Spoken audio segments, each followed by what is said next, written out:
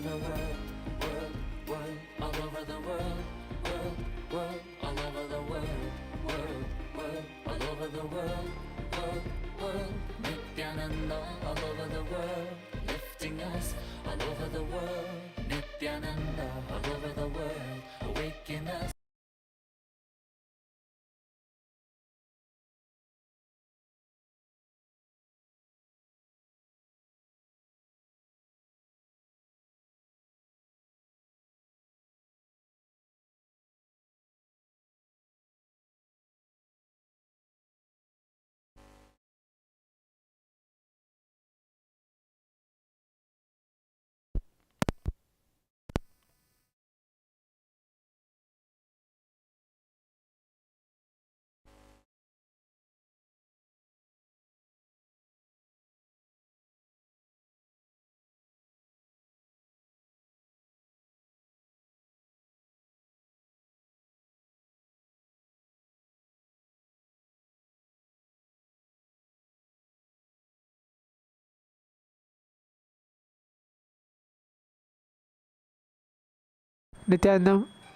നിത്യാനന്ദം സ്വാമി പറഞ്ഞില്ല.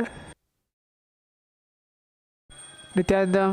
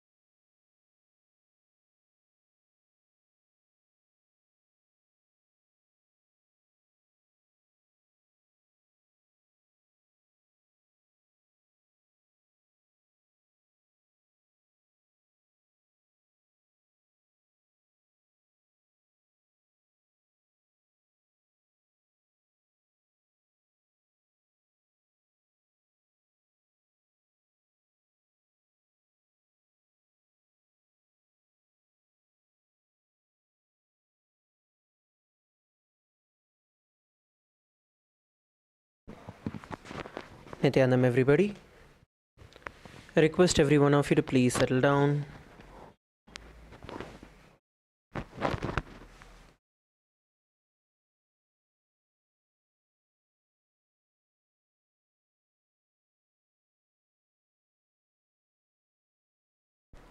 Please settle down. I request all the participants to help each other to settle down. All the KAILASA, please assist the participants to settle down. Sit comfortably.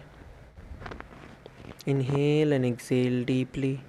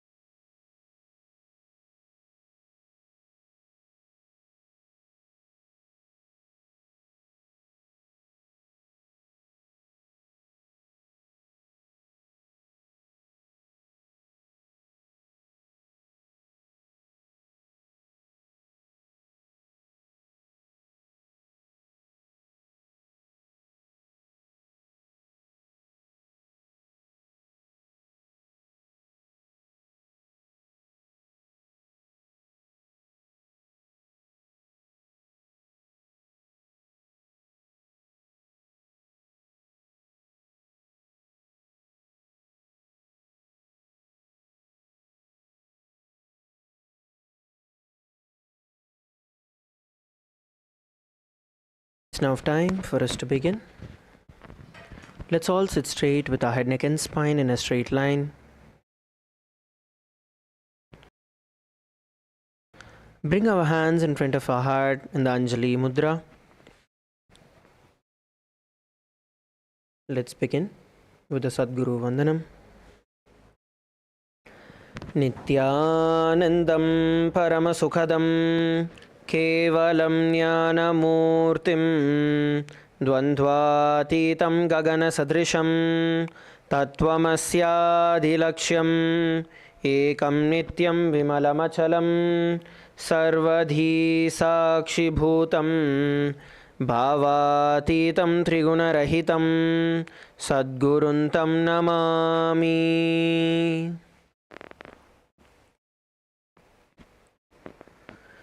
Let us set the intention for the day.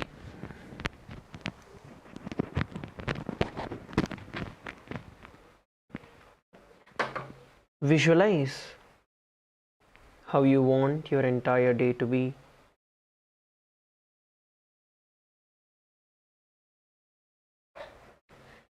Visualize yourself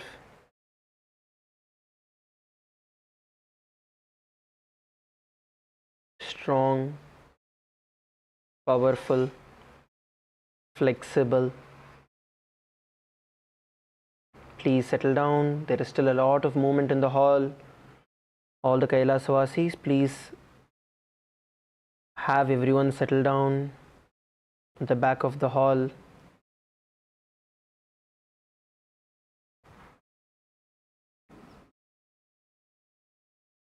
Set your intention. How we are during the day is what is going to set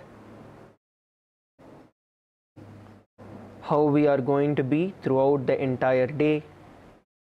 This morning time, the Brahma Muhurta time, is very, very important for every one of us.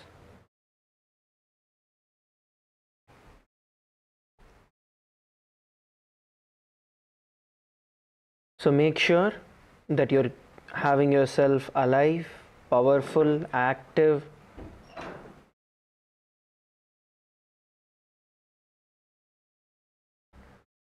See yourself with a body that is supporting you to manifest any reality that you want in your life, a body that listens to what you want, that does not move by the obsessive compulsions, that does not react to hormonal and chemical changes.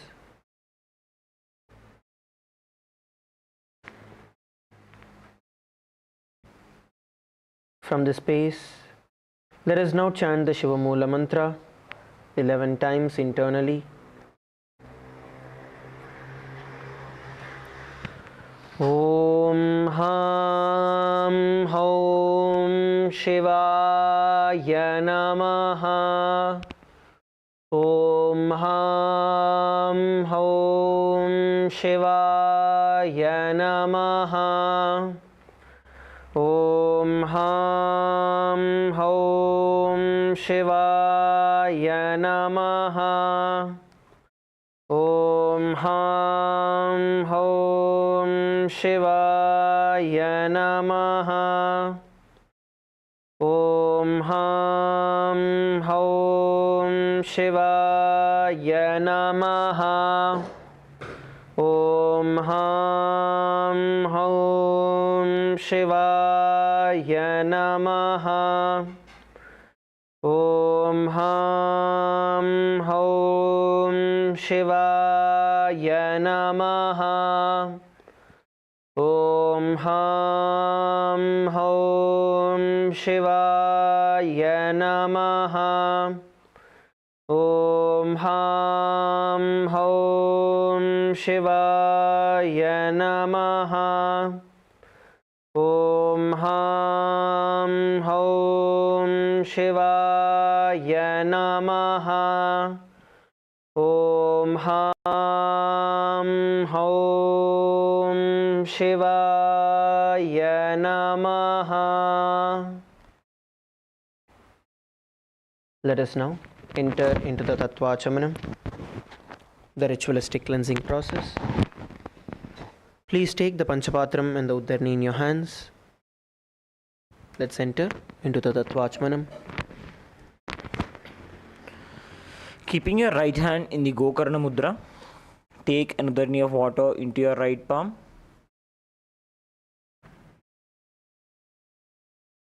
Sip the water from the base of the right palm along with the mantra.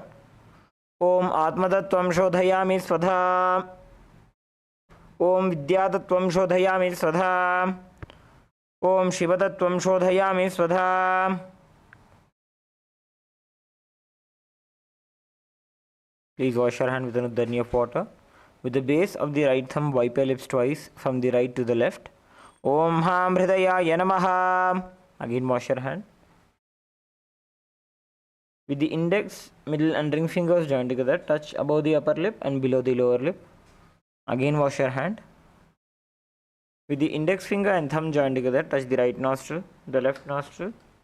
With the ring finger and thumb joined together, touch the right eye, the left eye, the right ear and then the left ear. Again wash your hand.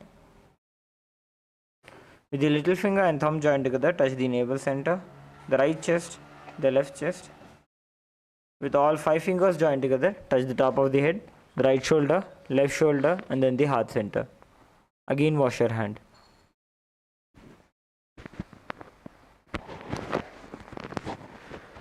We are now going to be entering into the Sankalpa, the conscious resolution.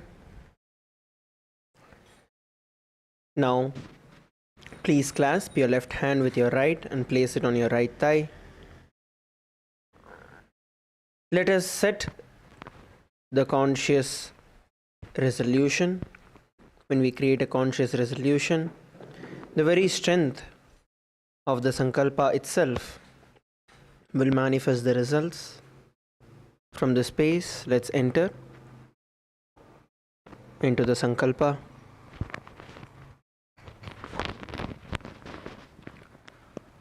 Om Mamopata Samasta Duridakshaya Dwara Bhagavat Shri Nithyananda Paramashiva Prityartham Shri Nithyanandeshwari Paramashiva Shakti Sametam Shri Nithyanandeshwara Paramashiva Prityartham Cha Shubhe Shobhane Muhurte Adya Brahmanaha Dvitiya Parardhe Shri Shvetavaraha Kalpe वैवस्वतमन्वन्तरे अष्टाविंशतितमे नित्ययुगे प्रथमे पादे जम्बूद्वीपे भारतवर्षे भरतखण्डे मेरोः दक्षिणे पार्श्वे शकाब्धे अस्मिन् वर्तमाने व्यवहारिके प्रभवादीनां षष्ट्याः संवत्सराणां मध्ये विश्वावसुनाम संवत्सरे उत्तरायणे लक्ष्मीवेङ्कटेश्वर ऋतु मिथुनमासे शुक्लपक्षे द्वितीयायां शुभतिथौ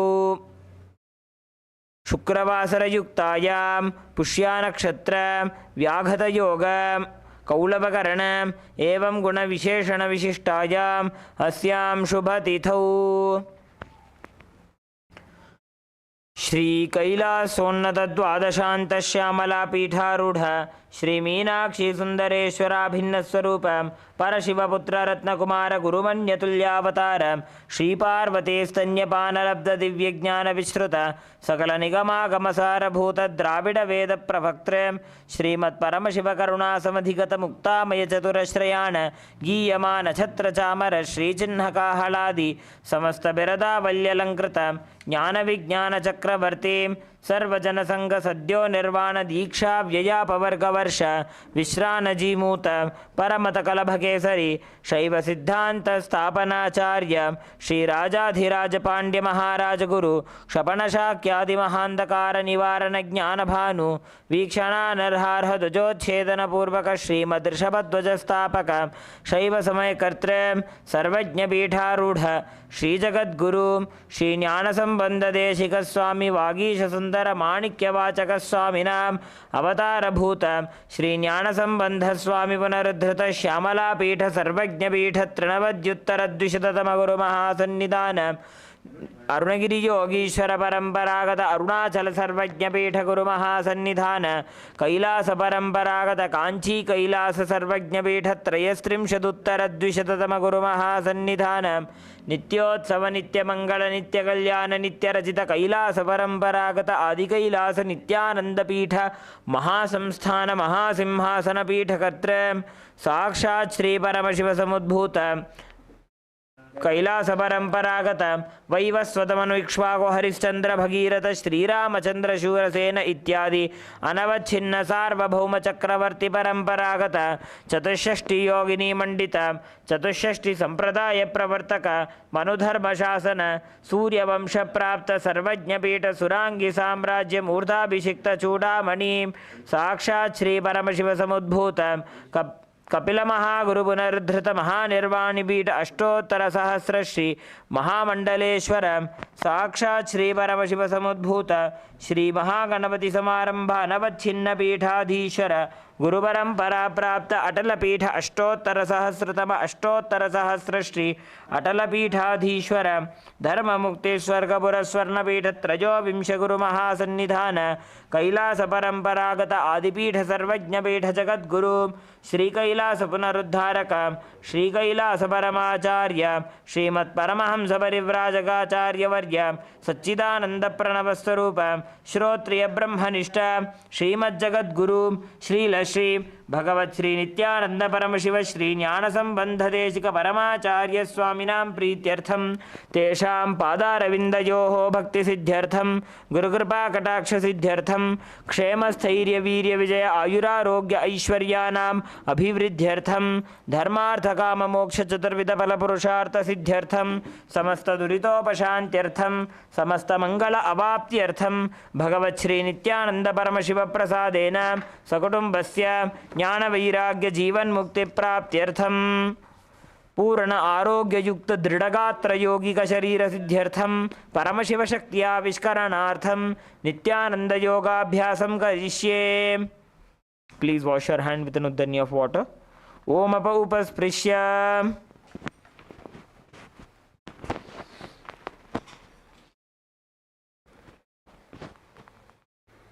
Now please place your Panchapatram and Uddharni aside.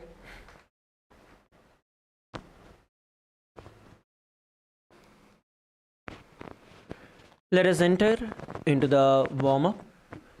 Let's all stand up on our mats, come to a standing position.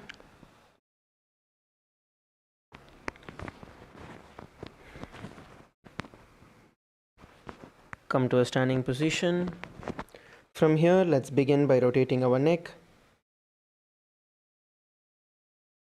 Start off by rotating your neck.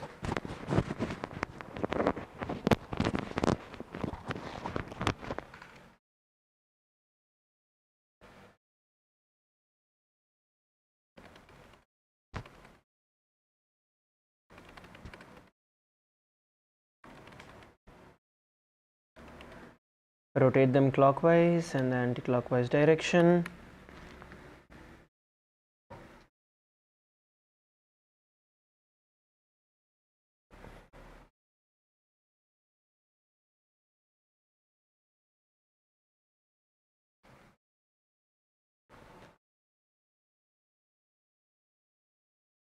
Now, interlock your hands behind your neck and gently push your head towards the ground.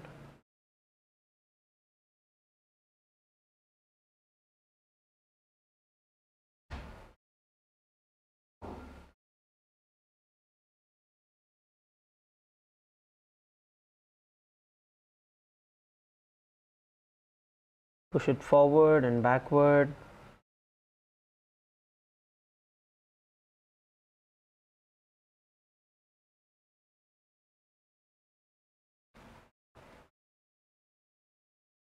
Now let's move forward with rotating our hands.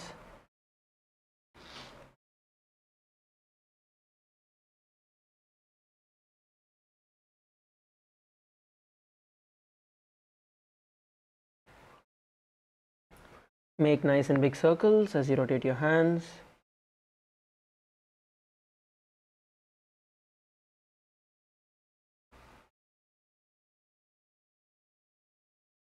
Rotate them clockwise and the anti-clockwise direction.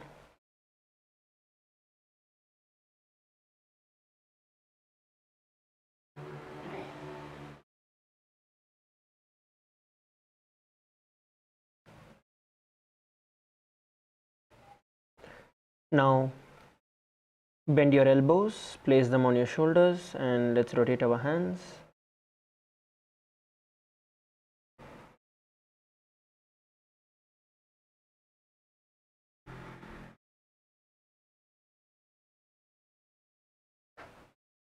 You're going to rotate them clockwise and then the anti-clockwise direction.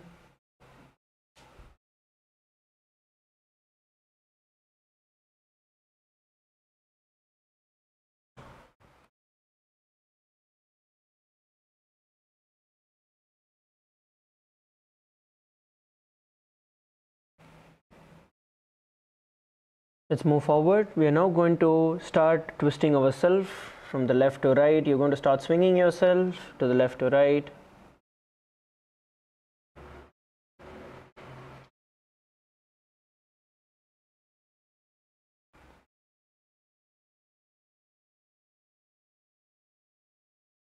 Leave your body loose and swing yourself left to right.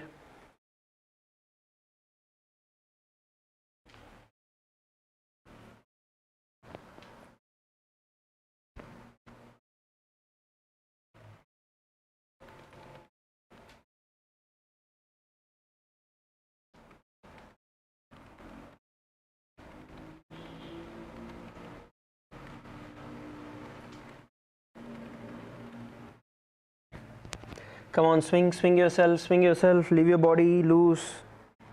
As you're turning, you're going to exhale and twist yourself. Use a bit of pressure or force, use gentle force and twist. Alright, we're going to bend forward and down.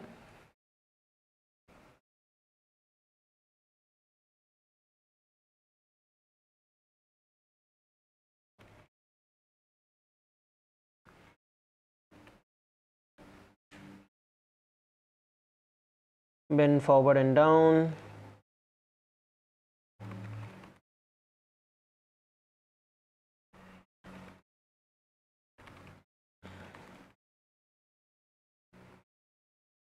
You're going to exhale as you move forward and down. When you come up, you'll inhale. Push your hands in the gap between your feet. and relax. We are now going to start rotating our wrist. So you're going to stretch your hands out and start rotating your wrist.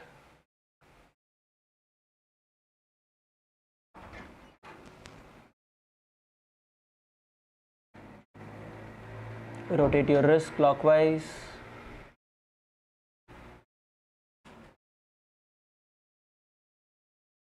And then the anti-clockwise direction.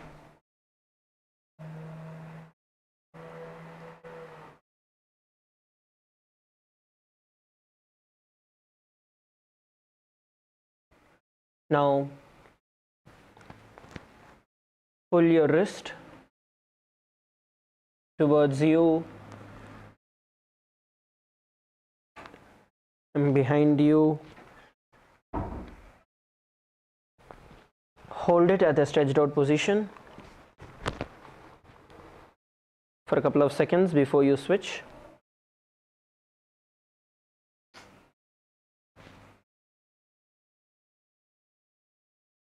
Now move forward with stretching your hands. Stretch one hand and use the other to pull it.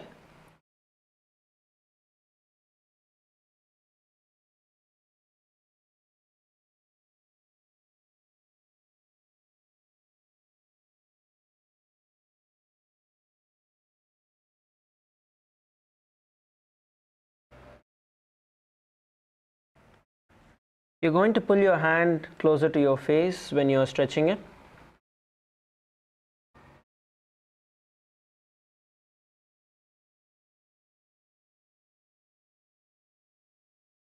Relax. We are now going to be interlocking our hands and we're going to stretch our hand all the way up towards the sky. Stretch your hands up towards the sky.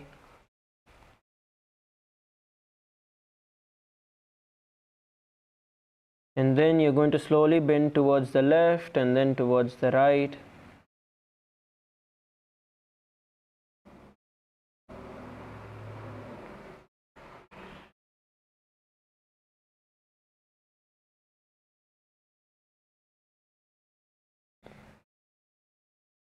Left and right.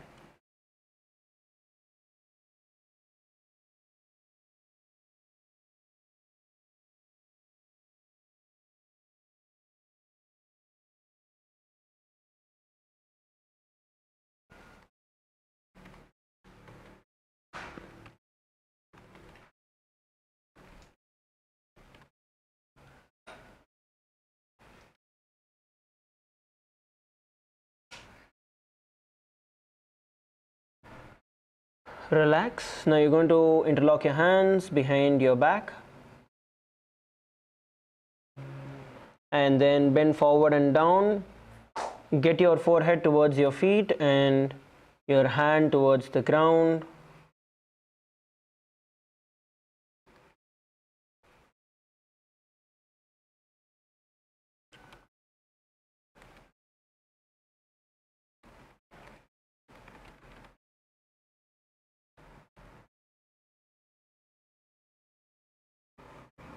Exhale as you're pushing yourself down.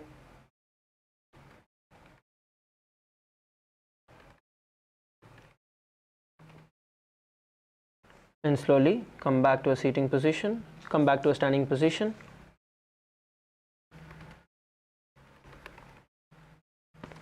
Now start off by rotating your hips.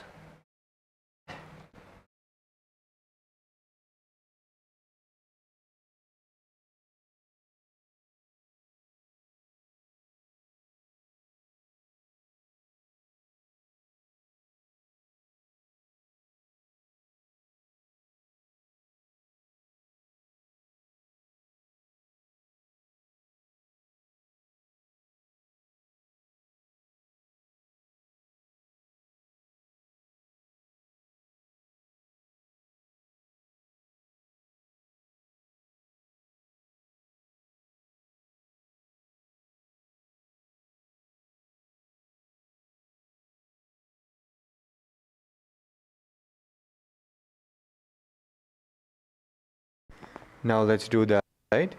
Rotate your hips the other side.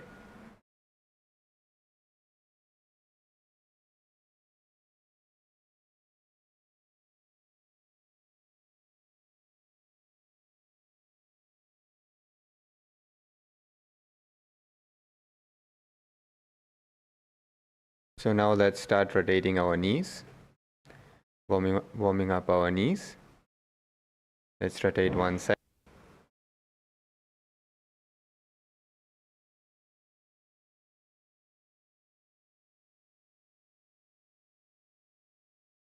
Now let's do the other side.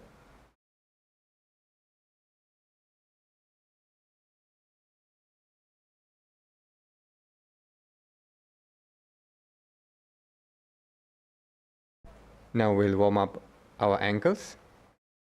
Start rotating one, so anti-clockwise.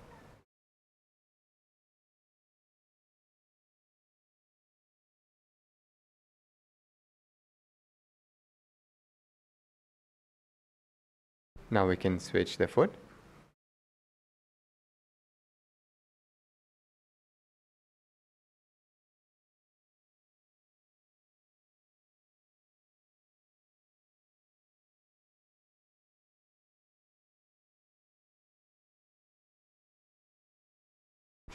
Now we can start forth on our yoga mat.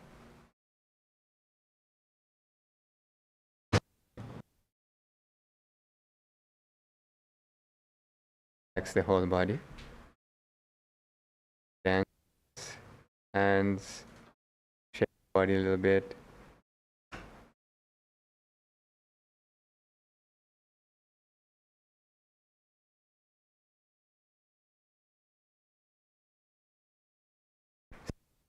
Into the jumping.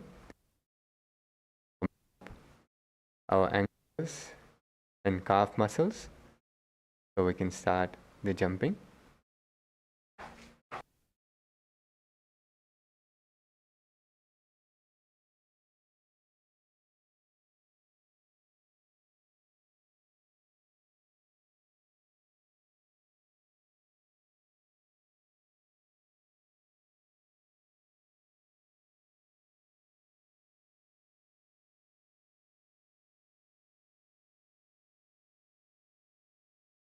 "30 seconds left, halfway through.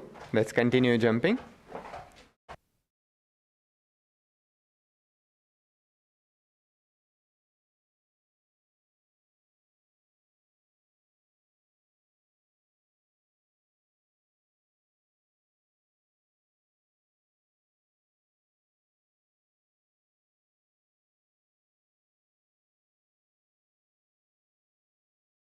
"10 seconds left, please continue.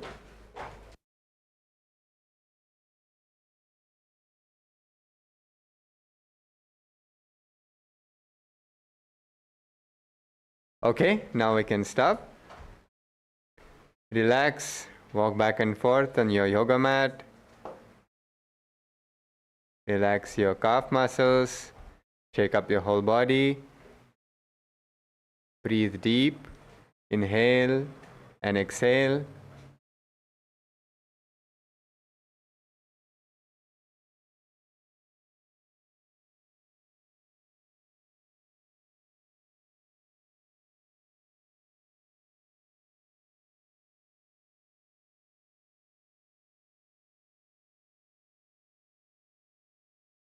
Okay, now we'll be entering into the skeleton dance.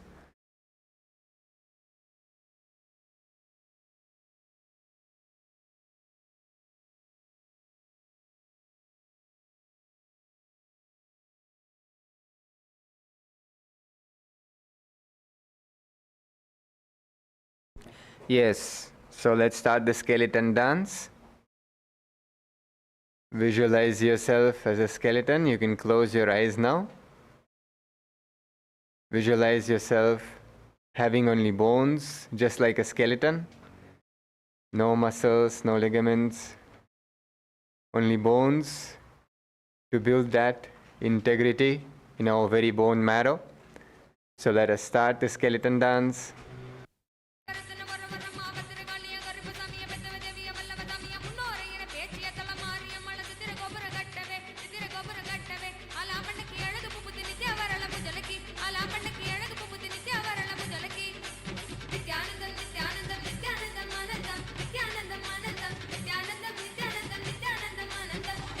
Visualize yourself as a skeleton.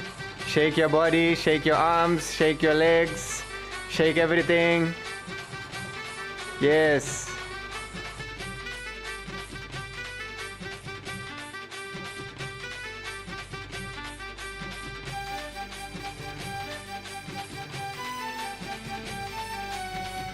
Shaking your whole body.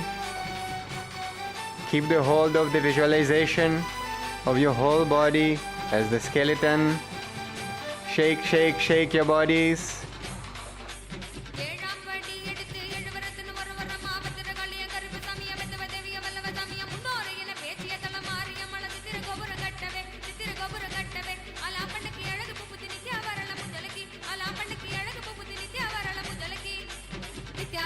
Shake your bodies.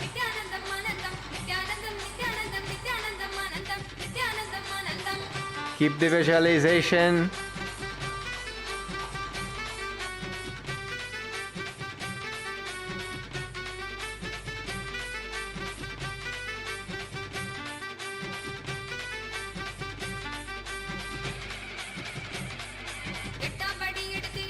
Fast, fast, fast, fast, fast. Increase the speed, increase the speed. Shake your whole body.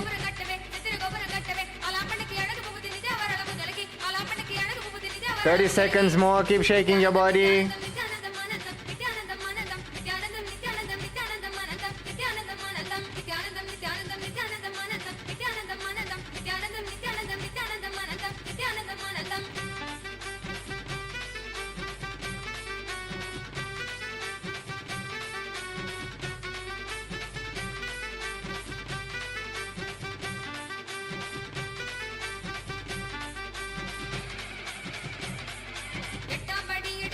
The speed, 10 seconds.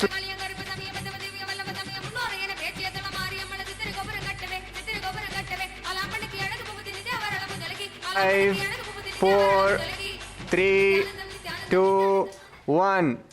Relax. Now let's relax. Stand still. Close your eyes. Keep your eyes closed. Feel all the energy that you have created during the skeleton dance. Stand still. Bring your awareness to the whole body.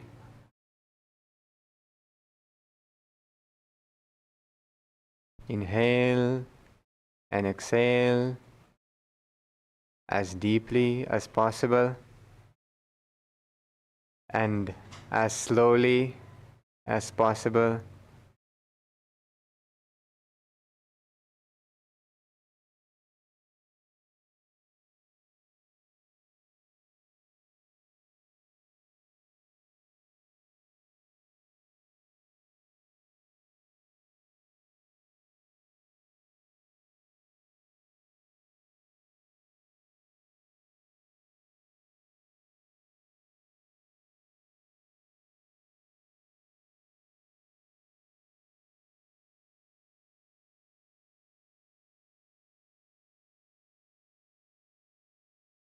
Slowly open your eyes and settle down.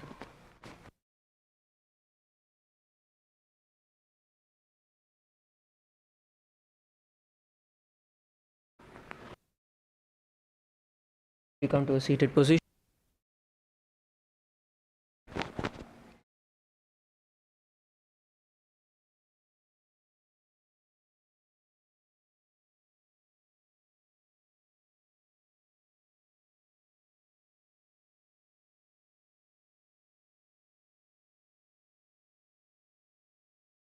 So let's now continue with the Sakala Vinyasa Krama. Now we are going to begin with stretching both our feet out. Stretch both out in front of you. Having your feet stretched out. Now bring your right foot towards your perineum. Bring your right foot towards your perineum. Hold on to your left foot with both your hands and pull it all the way towards your chest. Make sure that your feet does not touch Swamiji's dollar, so you can turn your mala backward. You're going to pull your feet all the way towards your chest and sit straight.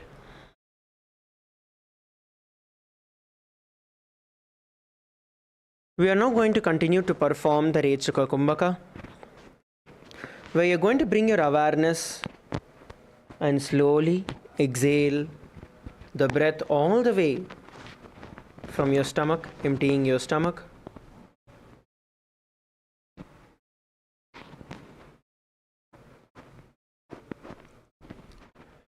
Now bring your gaze towards your third eye.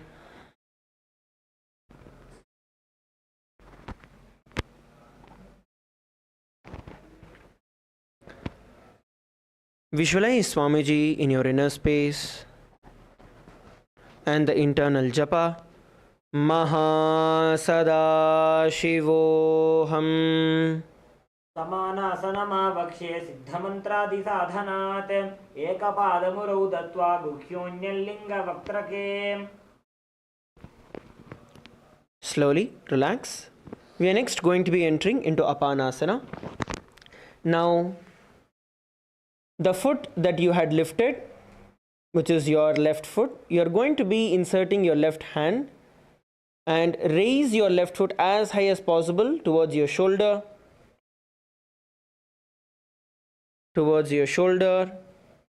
And then stretch the right foot forward and up,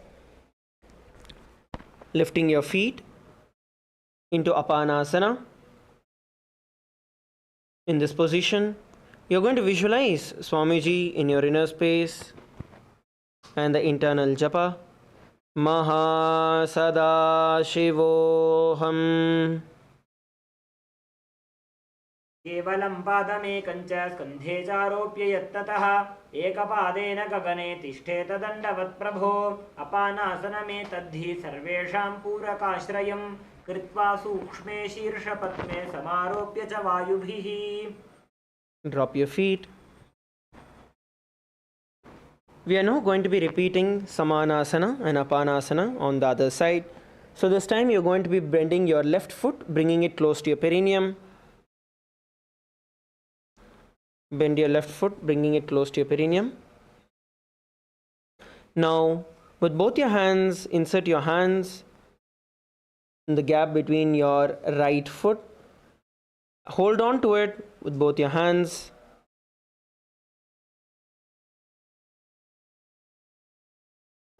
Hold on to it with both your hands and pull it all the way towards your chest.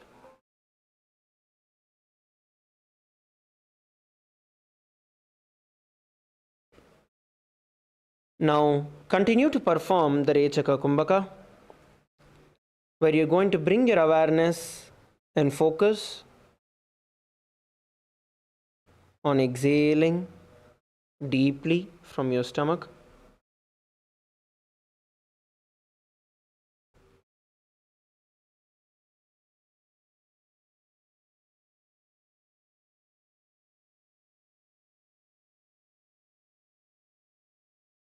Visualize Swamiji in your inner space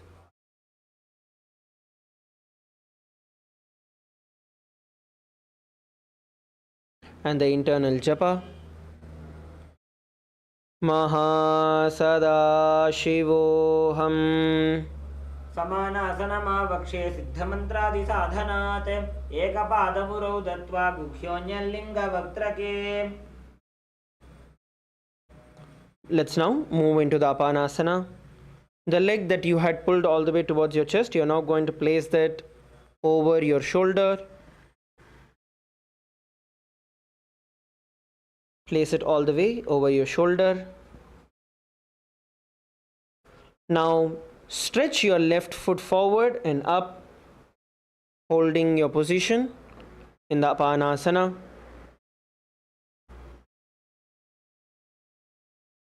Visualize Swamiji in your inner space and the internal japa. Maha Sada Shivoham. केवलं पादमेकं च स्कन्धे चारोप्य यत्ततः एकपादेन गगने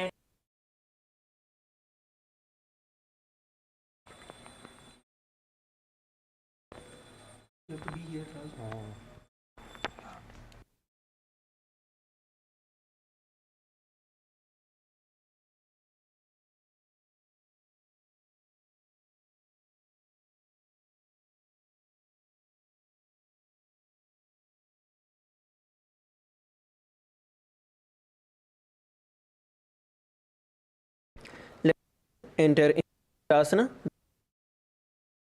Gomukhasana.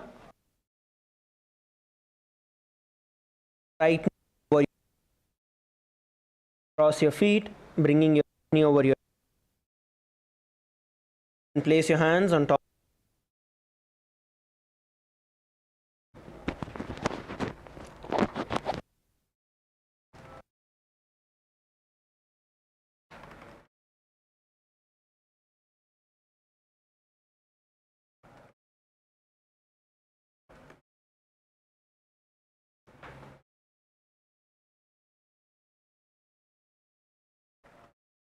Now let's perform the Shitkari Pranayama.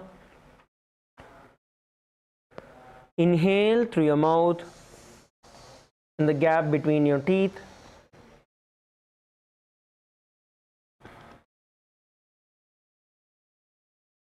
And then slowly exhale through your nose. Please continue to perform the Shitkari Pranayama.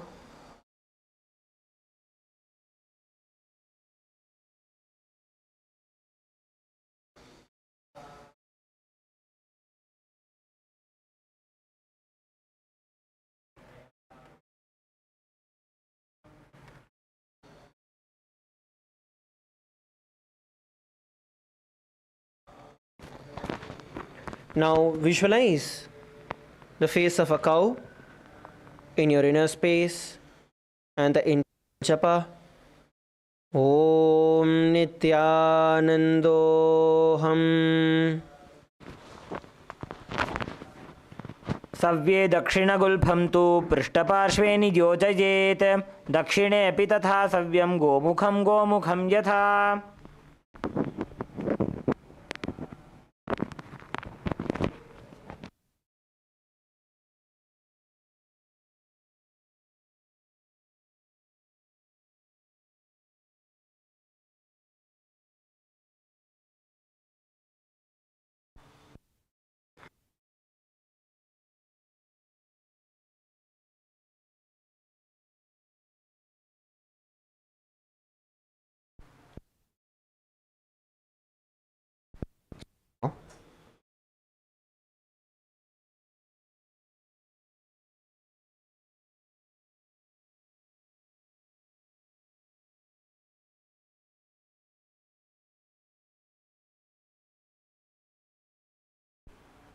Now we'll move to the next asana, Anasuyasana.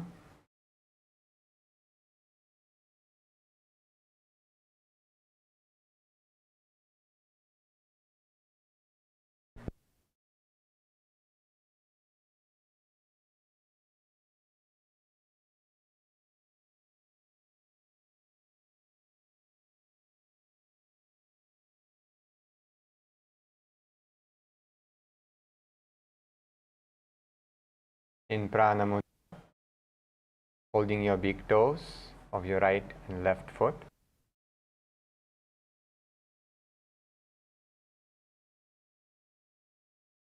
Mula and Uddiyana Bandha.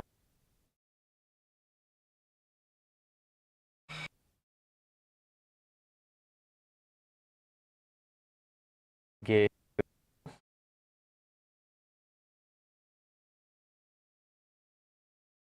Breathing.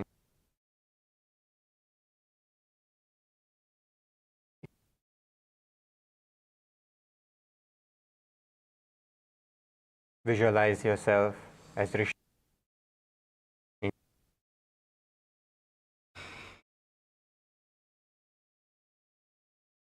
And keep chanting. Om Nithyanando.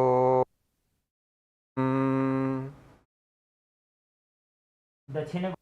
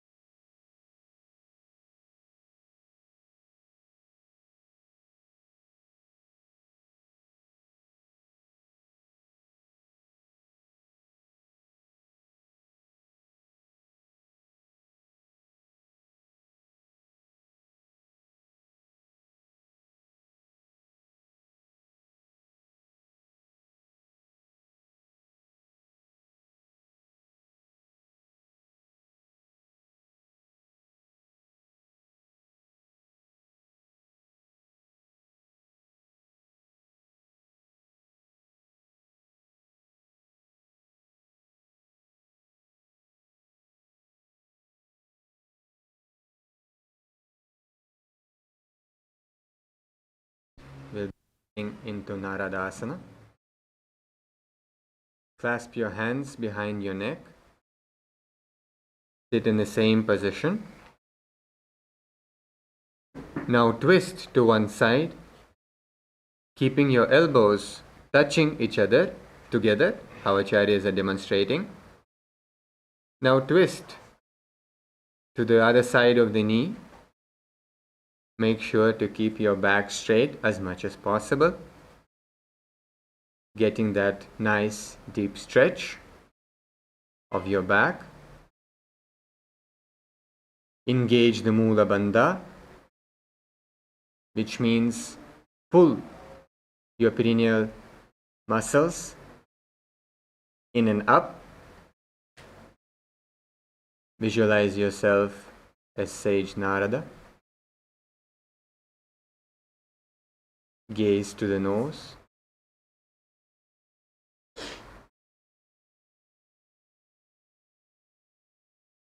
Chanting the japa internally. Om Nithyanandoham.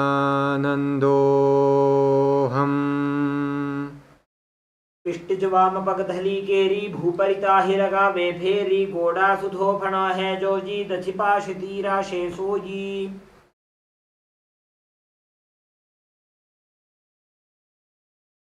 Now relax.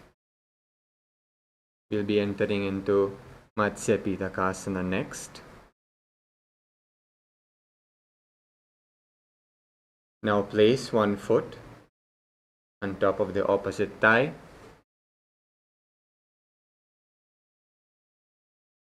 And wrap the respective arm around the knee, holding onto the opposite shin.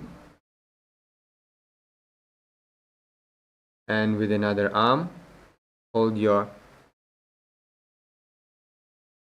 hand in Prana Mudra, holding the big toe.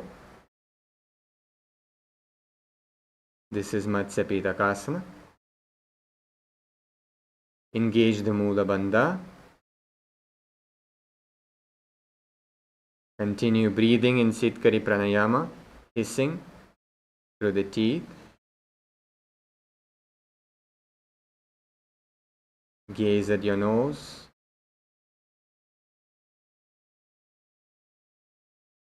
Visualize yourself as Matsya Avatara, the incarnation of Bhagavan Vishnu. And continue chanting the japa. Om Nithyanandoham.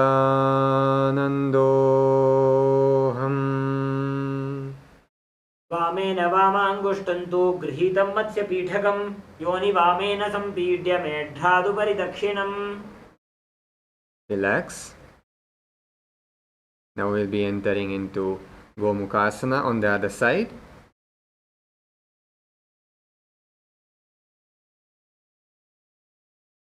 So stuck your knees on top of each other as much as possible. Keep your back straight.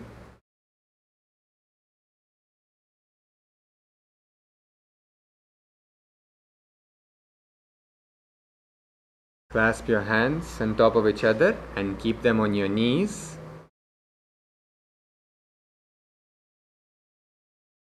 Continue doing Sitkari Pranayama and engaging the Mula Bandha.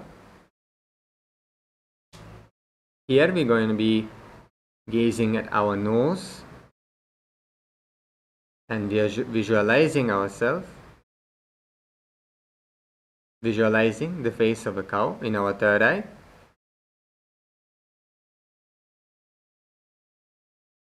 And internally chanting the japa. Om Nithyanandoham.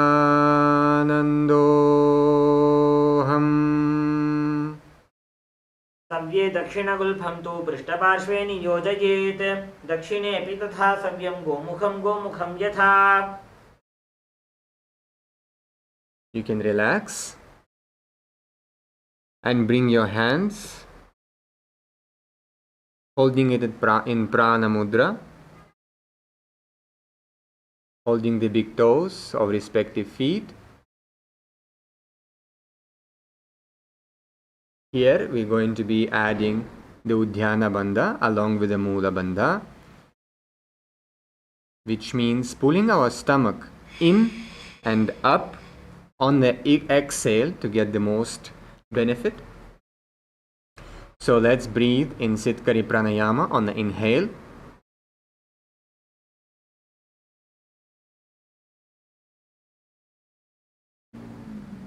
And as we exhale completely, first engage the Mula Bandha and then Udhyana Bandha, pulling the stomach in and up as much as possible. Gaze to the nose. Visualize yourself as Rishika Anasuya. If you need to take a breath, you can do that. Then on the exhale, again, engage the bandhas.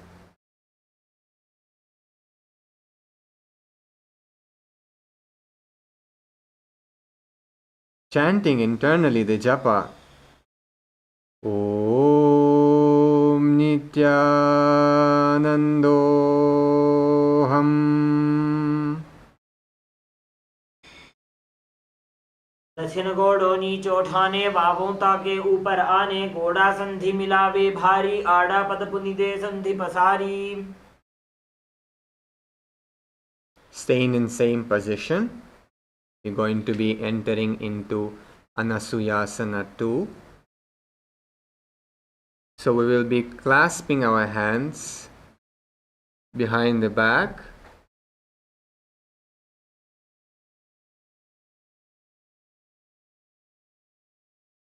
Our acharyas are demonstrating now.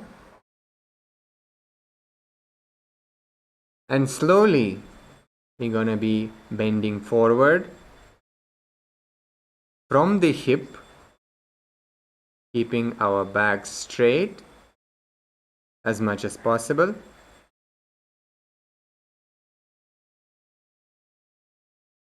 Keep breathing in Sitkari Pranayama.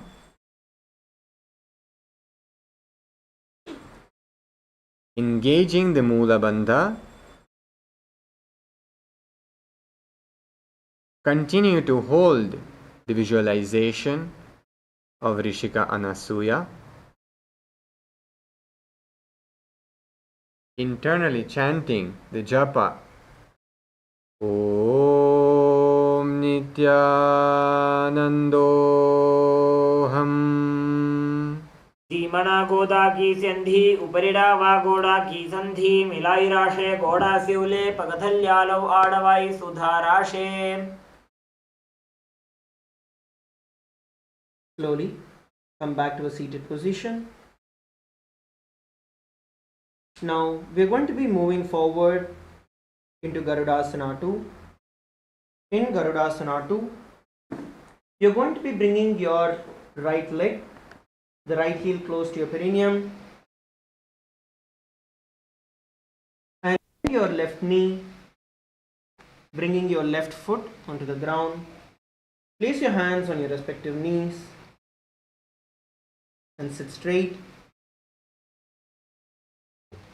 Please continue to perform the Shitkari Pranayama. You're going to inhale through the gap in between your teeth.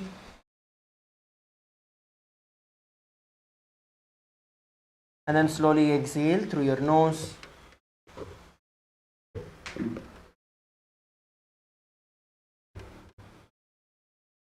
Continue to perform the Shitkari Pranayama.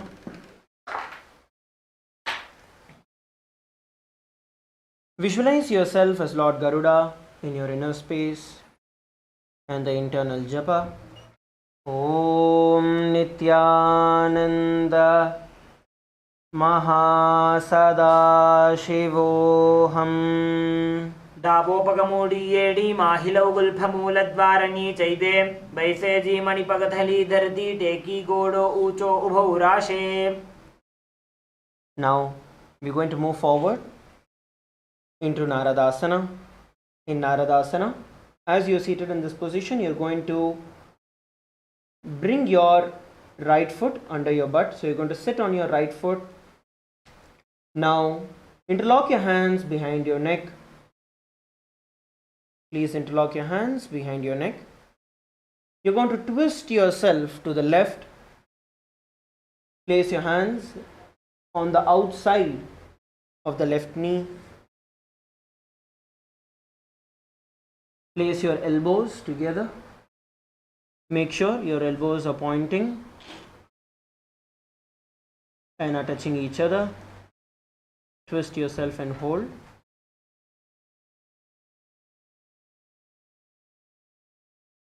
You're going to visualize yourself as Sage Narada in your inner space and the internal japa. Om Nithyanandoham. पिष्टिजुमामपगधली केरी भूपरिता ही लगावे फेरी गोडा सुधो फणो है जो जीत छिपाशिती राशे सोई. Relax. We are now going to be entering into Matsya Pitakasana. Now the leg that was bent on which you were sitting, which is your right leg, you're going to lift it and place it on your left thigh. Place your right foot on your left thigh. Now hold on to the left leg with your left hand, and with your right hand bring it around your right knee and hold on to the left calf. Hold the position.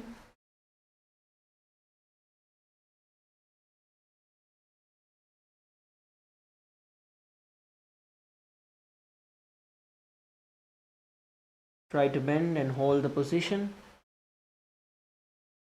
Visualize the Matsya avatara of Mahavishnu, the fish avatar of Mahavishnu, as you are performing the Matsya Pitakasana. Let's continue to perform the Shikari Pranayama. You're going to inhale through the gap between your teeth and then exhale through your nose. Please continue to perform the Matsya Pitakasana. Have the internal japa. Om Nithyanandoham. वामेन वामाङ्गुष्टन्तो गृहीतं मत्स्यपीठकं योनि वामेन सम्पीड्य मेढ्रादुपरि दक्षिणम्. Relax. Now stretch both your feet forward and shake it out. We are next going to be entering into Matsyendrasana and its sequence. Okay. Now from this position, you're going to bend your right thigh and place it on your left.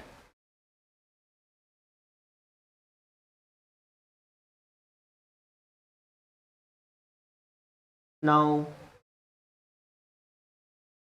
you're going to bend towards the side, bringing your left foot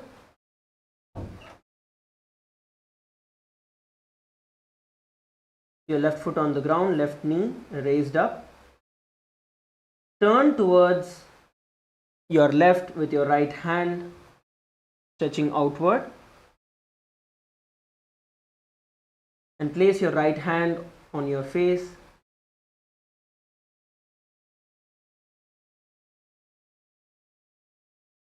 And your left hand supporting your body behind you, and hold the position.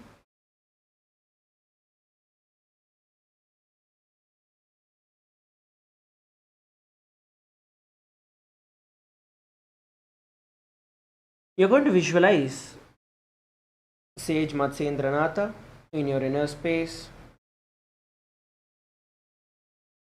As you perform Matsyendrasana with the internal japa, Om Nithyananda Paramashivoham. उदरं पश्चिमाभासं कृत्वा तिष्ठति यत्नतः नम्राङ्गं वामपादं हि दक्षजानूपरिन्यसेत्. Now from this position, stretch your right hand and hold on to your right toes, right big toe. And slowly lift your left hand off the ground and place it on your left ear and look backward.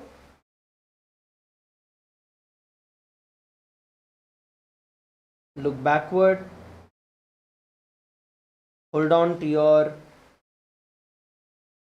ears with your left hand and look backward.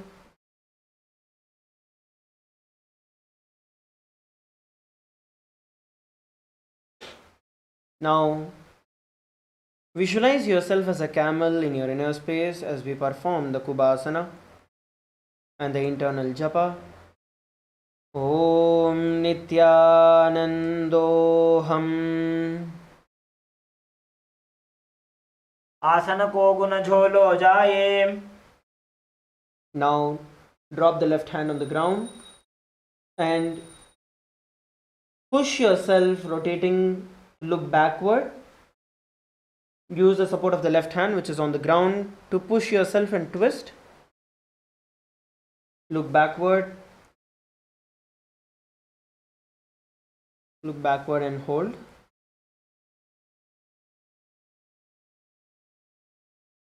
Now you're going to continue to visualize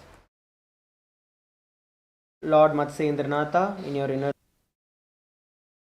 and the internal japa. Om Nithyananda Paramashivoham. मत्स्येन्द्रपीठं जठरप्रदीप्तिं प्रचण्डरुक्मण्डलखण्डनास्त्रम् अभ्यासतः kundalini प्रबोधं दण्डस्थिरत्वं हि ददाति पुंसाम्. Relax. Stretch both your feet out. We are now going to be repeating these three asanas on the other side. We're going to be repeating these three asanas on the other side. Now place the opposite feet on your thigh. This time you'll be bringing your left foot on your right thigh. Now from this position, bend your right knee, bringing your right foot onto the ground. Raise your left hand and bring it all the way around to the side of the right knee.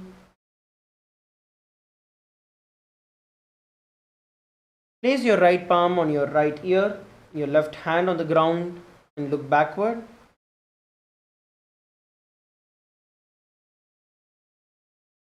Look backward.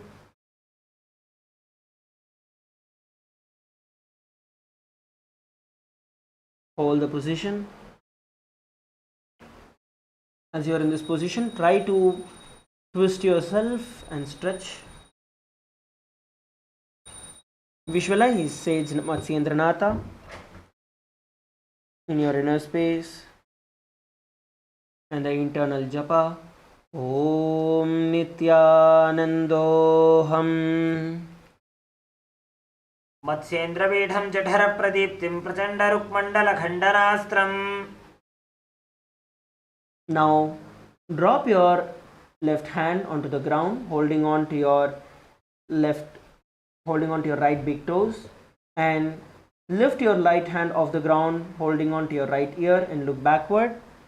Balance yourself.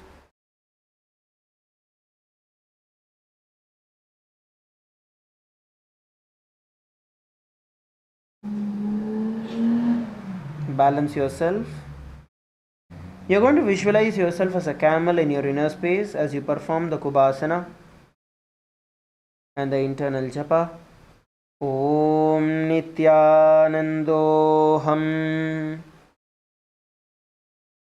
आसन को गुण झोलो जाए. Now drop your right hand onto the ground. Hold on to your calf with your left hand. Now push your hand against the ground, twisting yourself to look more back. Look backward, all of you.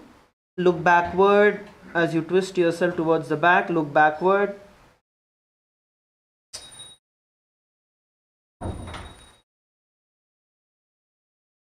Hold the position.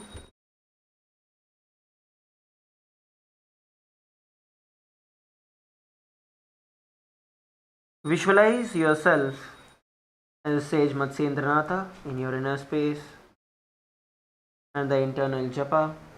Om Nithyanandoham. मत्स्येन्द्रपीठं जठरप्रदीप्तिं प्रचण्डरुक्मण्डलखण्डनास्त्रम् अभ्यासतः kundalini प्रबोधं दण्डस्थिरत्वं हि ददाति पुंसाम्. Now stretch your feet out and let's enter into Padmasana. Bring your right foot on top of your left thigh and your left on top of your right. Let us sit in Padmasana. If you are unable to perform the Padmasana, sit in Ardha Padmasana.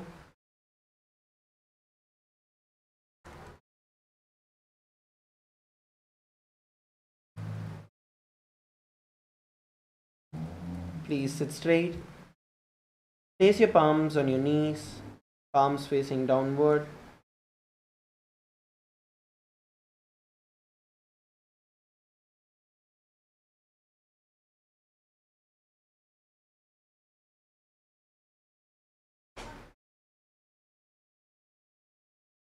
We are now going to perform the Shitali Pranayama.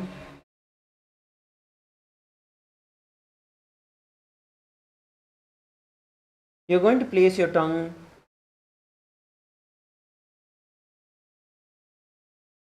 in the shape of a pipe and draw the air in through your tongue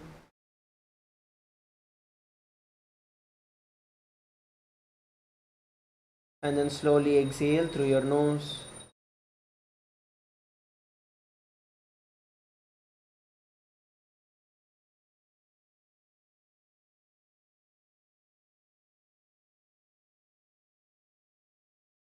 Let us now perform the Mahamudra Bandha, which is the Jalandhara Bandha and the Uddiyana Bandha together. So we're going to inhale through the tongue, hold the breath through the Jalandhara Bandha, and then forcefully exhale through your nose. Pull your stomach in and up into the Uddiyana Bandha. And repeat. Visualize yourself as Paramashiva in your inner space and the internal japa. Om Nithyananda Mahasadaशिवोऽहम्.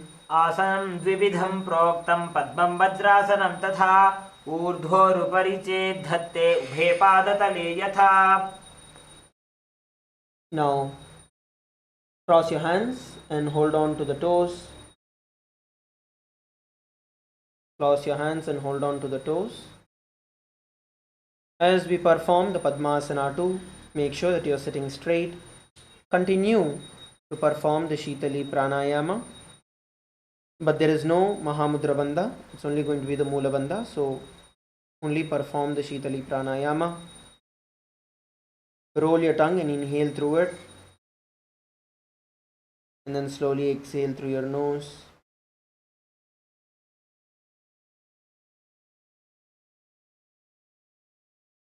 Visualize yourself as Devi Parashakti in your inner space and the internal japa. Om Nithyananda Paramashivoham.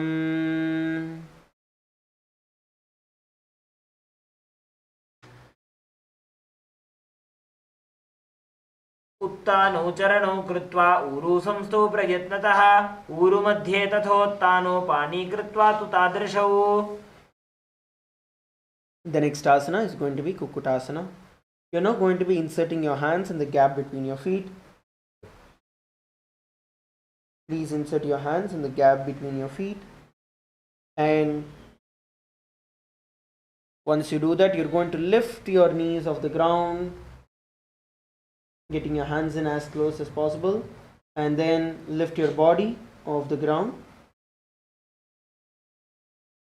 If you're not able to lift your butt off the ground, at least place your knee on the ground and then lift your butt off. Try to hold the position as we enter and perform the Kukutasana. Visualize yourself as a rooster in your inner space and the internal japa. Om Nithyananda Mahasadaशिवोऽहम् पद्मासनं संस्थाप्य नान्वोरौरन्तरे करौ निवेश्य भूमावासिष्ठे व्योमस्तः कुक्कुटासनः. Relax. The next asana we are going to be performing is going to be Baddha asana. So as your feet continue to be remained in Padmasana, you're going to come on top of your knees, and from here bring your elbows together, palms facing you. Bend your elbows together, trying to get them as close as possible towards your navel center. Come on, let's all enter into the position to prepare ourselves to lift in Baddha asana. If you are not able to put the Padmasana, it is still fine. You can try and get into the Ardha Padmasana to enter into the Baddha asana. Now bend your elbows, place it together at your navel center. Place your forehead on the ground. Now slowly tighten your stomach and lift your head off the ground, lift your feet off the ground, lifting yourself into the Baddha asana. Visualize Swamiji in your inner space and the internal japa. Om Nithyananda Mahasadaशिवोऽहम्. धराभवष्टभ्यकरद्वयेन तत्कूर्परिस्थापिता नाभिपार्श्वः उच्चासनो दण्डवदुत्थितः खेमायुरवेतत्प्रवदन्ति पीठं मयूरं पद्मकं कुर्यात् बद्धकेकीति कथ्यते. Relax. Relax. You can relax your feet. Stretch your hands out, and you're going to rotate your hands.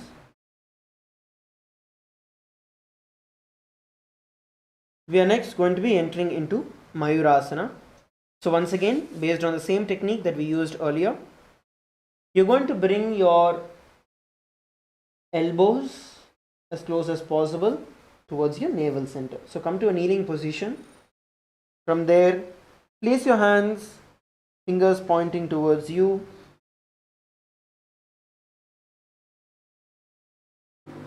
Now bend your elbows and get them as close as possible towards your navel center. Come on, every one of you. Now slowly lift your knees off the ground and slowly lift your head off the ground and then your feet off the ground. As you perform the Mayurasana, visualize yourself as a peacock in your inner space and the internal japa. Om Nithyananda Mahasadaशिवोऽहम्.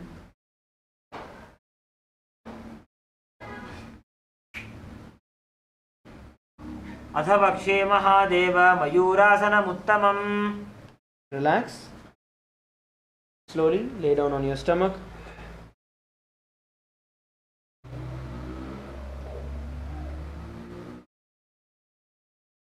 Now interlock your hands behind your neck.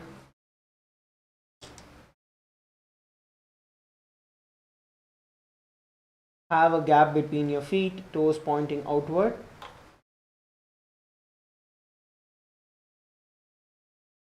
All your toes pointing outward towards the side.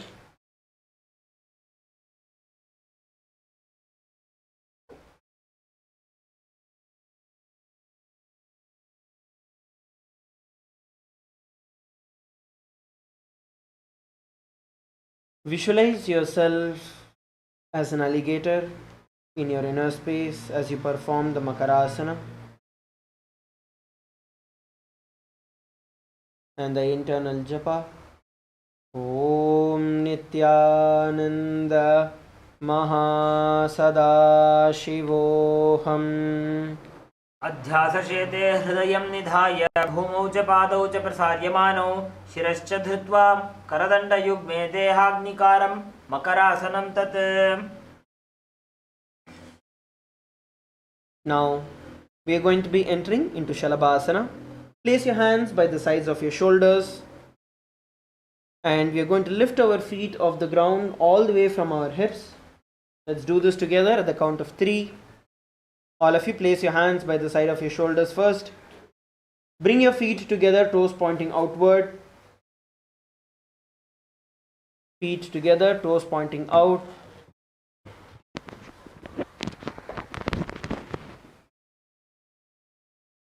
Feet together, pointing out.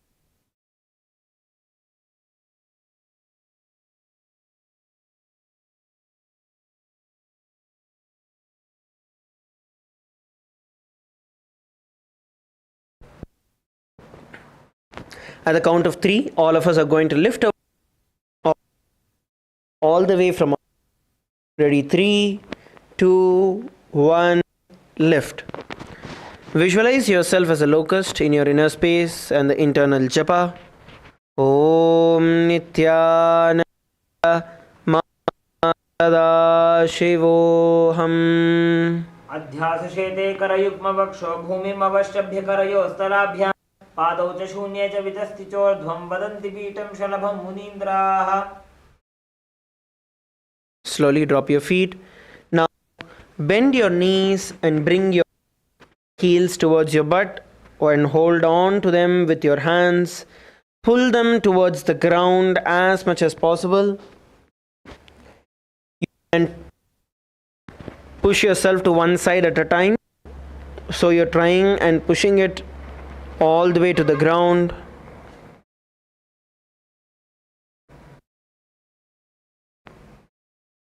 Try to push your feet all the way towards the ground. Try to put both of it together towards the ground at a time. But if you're having difficulty, you can do one leg at a time.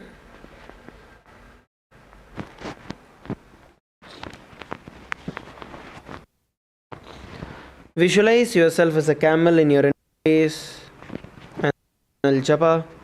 Om Nithyananda Mahasadaशिवोऽहम्.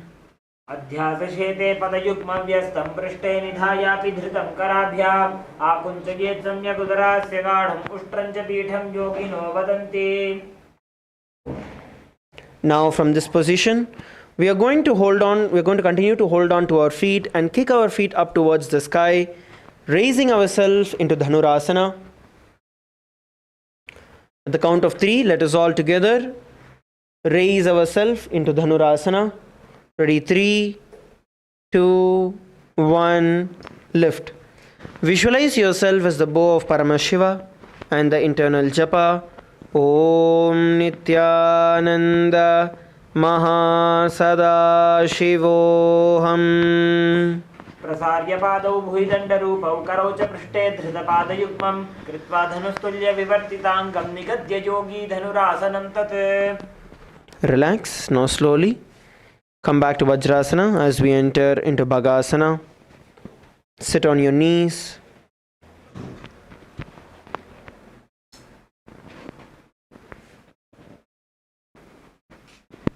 Place your hands on your knees, palms facing down. Sit straight with your head, neck and spine in a straight line and bring your gaze towards your third eye.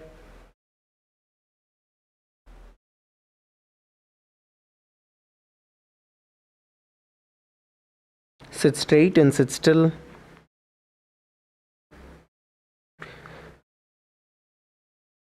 Perform the Sahaja Pranayama, where you inhale and exhale, visualizing the prana flowing in and out of your body.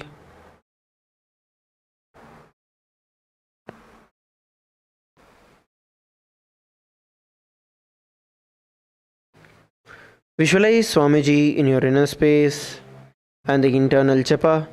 Om Nithyananda Paramashivoham. उल्टा मोड़ी पावतो वैसे बहुरौ जुगति करे एक ऐसे पावन महिला गुल्पज होवो कुला पाशती लावेसो. Now bend forward and down. We are going to be entering into the Gohyasana. Interlock hands and place it behind your head. Bring center onto the ground. Raise your feet off the ground as we enter into the Gohyasana. You can do this with the support of your partners if you want. Keep your knees bent and hold the position.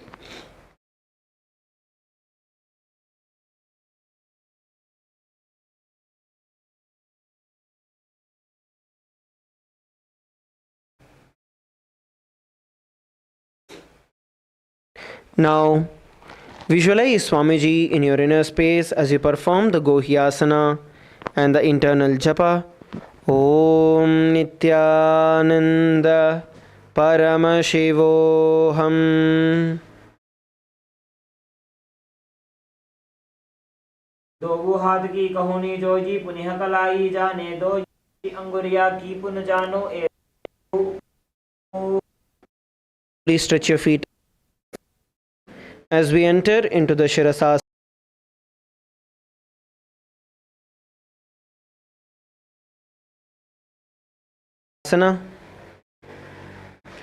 If you're done your side, you can do it with your partners. You can switch partners and repeat the same.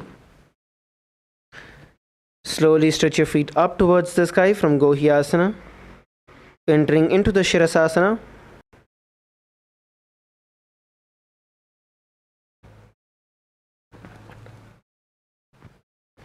Now, slowly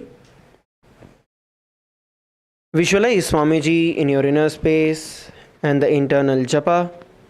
Om Nithyananda Paramashivoham. विपरीतं मण्डलं च द्विधैव विधितं हिनः दण्डासनं द्विधा प्रोक्तं विपरीतोपवेशने. Relax and come down.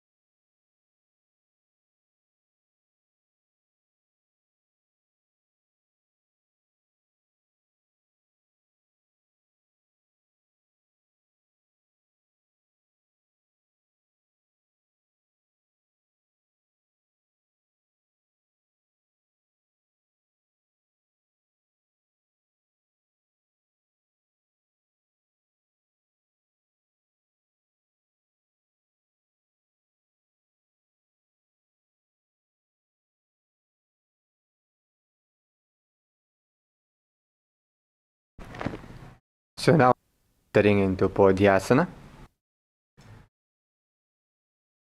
We'll be lifting to our feet up, holding it by the shin. Acharyas are demonstrating. Try to bring the head as close to the knees or your legs as possible.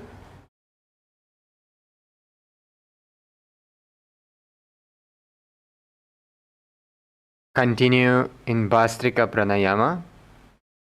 Rapid ins and exhales. Engage.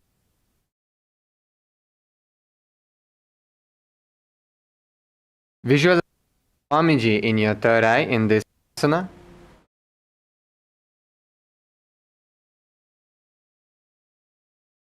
And chant internally the mantra, the japa. Om Nithyananda Paramashivoham. ओडातर अंगुष्ठपिंड गता दिशि करे. So now entering into the next asana, asana. Keep your legs off the ground. 40 degrees up. Keep your back straight. Keep your hands behind your head. Hold the shoulders.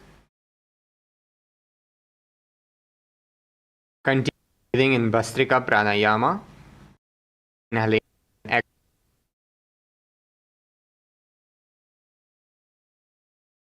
The third.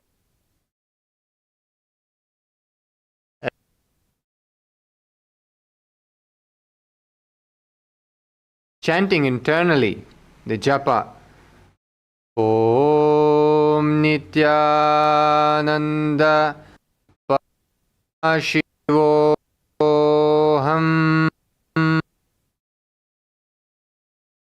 उत्तानं शयनं कृत्वा पादौ मिलित्वा प्रसार्य नितम्बं भूमौ स्पृष्ट्वा हस्ताभ्यां कन्धरां बद्ध्वा. Now we'll continue Mukasana. Here again we'll raise our feet off the ground. Grease up. Keep your elbows on the ground next to the sides of your body. Keep in Bhastrika Pranayama. Gazing at the third eye. Visualizing yourself as a boat. And internally chanting the japa.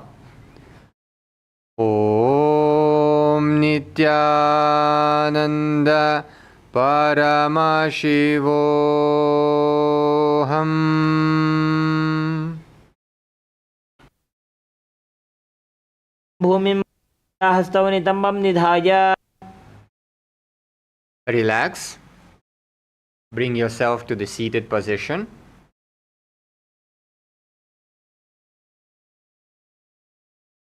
We are going to be entering in Rudrasana.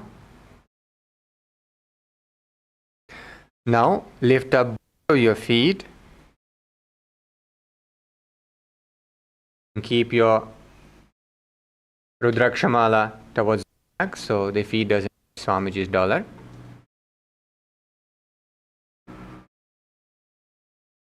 So lift your up, scoop hands and the shins. Our acharyas are demonstrating. Keep it as close as possible to your chest. Really stretching the hips of our body. Keeping the back straight as much as possible.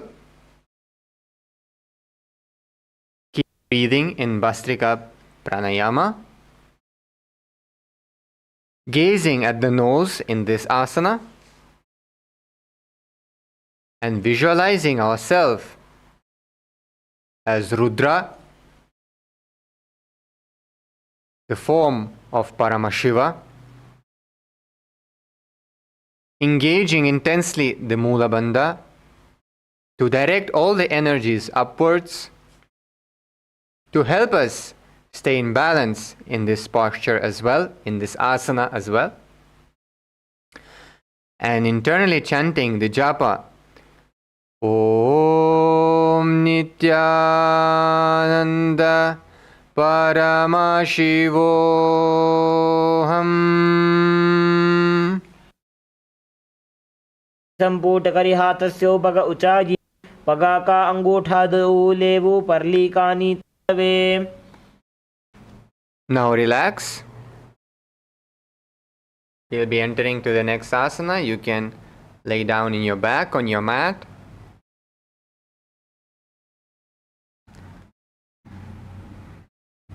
The next asana is Unmukha Pitasana 2.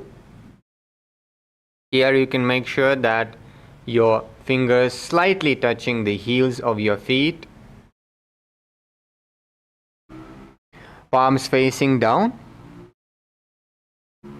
Now we're going to be lifting the hips up high as we can. And putting the pressure on the feet, from the feet to the ground to do that, to be stable in this asana.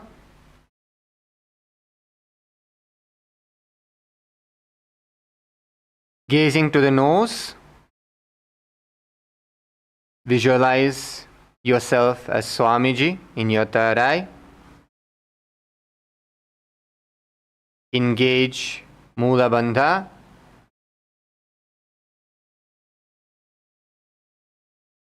And Jalandhara Bandha.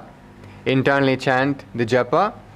Om Nithyananda Paramashivoham.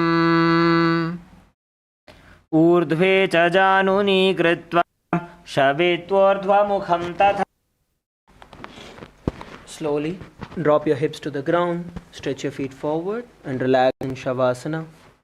Have a slight gap between your feet, palms facing up towards the sky. Relax.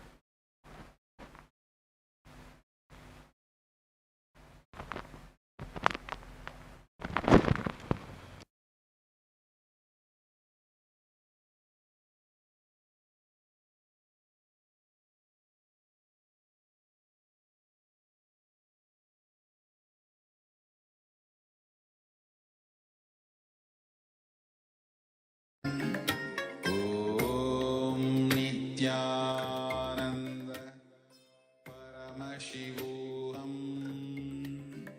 Om Nithyananda Paramashivoham. Om Nithyananda Paramashivoham. Om Nithyananda Paramashivoham.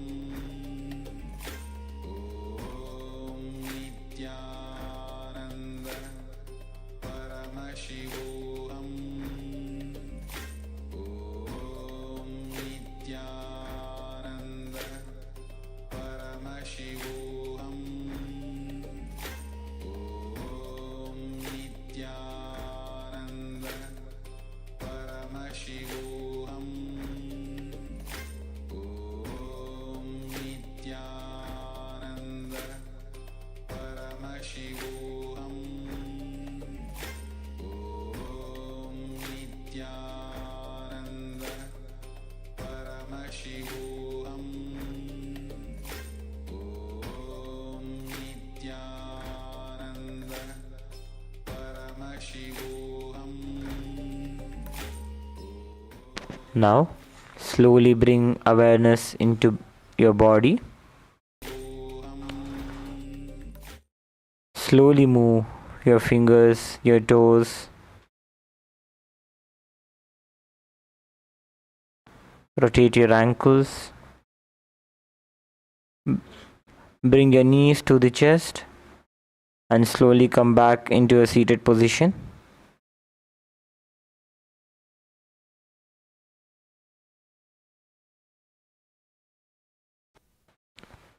Bring your hands into the Namaskara Mudra. Let us now conclude with the Purna Mantra. Remember Swamiji in your Ananda Gandha and offer your gratitude to him for giving us this opportunity to perform and experience this Nithyananda Yoga. Let us now conclude with the Purna Mantra. Om Purnamadav Purnamidam Purnat Purnamudachyate Purnasya Purnamadaya Purnamevavashishyate. Om Shanti Shanti Shanti. Harihi Om Tat Sat. Sarvam Bhagavat Shri Nithyananda Paramashiva Padukarpanamastu. Om Nithyanandam. Yes, thank you everyone. Nithyanandam. Please we request all the participants to prepare yourself for the puja. We'll be starting the Pada Puja and the Paramashiva Puja at 8 a.m. Eastern Time. Thank you, Nithyanandam.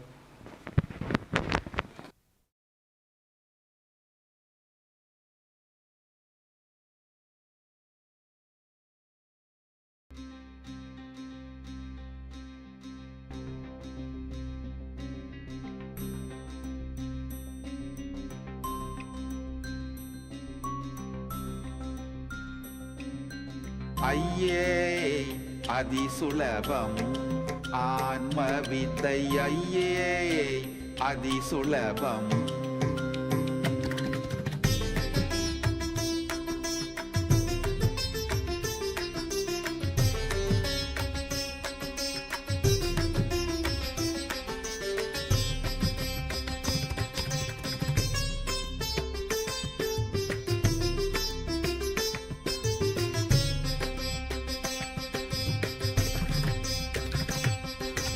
ஐயே அதிசுலபம் ஆன்ம வித்தை ஐயே அதிசுலபம் ஐயே அதிசுலபம் ஆன்ம வித்தை ஐயே அதிசுலபம் நொய்யார் தமக்கு மூலங்கையா மலக்க கனி பொய்யாயொழிய மிகு மெய்யாயுளதான்மா ஐயே அதிசுலபம் ஆன்ம வித்தை ஐயே அதிசுலபம்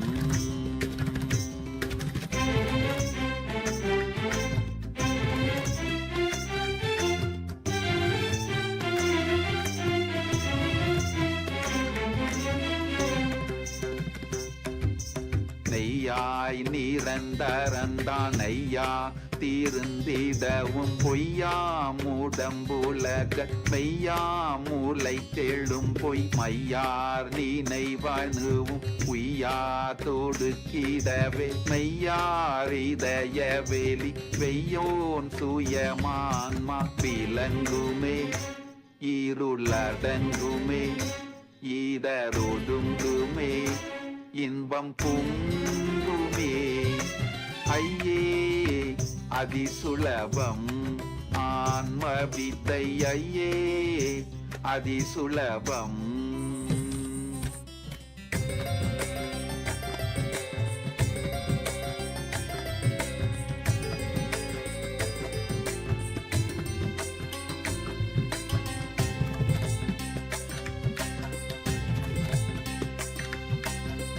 நாருடல் இதுவே நானாமெனும் நினைவே நானா நினைவுகள் சேர் ஊனாரேனும் அதனால் நானாரிடமேதென்று போனால் நினைவுகள் போய் நானானெனக்குகையுள் தானாய் திகழும் ஆன்ம ஞானமே இதுவே மோனமே ஏகவானமே இன்பத்தானமே ஐயே அதிசுலபம் ஆன்ம வித்தை ஐயே அதிசுலபம்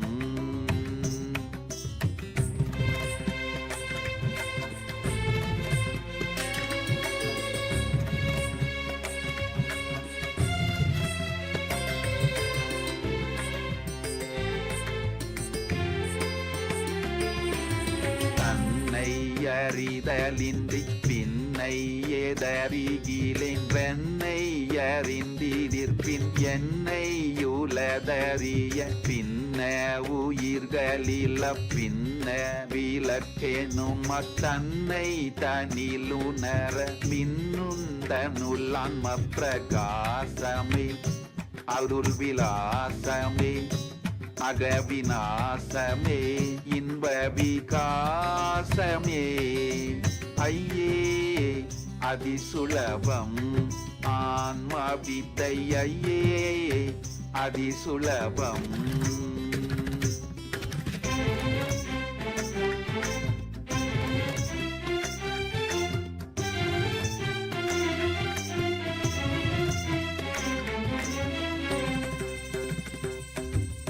கண்மாதி கட்ட விழ ஜென்மாதி நத்த மேள எம்மார்கமதனினும் இம்மார்க்கம் மிக்கெளிது சொன்மானதனுவின்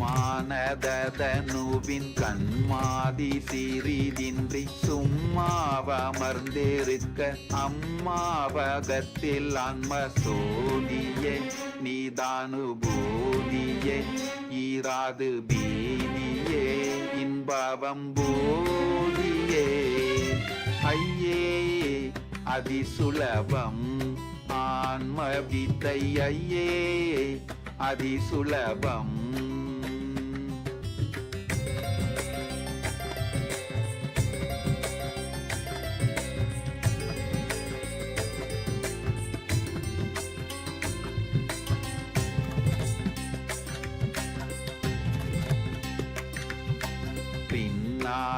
விளங்கும் கண்ணாதிய பொறிக்கும் கண்ணாமன கணுக்கும் கண்ணாய் மனவினுக்கும் பின்னாயொரு பொருள் வேறென்னா திறந்தபடி யுன்னாடுலத் தொளிரும் அண்ணாமலையன் ஆன்மா காணுமே அருளும் வேணுமே அன்பு பூணுமே இன்பு தோணுமே ஐயே அதிசுலபம் ஆன்ம வித்தை ஐயே அதிசுலபம்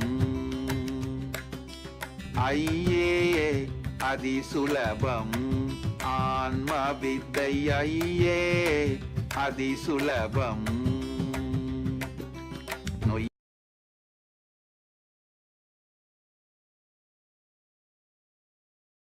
யார் தமக்கு முழங்கையா மலக்க கனி பொய்யாயொழிய மிகுமெய்யாயுளதான்மா ஐயே அதிசுலபம் ஆன்ம வித்தை ஐயே அதிசுலபம்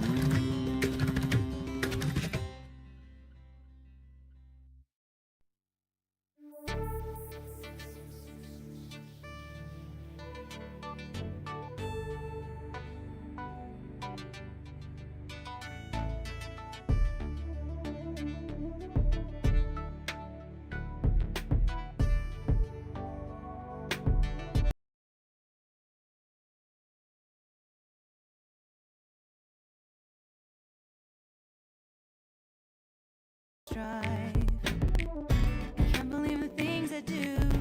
Just to spend a little time with you. Nothing will compare. I know you will take care. You're always showing us compassion. Your love is endless like an ocean. Nithyananda, Nithyananda.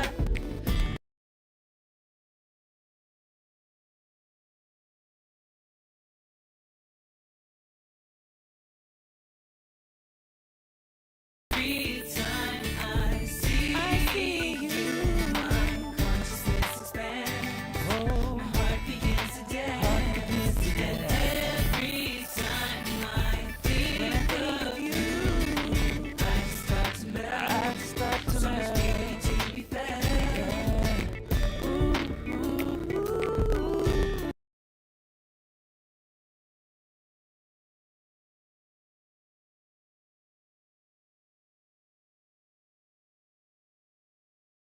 Up inside to the truth of who we are, whether you are near or far. You're showering us constantly, and you listen so patiently, no matter how much time it takes. Even when we make the same mistakes, Pure light is radiating.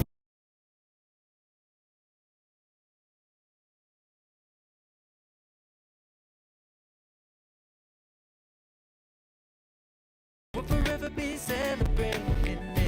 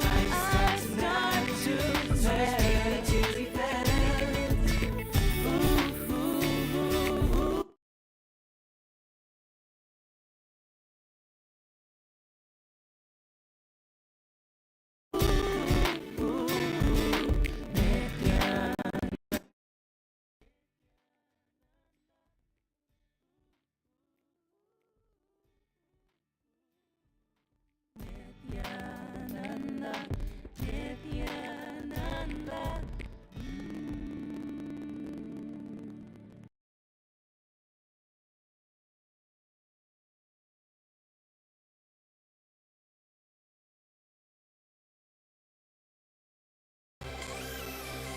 Shivoham, Shivoham.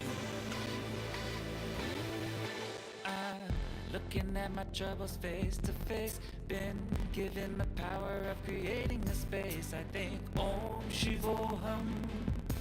I say Om Shivoham. There's something I just can't deny. I close my eyes and I feel like I'm about to fly. I think Om Shivoham. I feel Om Shivoham.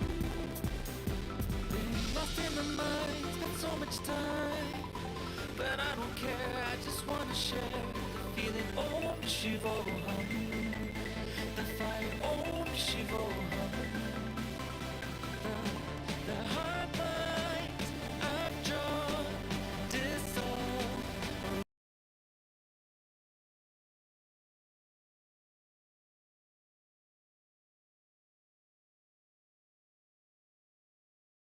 I am eternal bliss, I am formless. Shivoham, Shivoham, causeless and spaciousness, we are in oneness. Shivoham, Shivoham, Shivoham, Shivoham, Nithyanandoham, Nithyanandoham, Advaita Satyam, Nithyanandoham.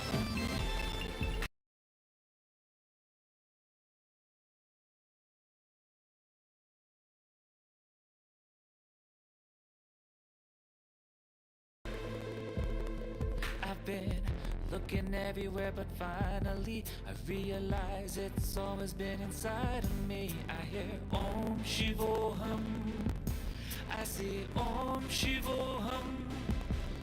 Life passes by in the blink of an eye, but now I know I'm not afraid to die. I feel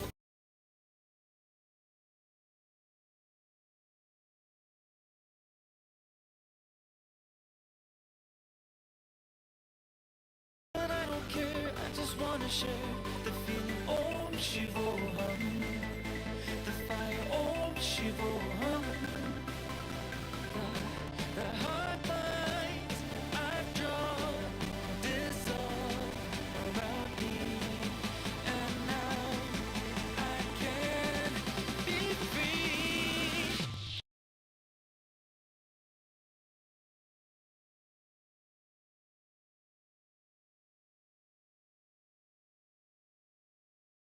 Causeless and spaciousness, we are in oneness. Shivoham, Shivoham, Shivoham, Shivoham, Nithyanandoham, Nithyanandoham, Advaita Satyam, Nithyanandoham, Nithyanandoham.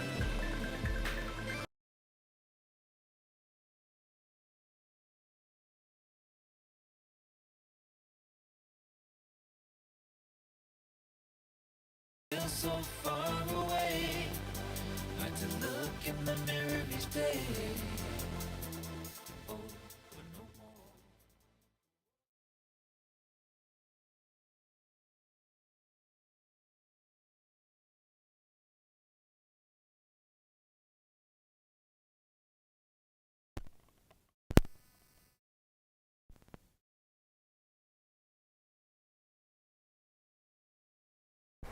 Nithyanandam, we request all the participants to please settle down with your puja kits. We will be starting with the Pada Puja and the Paramashiva Puja in a few moments from now.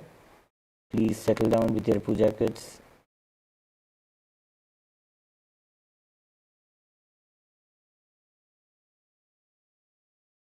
Any of I would like to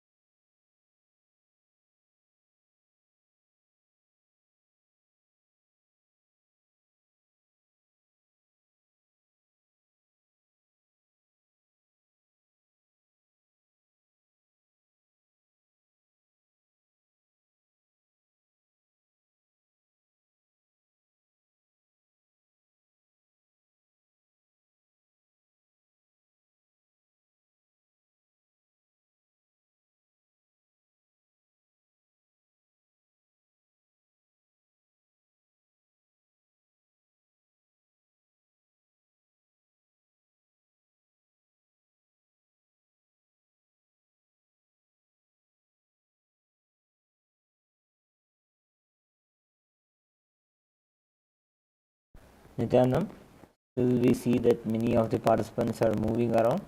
We kindly request all the participants to settle down as we will begin the Pratyaksha Pada Puja and the Paramashiva Puja now.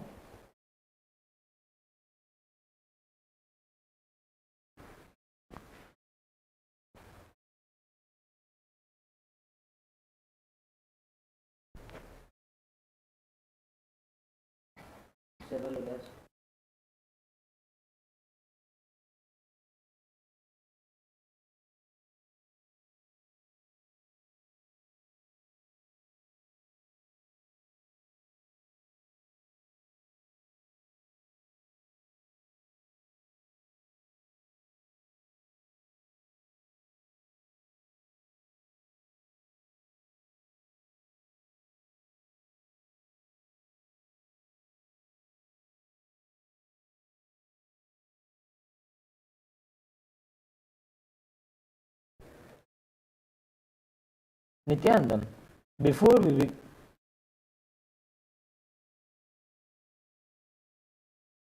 Nithyanandam, before we begin the Pada Puja and the Paramashiva Puja today, we request all the participants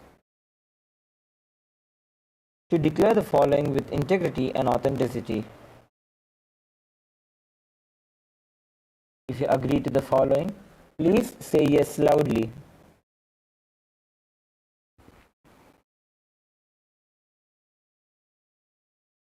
We request all the participants to settle down as we are now beginning with the Pada Puja.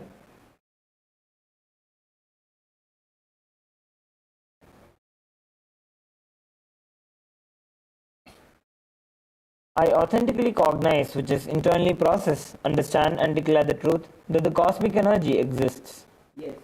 Yes. I authentically cognize, which is internally process, understand and declare the truth that the Supreme Pontiff of Hinduism, Bhagavan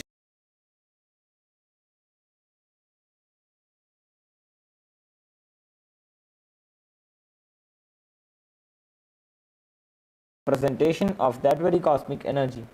Yes. I authentically cognize, which is internally process, understand and declare the truth that whatever I offer during the Pada Puja to the Supreme Pontiff of Hinduism, Bhagavan Sri Nithyananda Paramashivam, and during the Paramashiva Puja to Sri Nithyanandeshwara Paramashiva and Sri Nithyanandeshwari Paramashiva Shakti, will reach the cosmic source of energy directly. Yes. I authentically cognize, which is internally process, understand and declare the truth of Sohamasmi, that even when I worship, I am Him. Yes.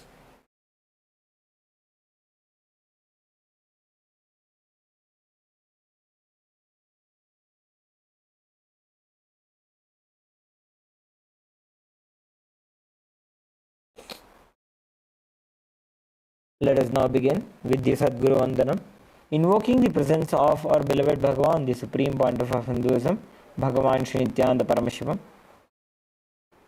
Please take a few flowers in your hands, hold your hands in the Anjali Mudra and offer the flowers at Swamiji's feet by the end of the mantra.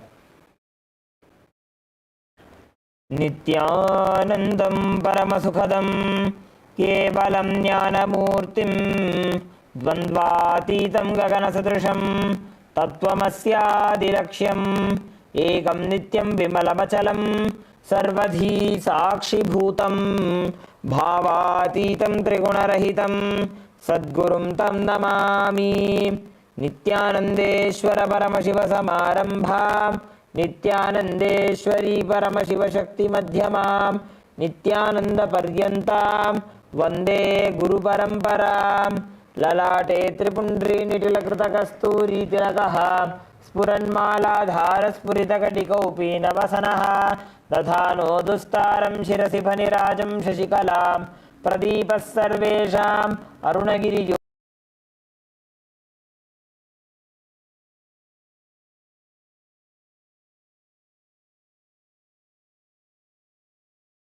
The next is the Tattvachamanam. Om Atmatattvam Shodhayami Swadha. Om Vidyatattvam Shodhayami Swadha. Om Shivatattvam Shodhayami Swadha. Om Ham Hridayaya Namaha.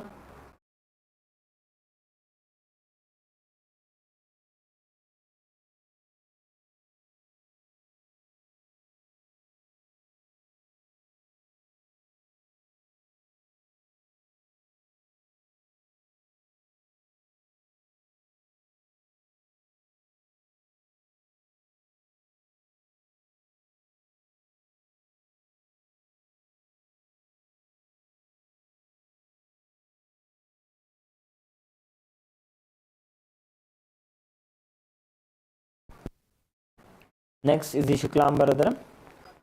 Please take a few flowers and akshata in your hands. Clench your hands in the Mushti Mudra and tap the sides of the forehead 5 times along with the mantra.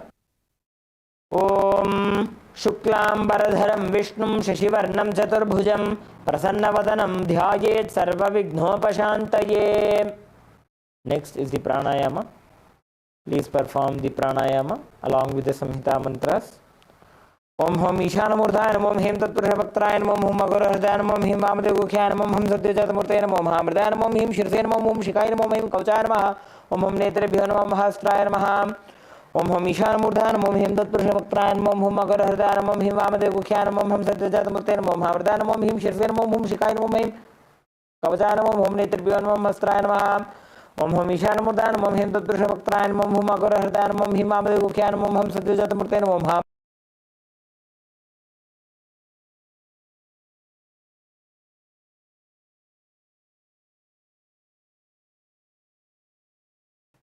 Bring your hands into the Sankalpa Mudra as we will now enter into the Sankalpa. Remember Swamiji in your Ananda Gandha. Establish yourself in the space of a deep restful awareness in your Ananda Gandha.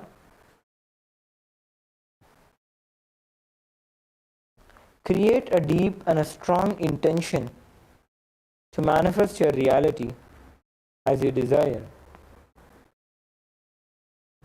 The power of Satya Sankalpa itself is such that it will deliver the result to you.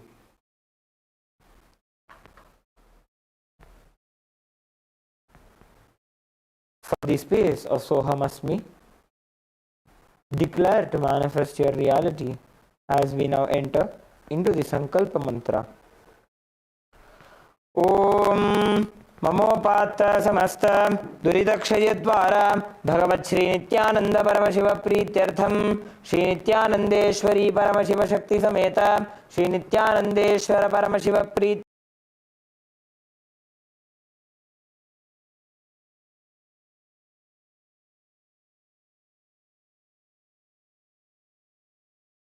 नित्ययुगे प्रथमे पादे जम्बूद्वीपे भारतवर्षे भरतखण्डे मेरोः दक्षिणे पार्श्वे शकाब्दे अस्मिन् वर्तमाने व्यवहारिके प्रभवादीनां षष्ट्याः संवत्सराणां मध्ये विश्वावसुनाम संवत्सरे उत्तरायणे लक्ष्मी वेंकटेश्वर ऋतु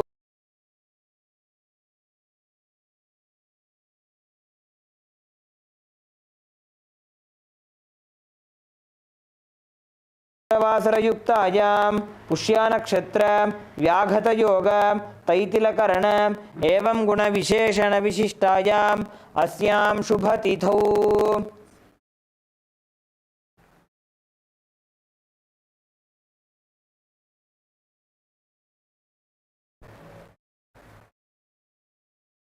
श्री कैलासोन्नत द्वादशांत श्यामला पीठारूढ़ श्री मीनाक्षी सुंदरेश्वराभिन्न स्वरूप परशिवपुत्र रत्नकुमार गुरुमन्यतुल्यावतार श्री पार्वती स्तन्यपान लब्ध दिव्य ज्ञान विश्रुत सकल निगमागम सारभूत द्राविड वेद प्रवक्तृ श्रीमत् परमशिव करुणा समधिगत मुक्तामय चतुरश्रयाण गीयमान छत्र चामर श्री चिन्ह काहला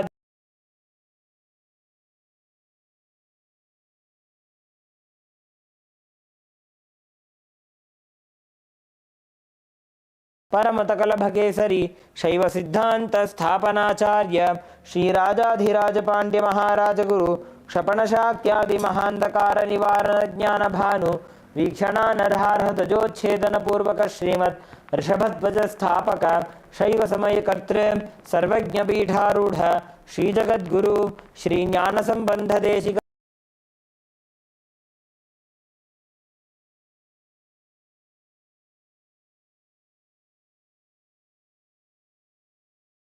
शततम गुरु महासन्निधान अरुणगिरि योगीश्वर परंपरागत अरुणाचल सर्वज्ञ पीठ गुरु महासन्निधान कैलास परंपरागत कांची कैलास सर्वज्ञ पीठ त्रयस्त्रिंशदुत्तर द्विशततम गुरु महासन्निधान नित्योत्सव नित्यमंगल नित्य कल्याण नित्य रचित कैलास परंपरागत आदि कैलास नित्यानंद पीठ महा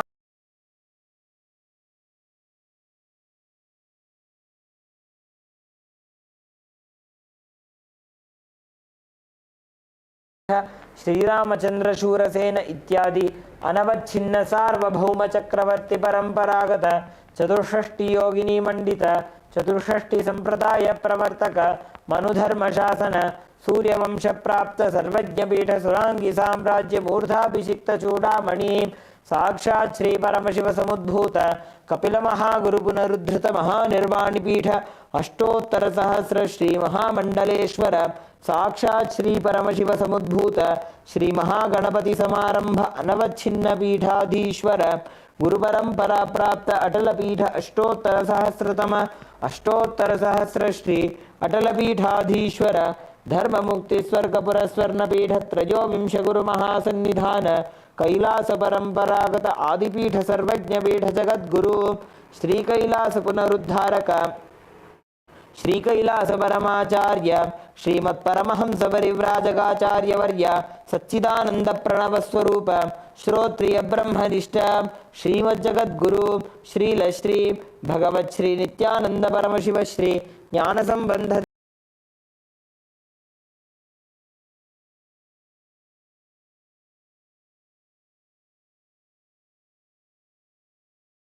विजय आयुरारोग्य ऐश्वर्यानाम अभिवृद्ध्यर्थम धर्मार्थ काम मोक्ष चतुर्विध फल पुरुषार्थ सिद्ध्यर्थम समस्त दुरितोपशांत्यर्थम समस्त मंगल अवाप्त्यर्थम भगवत् श्री नित्यानंद परमशिव प्रसादेन सकुटुंबस्य ज्ञान वैराग्य जीवन मुक्ति प्राप्त्यर्थम श्री नित्यानंदेश्वरी परमशिव शक्ति समेत श्री नित्यानंदेश्वर परमशिव अवतार भूत श्री सर्वदेव देवी स्वरूप भगवत् श्री नित्यानंद परमशिव प्रत्यक्ष पाद पूजां करिष्ये श्री नित्यानंदेश्वरी परमशिव शक्ति समेत श्री नित्यानंदेश्वर परमशिव पूजां च करिष्ये. Please drop the flower and akshata onto your right hand side and rinse your hand with an uddani of water. Om apa upasprishya.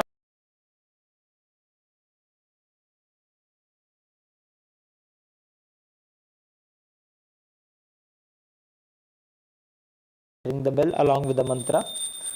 Om आगमार्थन्तु देवानां गमनार्थन्तु राक्षसां घण्टानादं करोम्यादौ देवताह्वानलाञ्छनं घण्टादेवताभ्यो नमः.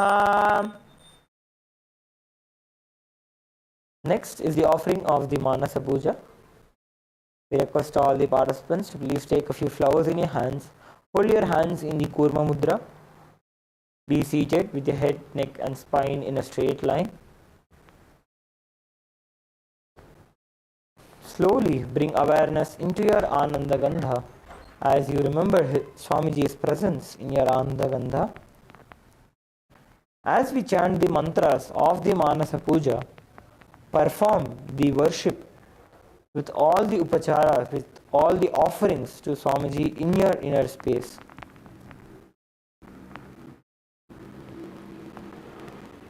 The bliss that you experience flows from your Sahasrara. Offer that as the Padyam, the offering of water to wash Swamiji's feet. Offer your mind as the flower bouquet, the Arghya to Swamiji.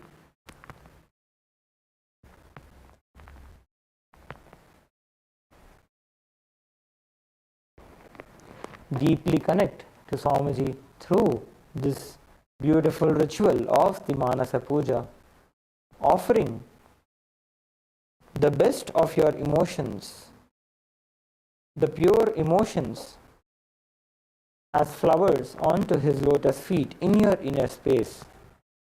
Let us now enter into the Manasa Puja. The meaning of the mantra we will chant now is: I offer a seat in the lotus of my heart, which is anointed with the nectar from the 1,000-petaled lotus. I offer the water for washing the feet, and I offer my mind as a traditional bouquet. With that same nectar, I offer water for sipping and bathing. The element of space becomes the clothing, and the essence of fragrance becomes the perfume. Let the mind be offered as a flower, and the life breath become the incense. The element of Tejas, the self-effulgent light, becomes the lamp, and the ocean of nectar becomes the food offering. The unstruck sound becomes the bell, and the element of air becomes the fan. The 1,000-petaled lotus becomes the umbrella, and the principle of sound becomes the song. All the activities of the senses and the restlessness of the mind become the dance. I offer the garland of lotuses and various kinds of flowers as a beautiful girdle. I worship the divine consciousness with the flowers of pure emotions. I offer the flowers of absence of deceit, absence of ego, absence of attachment, absence of pride, absence of delusion, absence of hypocrisy, absence of hatred, absence of agitation, absence of envy, and absence of greed. The wise know these as the 10 flowers. Non-violence is a supreme flower, and control of senses, compassion, forgiveness, and wisdom are the 5 flowers. Thus, with these 15 flowers of pure emotion, I worship Paramashiva. Let us now enter into the Manasa Puja. Om Hritpadmamasanam dadyat Sahasrarachyutamritaihi Padyam Charanayor dadyat Manastu Arghyam Nivedayet Tenamritena Achamaniyam Snaniyam Tena Jasma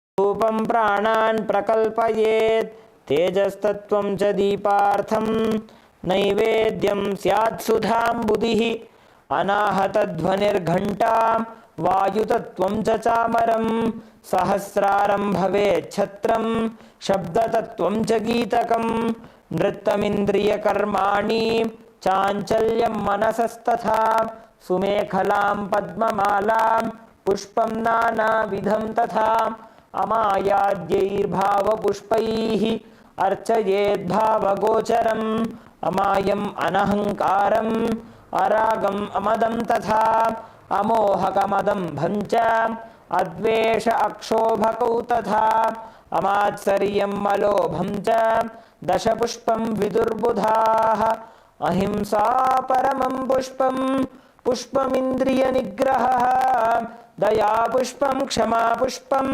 ज्ञान पुष्पं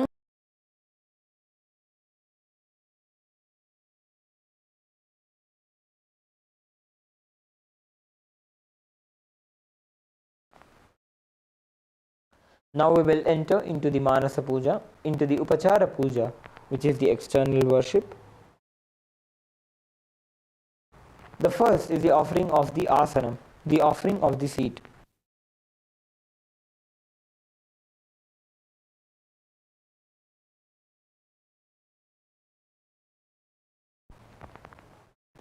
Now, please take some akshata in your hands and offer it at Swamiji's feet by the end of the mantra.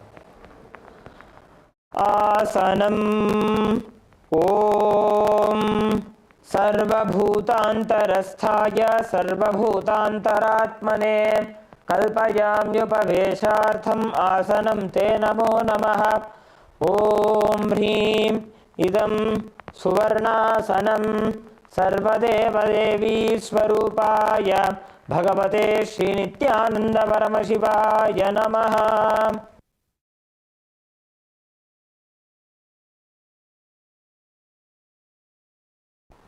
Next is the offering of Swagatam, the offering of welcoming Swamiji. Please take a few flowers in your hands and offer it at Swamiji's feet by the end of the mantra. Swagatam Om Shantatvat Sarvakartritva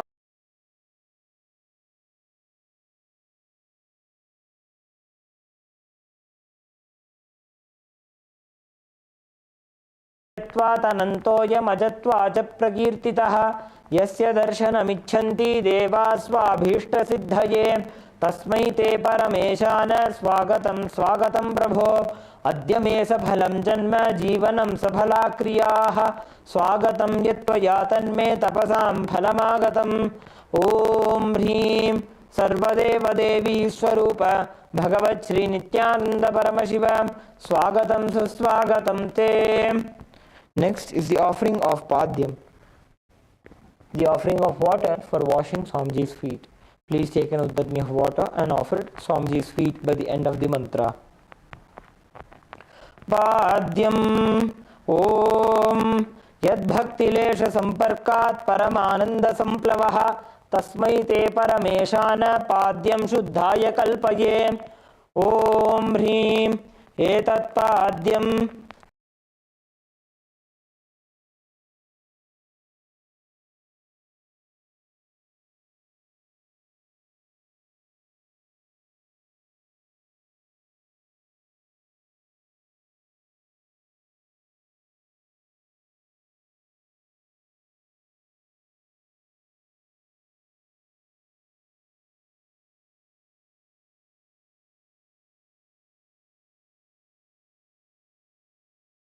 Next is the offering of Arghya, the offering of the traditional bouquet.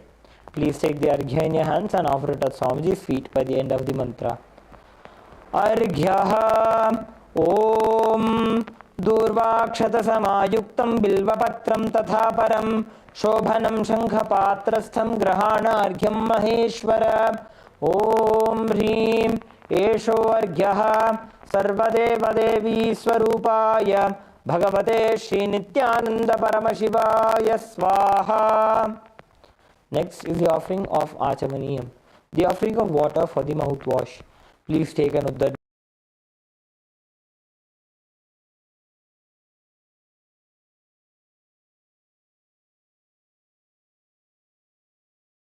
सर्वपापहरं शुभं ग्रहाणाचमनीयं त्वं मया भक्त्या निवेदितम्.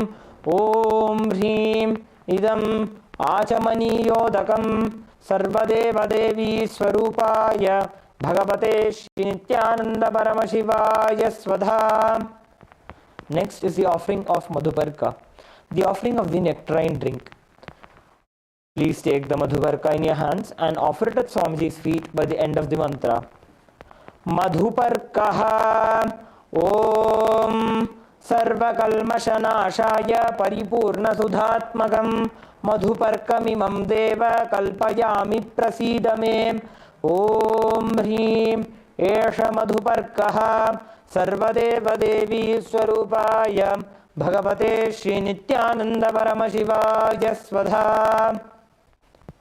Next is the offering of Gandhatailam, the offering of the scented oil.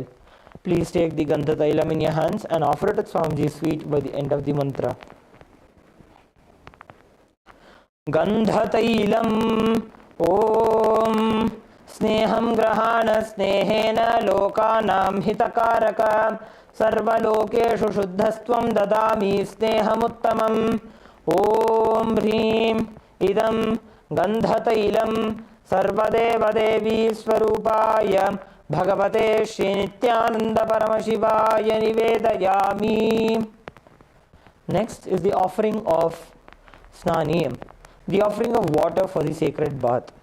Please take an uddarni of water and offer it onto Swamiji's feet by the end of the mantra, and please ring the bell as you do so.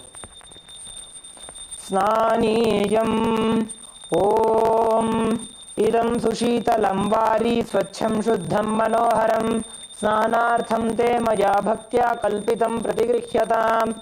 Om Hrim Idam Snaniyodakam Sarvadeva Devi Swarupaya Bhagavate Shri Nithyananda Paramashivoham Nivedayami.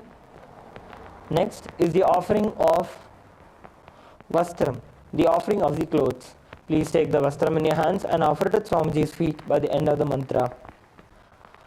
Vastram Om Maya Chitrapatachanna Nijaguhyoru Tejase Dhiravarana Vijnaya Vasaste Kalpayamyaham Om Hrim Idam Vastrottarijam Sarvadeva Devi Swarupaya Bhagavate Shri Nithyananda Paramashivaya Nivedayami.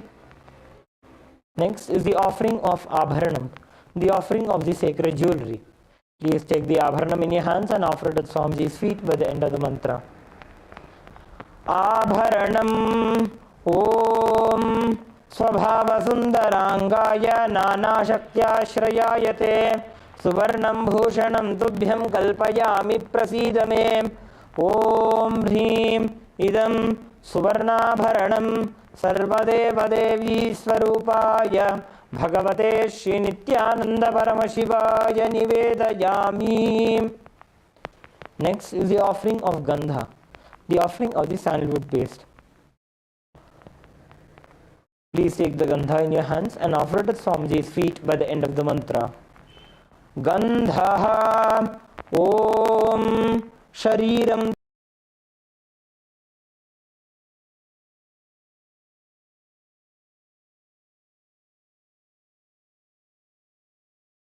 Gandha Sarvadeva Devi Swarupaya Bhagavate Shri Nithyananda Paramashivaya Namaha.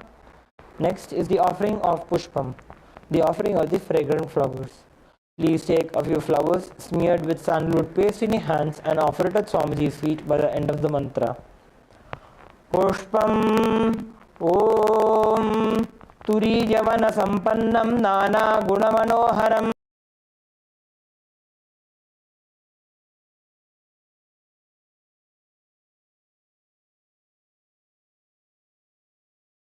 Sarvadeva Devi Swarupaya Bhagavate Shri Nithyananda Paramashivaya Vaushat. Next is the offering of the Bilva Patram, the offering of the Bilva leaves. Please take a few Bilva leaves smeared with sandalwood paste in your hands and offer it at Swamiji's feet by the end of the mantra. Bilva Patram Om Amritodbhavam Shri Vriksham Shankarasya Sada Priyam Bilvapatram Prayachami Pavitram Te Sureshwara Om Hrim Etani Sachandana Bilvapatrani Sarvadeva Devi Swarupaya Bhagavate Shri Nithyananda Paramashivaya Vaushat. Next is the offering of the Tulasi Patram, the offering of the Tulsi leaves. Please take a few Tulsi leaves smeared with sandalwood paste in your hands and offer it at Swamiji's feet by the end of the mantra. Tulasi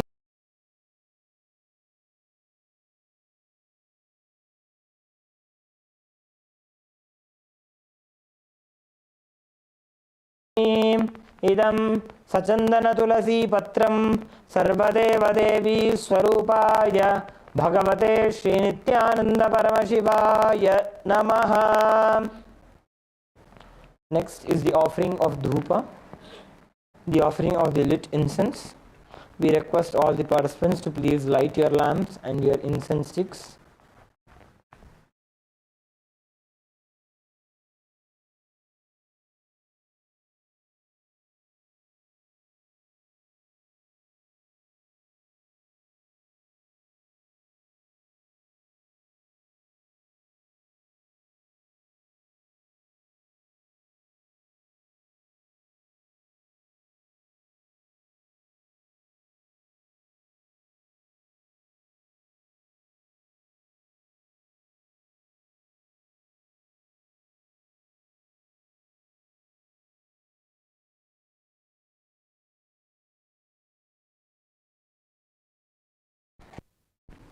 Please take the lit incense in your hands and slowly wave it towards Swamiji along with the mantra, and please ring the bell as you do so.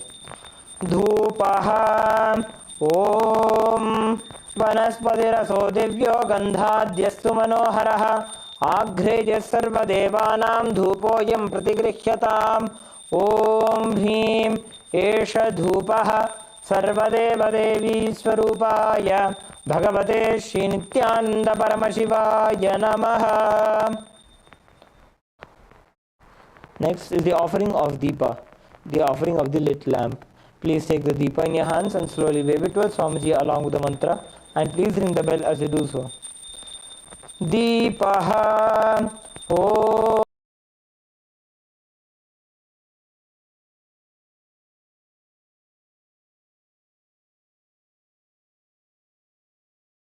Om ह्रीं एष दीपः सर्वदेवदेवी स्वरूपाय भगवते श्रीनित्यानंद परमशिवाय नमः. Next is the offering of Naivedyam, the offering of the sacred food. Please take an udani of water, hover it clockwise over the Naivedyam and offer it at Swamiji's feet by the end of the mantra.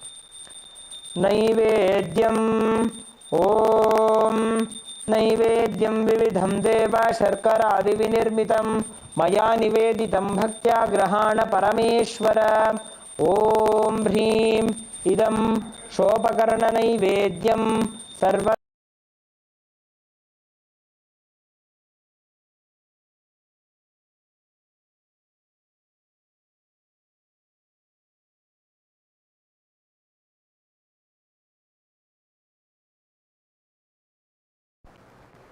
Next is the offering of Paniyam, the offering of water for drinking.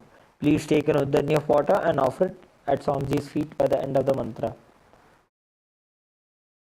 Paniyam Om Samastadeva Devesha Sarvatritikaram Param Akhandananda Sampurnam Grahana Jalamuttamam. Om Hrim Idam Panarthodakam सर्वदेवदेवी स्वरूपाय भगवते श्रीनित्यानंद परमशिवाय नमः. Next is the offering of Punarachamaniyam, the offering of water for the mouthwash. Please take an udani of water and offer it at Swamiji's feet by the end of the mantra. Punarachamaniyam Om उच्छिष्टमप्यशुचिर्वा यस्य स्मरणमात्रतः शुद्धिमाप्नोति तस्मै ते पुनराचमनीयकम्. ॐ ह्रीं इदं पुनराचमनीयोदकं सर्वदेवदेवी स्वरूपाय भगवते श्रीनित्यानंद परमशिवाय स्वाहा. Next is the offering of the Arartrikam. Please take the lit arati in your hands and slowly wave it towards Swamiji along with the mantra, and please ring the bell as you do so.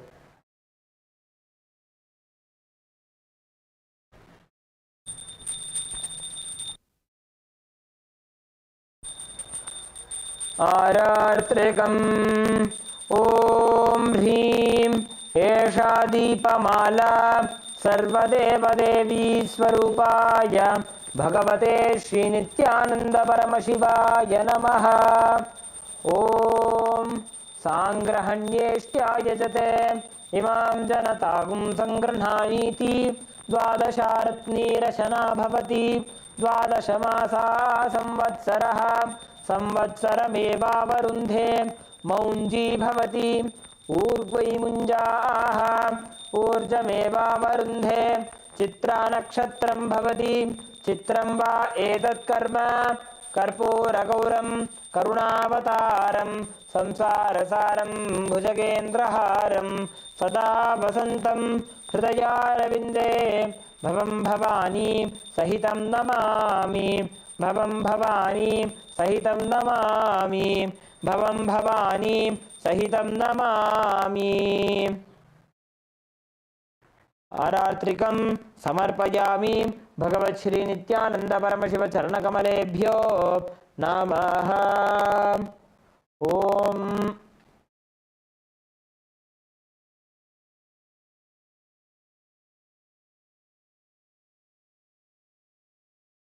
Next is the offering of Pushpanjali.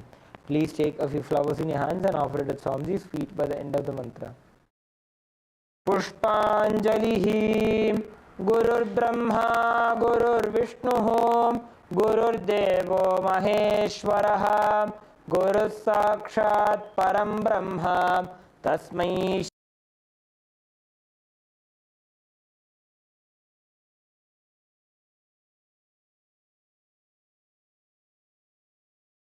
तस्मै श्री गुरवे नमः अज्ञानतिमिरान्धस्य ज्ञानाञ्जनशलाकया चक्षुरुन्मीलितं येन तस्मै श्री गुरवे नमः अनेकजन्मसम्प्राप्तकर्मबन्धविदाहिने आत्मज्ञानप्रदानेन तस्मै श्री गुरवे नमः मन्नाथ श्रीजगन्नाथो मद्गुरु श्रीजगद्गुरुः ममात्मा सर्वभूतात्मा तस्मै श्री गुरवे नमः ईश्वरो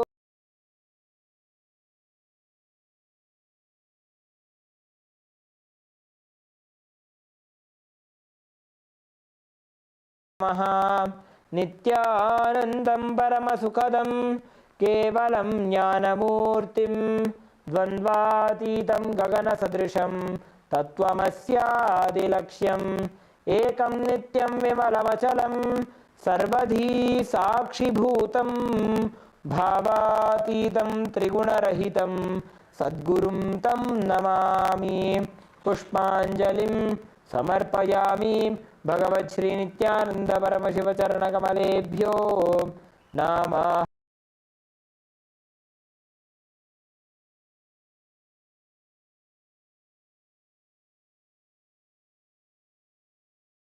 Shiva Puja.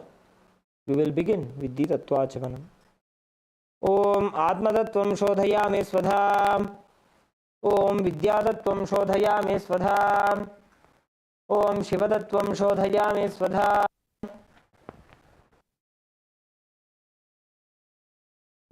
Om Ham Hridayaya Namaha.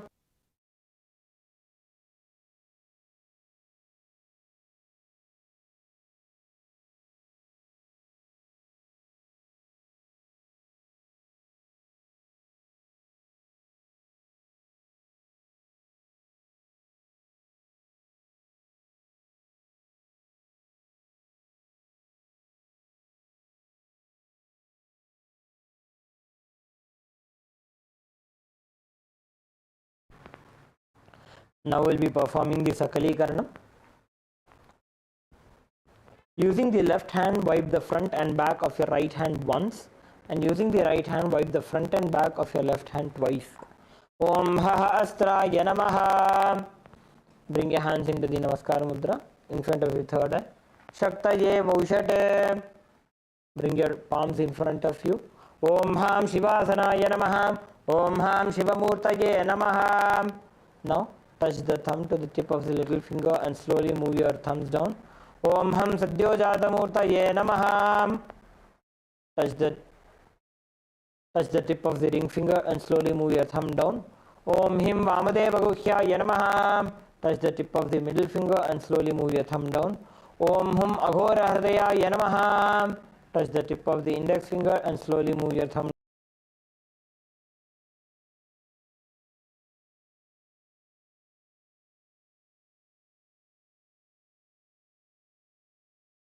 Touch the thumb to the center of the palm with your palm facing you. Om Ham Hom Vidya Dehaya Namaha. Now bend your index, middle and ring fingers such that they touch the center of the respective palm. Om Hom Netrebhyo Namaha.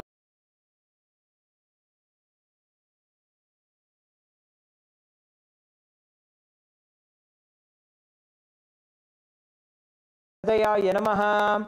Touch the tip of the index finger and slowly move your thumb down. Om Him Vamadeva Guhyaye Namaha.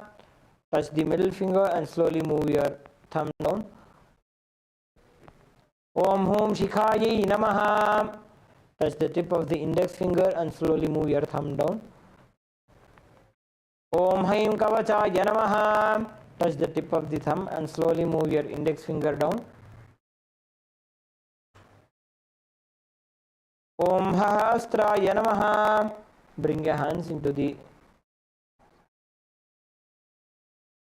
Mushti Mudra and rotate them around each other once. Om Haim Kavachaya Hum. Bring your hands into the Namaskar Mudra. Om Ham Shivaya Vaushate.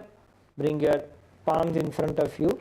Om Ham Hom Shivaya Namaha. Now with the right hand ring finger and thumb join together, touch your Ananda Gandha. Om Ham Shivasanaya Namaha. Om Ham Shivamurtaye Namaha. With the little finger and thumb join together, touch the knees. Om Ham Sadyojata Murtaye Namaha. With the ring finger and thumb join together, touch the navel center. Om Him Vamadeva Guhyaya Namaha. With the middle finger and the thumb join together, touch the heart center. Om Hum Aghora Hridayaya Namaha. With the index finger and thumb join together, touch the upper lip. Om Hem Tatpurusha Vaktraya Namaha. With the tip of the thumb, touch the top of the head. Om Hum Ishanamurdhaya Namaha. With the ring finger and thumb join together, touch the Ananda Gandha. Om Ham Hum Vidyadehaya Namaha.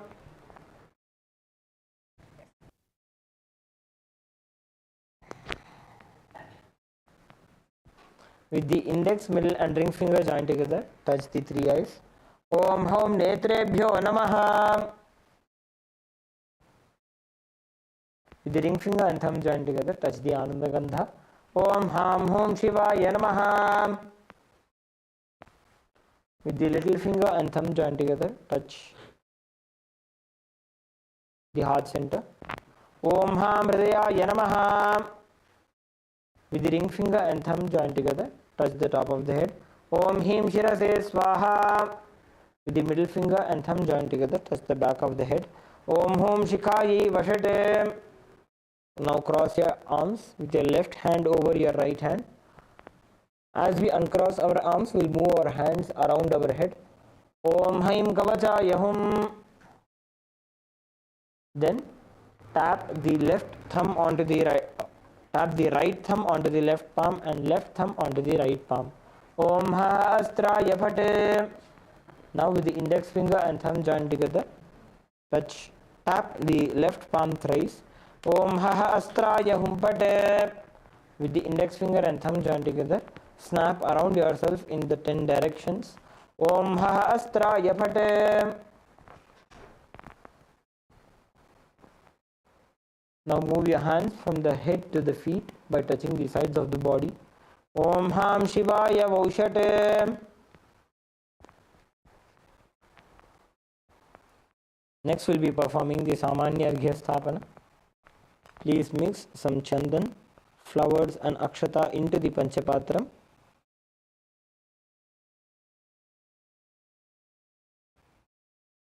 Cover the mouth of the panchapatram with your palm and chant Om 7 times internally. Om, Om, Om, Om, Om, Om, Om. Perform the Digbandhana. Om Ha Astraya Phate. Perform the Avakunthana. Om Haim Kavachaya Hum. Perform the Dhenu Mudra. Om Ham Shivaya Vaushat.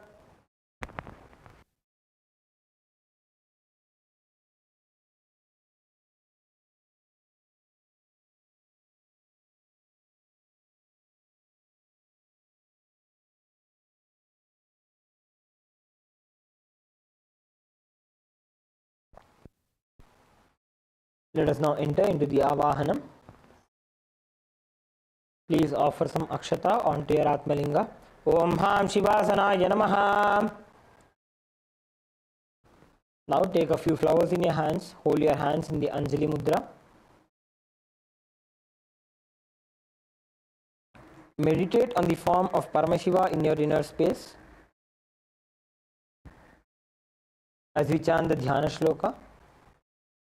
Lalate Tripundri Nitilakruta Kasturi Tilakaha Spuranmala Dhara Spurita Katikaupi Navasanaha Dadhano Dustaram Shirasi Bhanirajam Shashikalam Pradipas Sarvesham Arunagiri Yogi Vijayate Indunibha Pancha Mukha Hasta Dasha Yuktam Shula Mragatankamasi Vajrama Bhayam Syat Pasha Varadankusha Manijwala Navame Shweta Kamalasana Sadashiva Swarupam. Om Ham Shivamurtaye Namaha. Om Ham Hum Shivaya Namaha. Shri Nithyanandeshwari Paramashiva Shakti Sameta Shri Nithyanandeshwara Paramashivaya Namaha. Dhyayami Avahayami. Show the Avahani Mudra. Om Ham Shivaya Namaha Ityavahana Mudram Pradarshya. Show the Sthapani Mudra. Sthapana. The Sannidhana Mudra. Sannidhana. Show the Nishthura Mudra. Nishthura Mudram Pradarshya.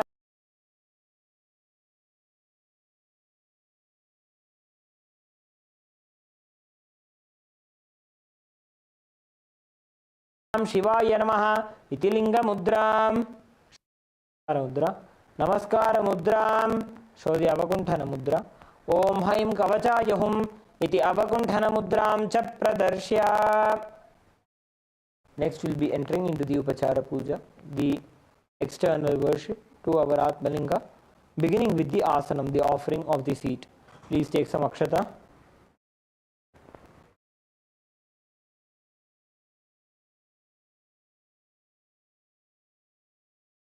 Please take some akshata in your hands and offer it to your Atmalinga by the end of the mantra.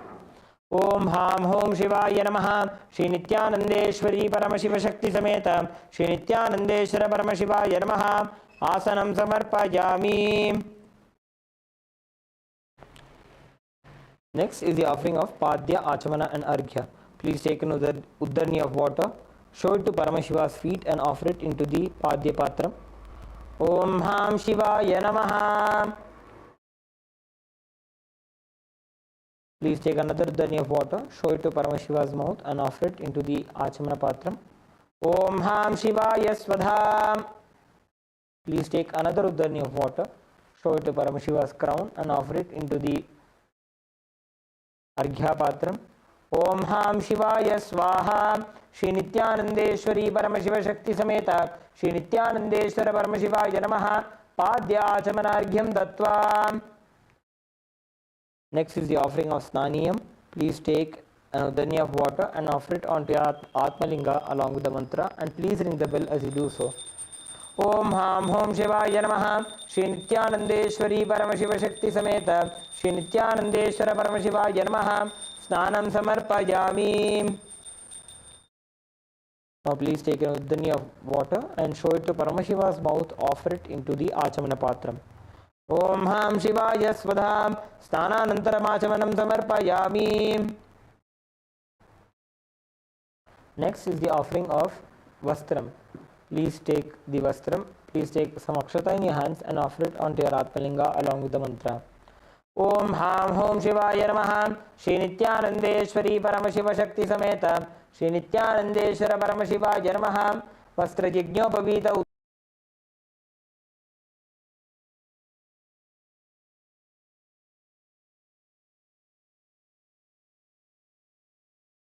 Take the Gandha along with Kumkum and offer it onto your Atmalinga.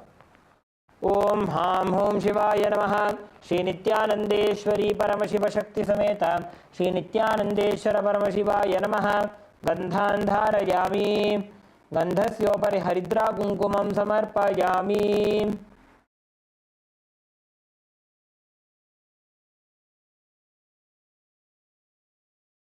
Next is the Ashtapushparchana Puja. We'll be offering an Archana to our Atmalinga. Please take a few flowers in your hands and offer the flower each time the word Namaha is chanted. Om Bhavaya Devaya Namaha Bhavasya Devasya Vatne Namaha Om Sharvaya Devaya Namaha Sharvasya Devasya Vatne Namaha Om Ishanaya Devaya Namaha Ishanasya Devasya Vatne Namaha Om Pashvader Devaya Namaha Pashvader Devasya Vatne Namaha Om Ugraya Devaya Namaha Ugrasya Devasya Vatne Namaha Om Rudraya Devaya Namaha Rudrasya Devasya Vatne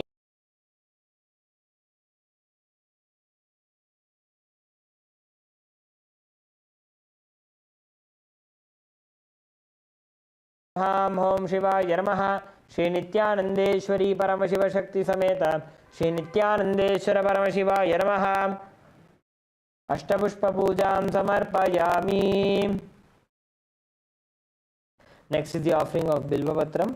Please take a few bilvalis smeared with sandalwood paste in your hands and offer it to your Atmalinga along with the mantra. Om Ham Hom Shivaya Namaha Shri Nithyanande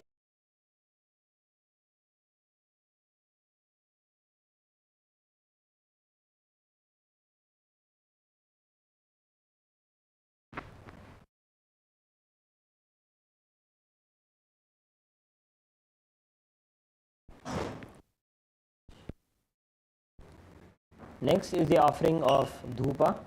Please take a flower and offer it onto the bell. Om Hahastraya Namaha. Please take the bell in your left hand and start ringing the bell.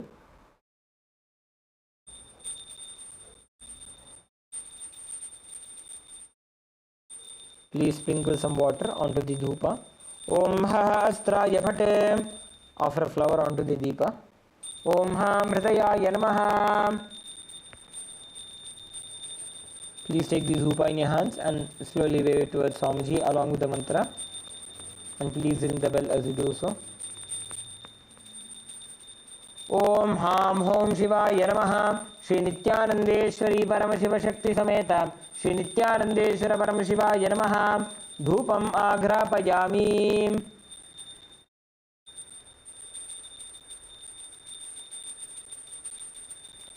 Now, please take a nudani of water, show it to Paramashiva's mouth and offer it into the Achamana Patram.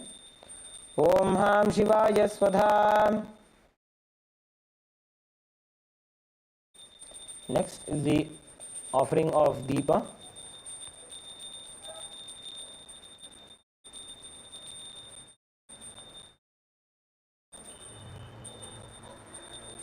Please sprinkle some water onto the Deepa. Om Hahastraya Phate. Offer a flower. Om Ham Hridayaya Namaha. Please take the Deepa in your hands and slowly wave it towards Swamiji and your Atmalinga along with the mantra. Om Ham Hom Shivaya Namaha. Shri Nithyanandeshwari Paramashiva Shakti Sameta Shri Nithyanandeshwara Paramashivaya Namaha. Deepam Sandarshayami. Please take another dani of water, show it to Paramashiva's mouth and offer it into the Achamana Patram. Om Ham Shivaya Swadha.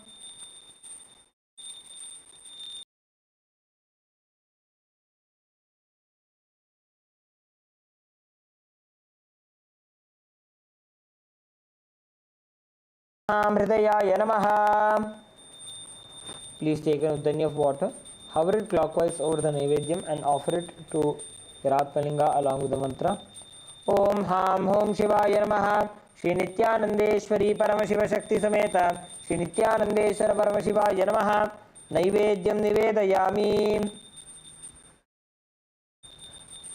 Please take another udani of water, show it to Paramashiva's mouth and offer it into the Achamana Patram. Om Ham Shivaya Swadha. Next is the offering of Tambulam. Please take the Tambulam, the betel leaf and the betel nuts in your hands. Offer it to your Atmalinga along with the mantra. Om Ham Hom Shivaya Namaha. Shri Nithyanandeshwari Paramashiva Shakti Sameta Shri Nithyanandeshwara Paramashivaya Namaha. Tambulam Samarpayami.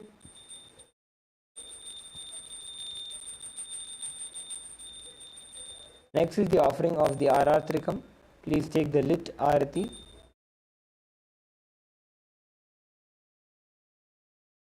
Sprinkle some water onto the Arati. Om Hahastraya Phate. Offer a flower. Om Ham Hridayaya Namaha. Please take the Arati in your hands and slowly wave it towards Swamiji and your Atmalinga along with the mantra. And please ring the bell as you do so. Arartrekam. Om Somo va etasya rajyamadatte yo rajasan rajyo vaso mena yajate devasuva metani havigumshi bhavanti etavanto vai devanagum savaha ta evasmai savan prayachanti ta enam punasvante rajyaya devasuraja bhavati न तत्र सूर्यो भाति न चन्द्रतारकं नेवा विद्युतो भाति कुतो यमग्निः तमेव भान्तमनुभाति सर्वं तस्य भासा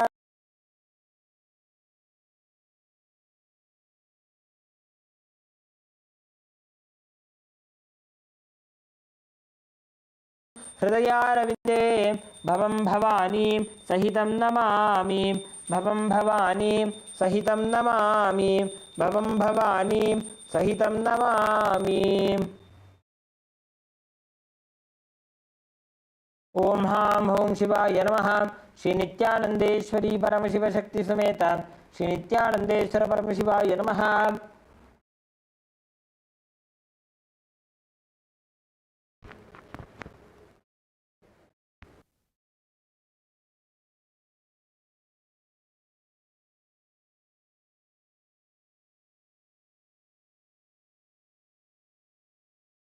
Next is the offering of Pushpanjali. Please take a few flowers in your hands and offer it to your Atmalinga by the end of the mantra. Om Ham Hom Shivaya Namaha. Shri Nithyanandeshwari Paramashiva Shakti Sameta Shri Nithyanandeshwara Paramashivaya Namaha. Pushpanjalim Samarpayami. Now, please begin with the Gayatri Mantra Japa.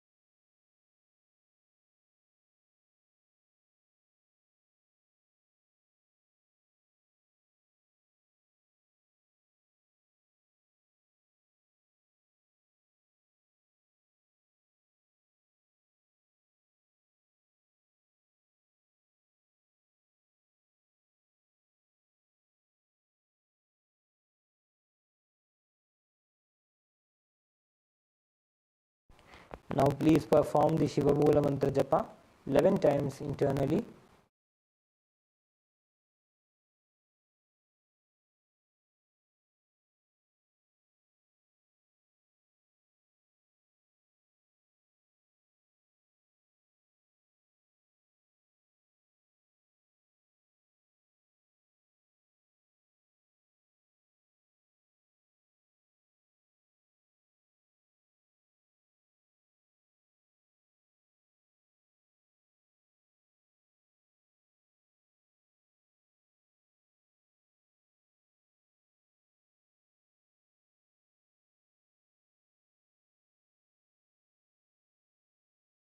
Please take a few flowers, Durvagrasa Nakshata in your hands.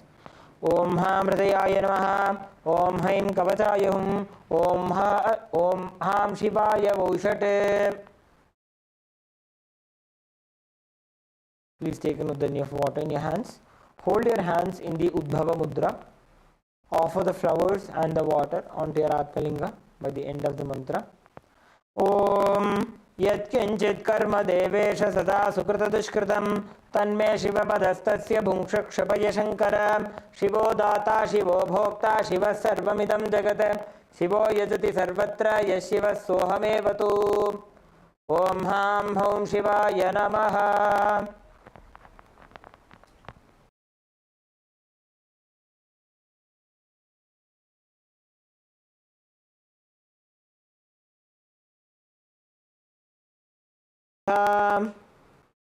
ओम विद्यातत्वं शोधयामि स्वधा.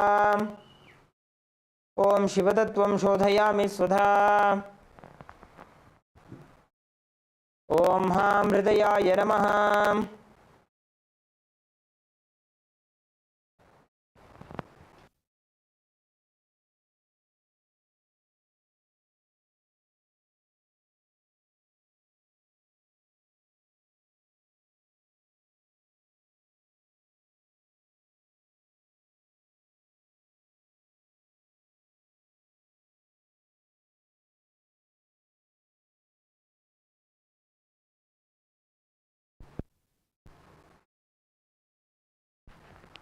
Now please bring your hands into the Namaskara Mudra.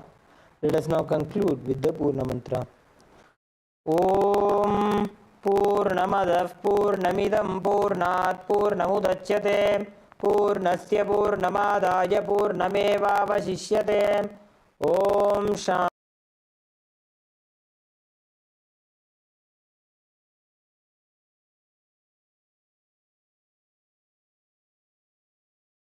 Om Nithyanandam.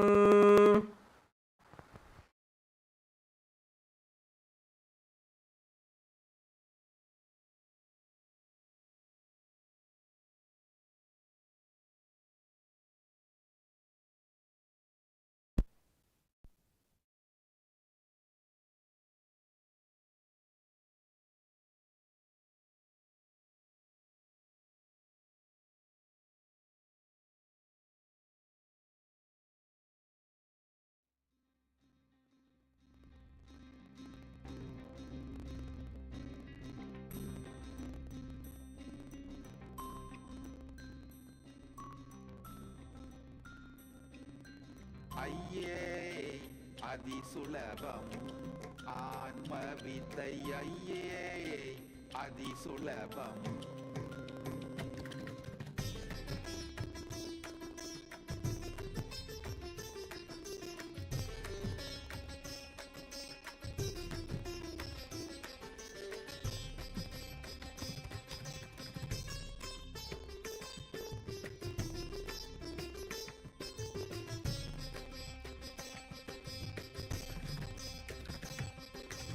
ஐயே அதிசுலபம் ஆன்ம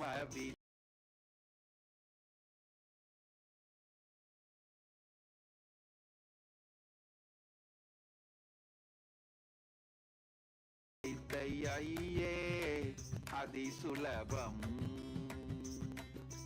நொய்யார் தமக்கு முழங்கையா மலக்க கனி பொய்யாயொழிய மிகு மெய்யாயுளதான்மா ஐயே அதிசுலபம் ஆன்ம வித்தை ஐயே அதிசுலபம்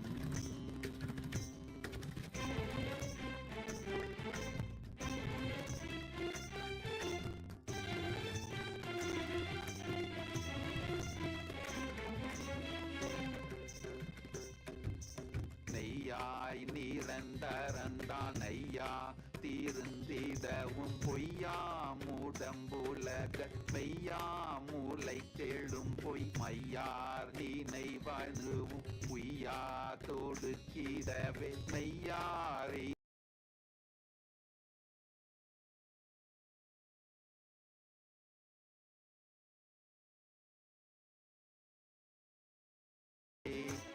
இன்பம் பொங்குமே ஐயே அதிசுலபம் ஆன்ம வித்தை ஐயே அதிசுலபம்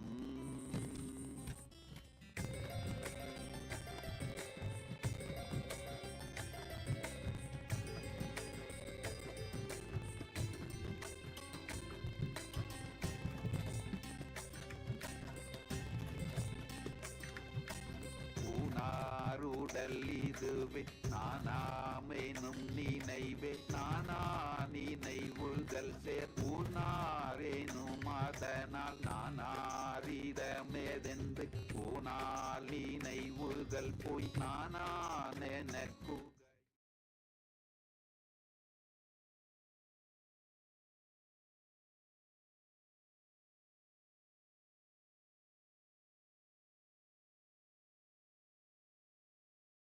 Around 5,000 years ago, at the end of Mahabharat War, the ancient enlightened Hindu civilization consisted of 10,000 Hindu traditions, or sampradayas, that existed in 56 Hindu nations, 200 Hindu kingdoms, 1,700 Hindu provinces that covered more than 6 million kilometers square of Asia.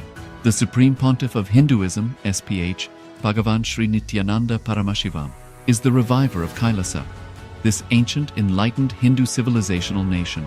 KAILASA is an unbroken cultural, religious, historical, civilizational, and sovereign continuation and revival of multiple of these historical Hindu sovereign states and Hindu ecclesiastical entities.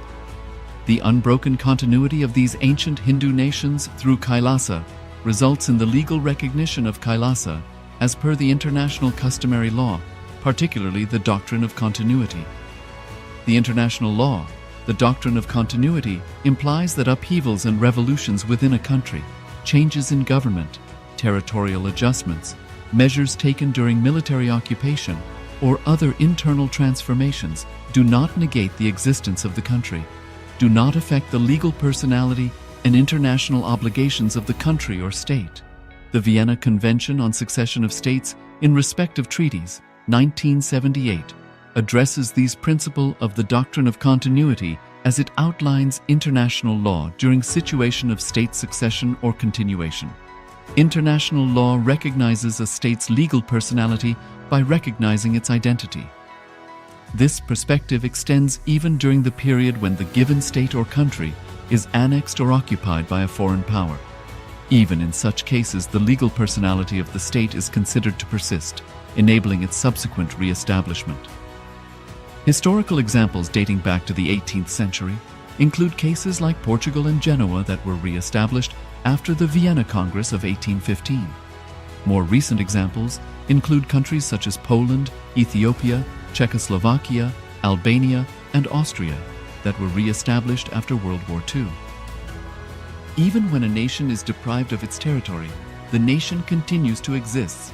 Its sovereignty and international legal personality continues to persist. The Dalai Lama, as the spiritual and temporal leader of Tibet, exemplifies this principle. In 1959, the Dalai Lama was exiled and forced to flee. Despite the challenges faced, the Dalai Lama continues to advocate for the preservation of Tibetan culture and garners worldwide support for Tibetan autonomy on the global stage. Similarly, from 1309 to 1376, the Pope of Catholicism had been in exile in Avignon. Despite this, he was recognized as the head of state as well as head of the church and given full privileges of the position after their return to Rome.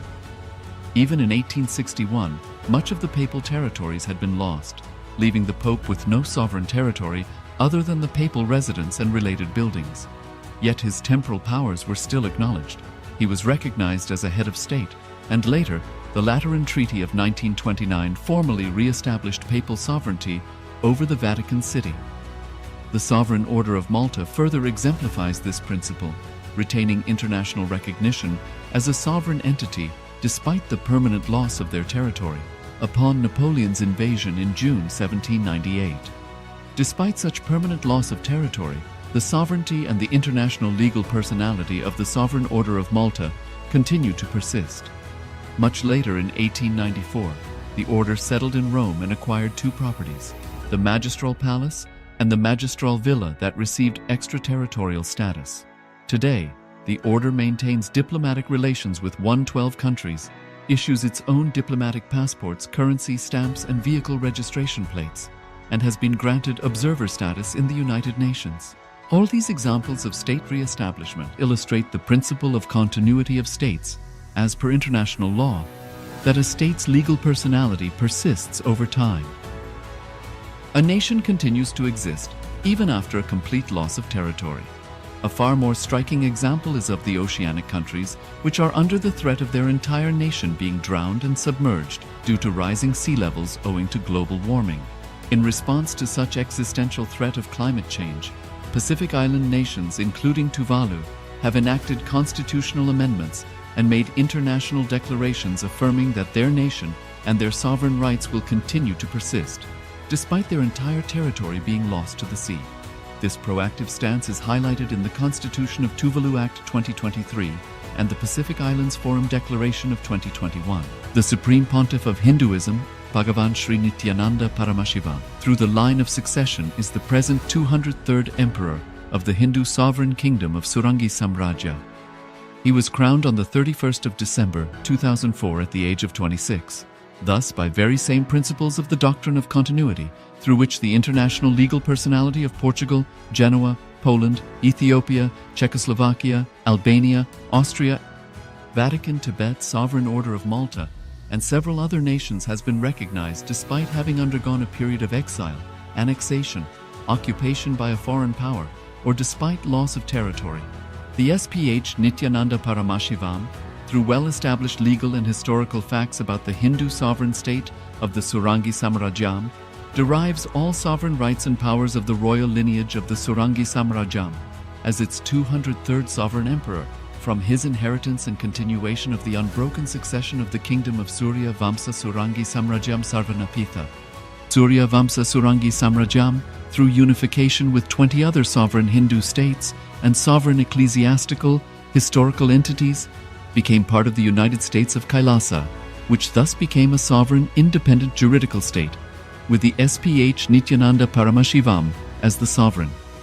Just as how the oceanic nations like Tuvalu have safeguarded their sovereignty from the existential threat of total submersion by amending their constitution and asserting that their sovereignty will persist regardless of the loss of their territory, KAILASA, which is a sovereign continuation of 21 sovereign Hindu states and sovereign ecclesiastical historical entities, is also reviving and continuing the Kumari Kandam Hindu nations that got submerged.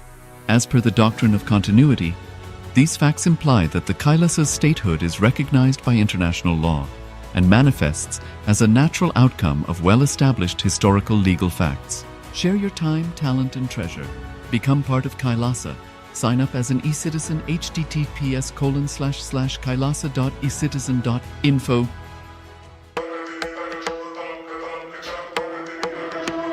With Paramashiva's grace, we have evolved UAN, United Nations for Ancient Nations.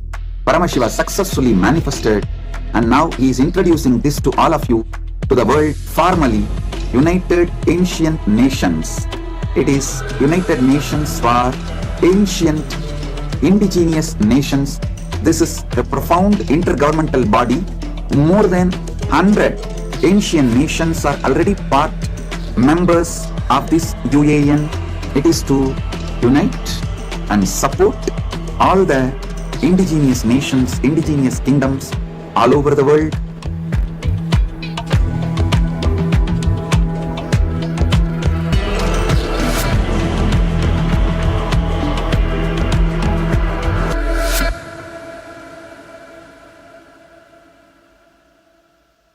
Around 5,000 years ago, at the end of Mahabharat War, the ancient enlightened Hindu civilization consisted of 10,000 Hindu traditions, or sampradayas, that existed in 56 Hindu nations, 200 Hindu kingdoms, 1,700 Hindu provinces that covered more than 6 million kilometers square of Asia.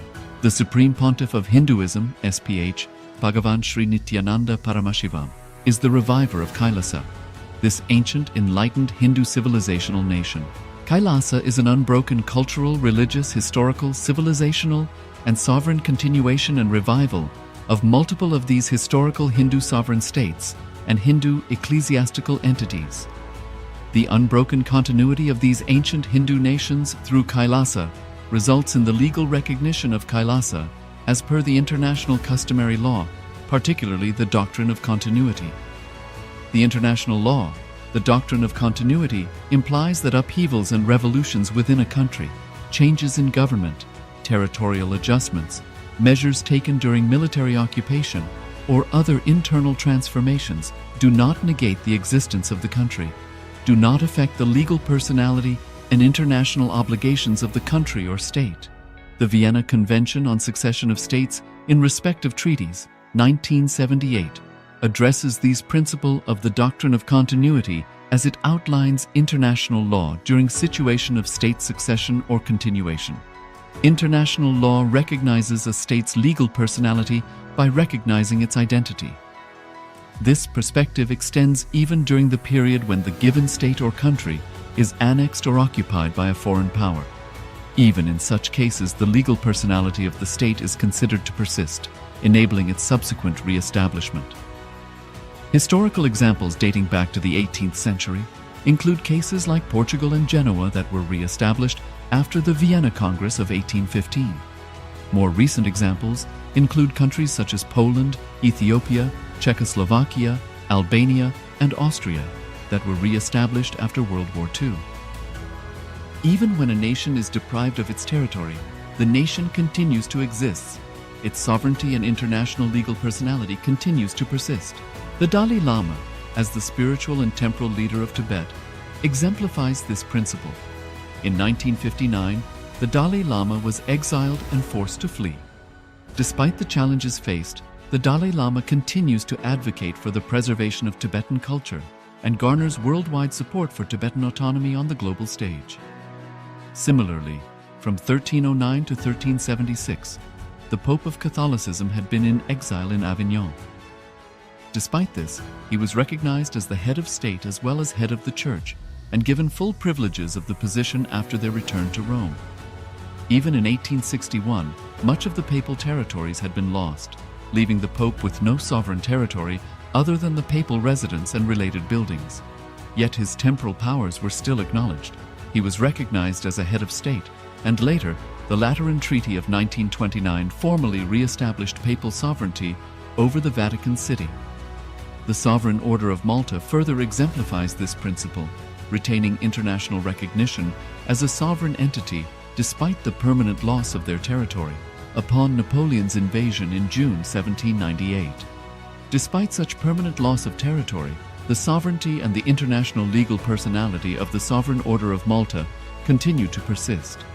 Much later in 1894, the order settled in Rome and acquired two properties, the Magistral Palace and the Magistral Villa, that received extraterritorial status. Today, the order maintains diplomatic relations with 112 countries, issues its own diplomatic passports, currency, stamps, and vehicle registration plates, and has been granted observer status in the United Nations. All these examples of state re-establishment illustrate the principle of continuity of states, as per international law, that a state's legal personality persists over time. A nation continues to exist even after a complete loss of territory. A far more striking example is of the oceanic countries, which are under the threat of their entire nation being drowned and submerged due to rising sea levels owing to global warming.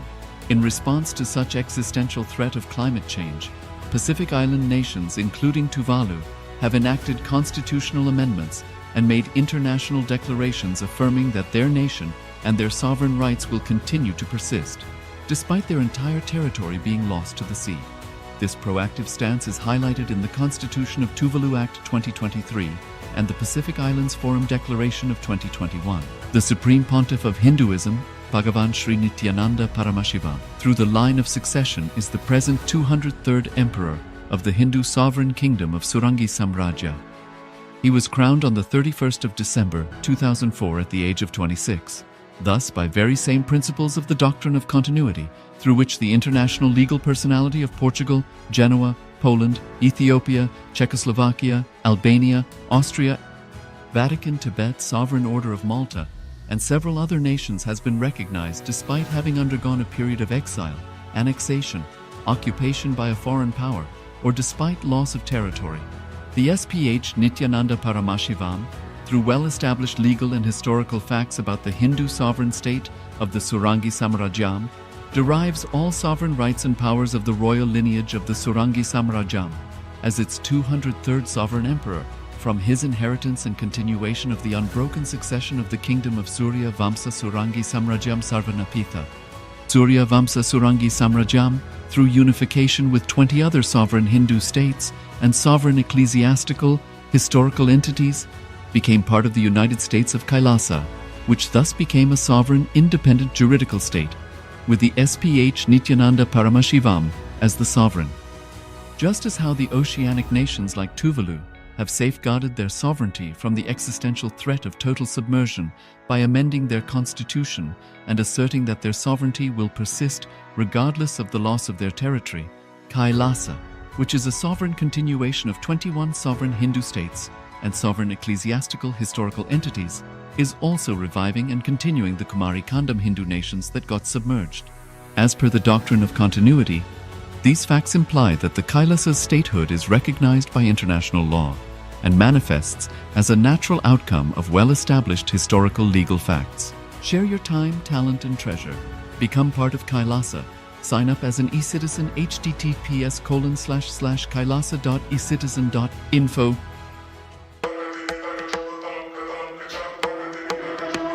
With Paramashiva's grace, we have evolved UAN, United Nations for Ancient Nations. Paramashiva successfully manifested, and now he is introducing this to all of you, to the world formally, United Ancient Nations. It is United Nations for Ancient Indigenous Nations. This is a profound intergovernmental body.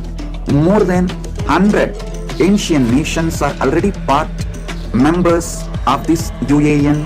It is to unite and support all the indigenous nations, indigenous kingdoms all over the world.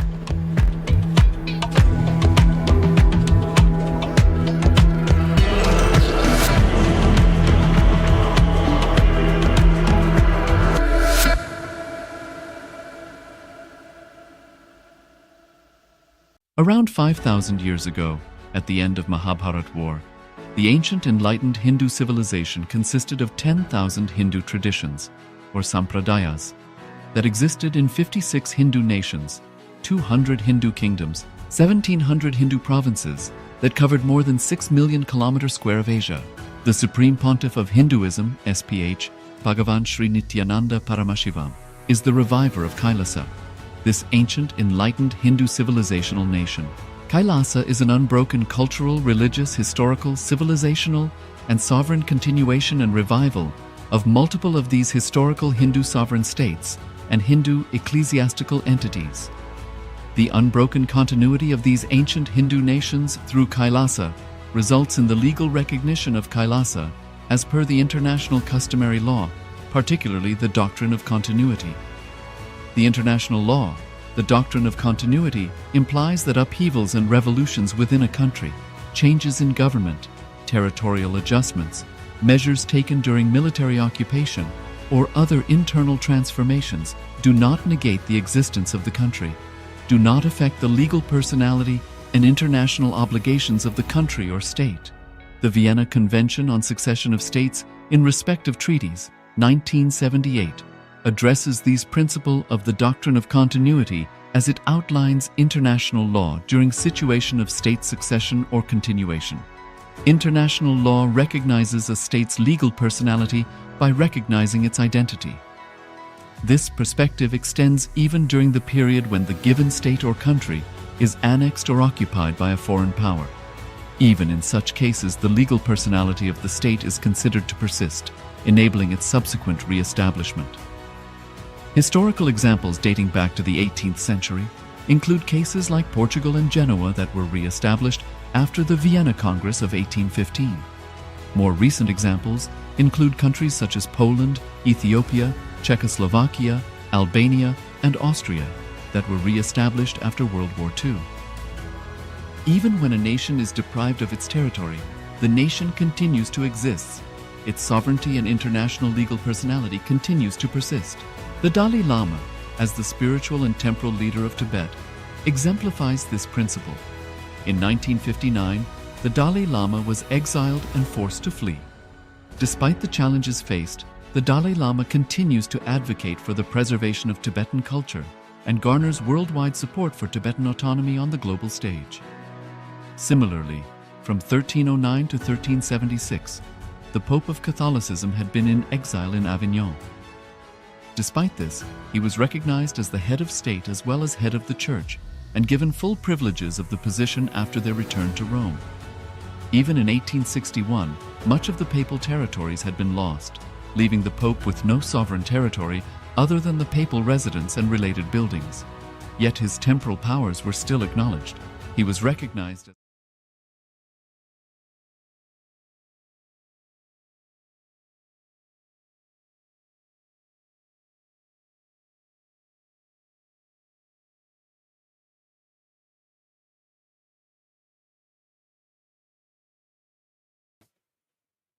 the first sutra.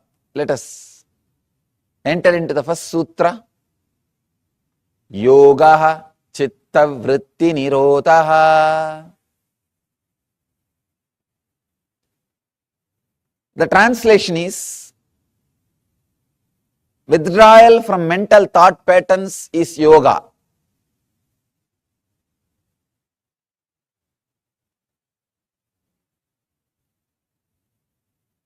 Many times, when these truths are expressed, people who come with a deep devotion and respect, suddenly that click happens. I have seen many times, the same truth, same word I will be expressing to different people, but when they come with a deep devotion, suddenly the click happens. Suddenly, the connection happens. Even about this word, this sutra, I have spoken to many people in the personal conversation because this is my favorite sutra. In this one sutra, Patanjali has finished everything. If you understood this one sutra, you don't need to go further. Nothing else is needed.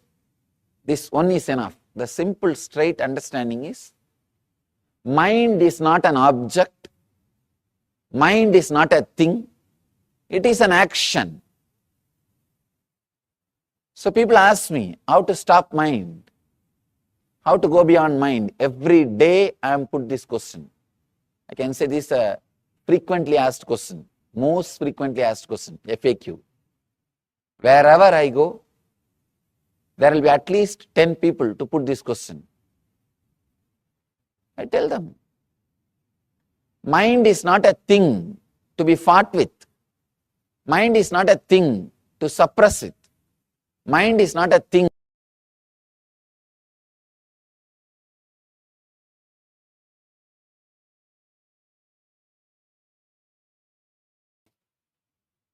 The first sutra, let us enter into the first sutra.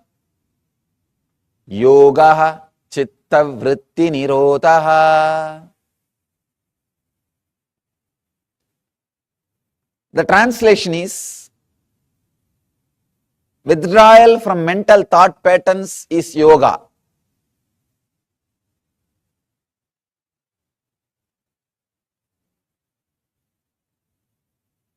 Many times, when these truths are expressed, people who come with a deep devotion and respect, suddenly that click happens. I have seen many times, the same truth, same word I will be expressing to different people, but when they come with a deep devotion, suddenly the click happens. Suddenly the connection happens. Even about this word, this sutra, I have spoken to many people in the personal conversation, because this is my favorite sutra. In this one sutra, Patanjali has finished everything. If you understood this one sutra, you don't need to go further. Nothing else is needed. This one is enough. The simple, straight understanding is, mind is not an object. Mind is not a thing. It is an action. So people ask me, how to stop mind? How to go beyond mind? Every day I am put this question. I can say this is a frequently asked question. Most frequently asked question, FAQ. Wherever I go, there will be at least 10 people to put this question. I tell them, mind is not a thing to be fought with. Mind is not a thing to suppress it. Mind is not a thing to destroy it. It is an action. You know. It is an action. See, just like you are walking. If you don't want to walk, what do? You just sit. Like you are talking. If you don't want to talk, what do? You just be in silence. Same way, mind is an action. If you don't want, don't do it. That's all.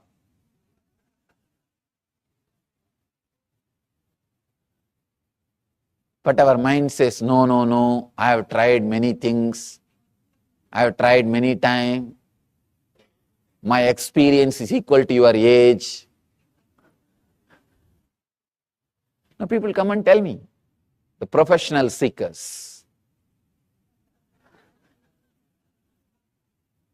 Now they come and tell me, no, no, no, I have seen, I have tried, you don't know.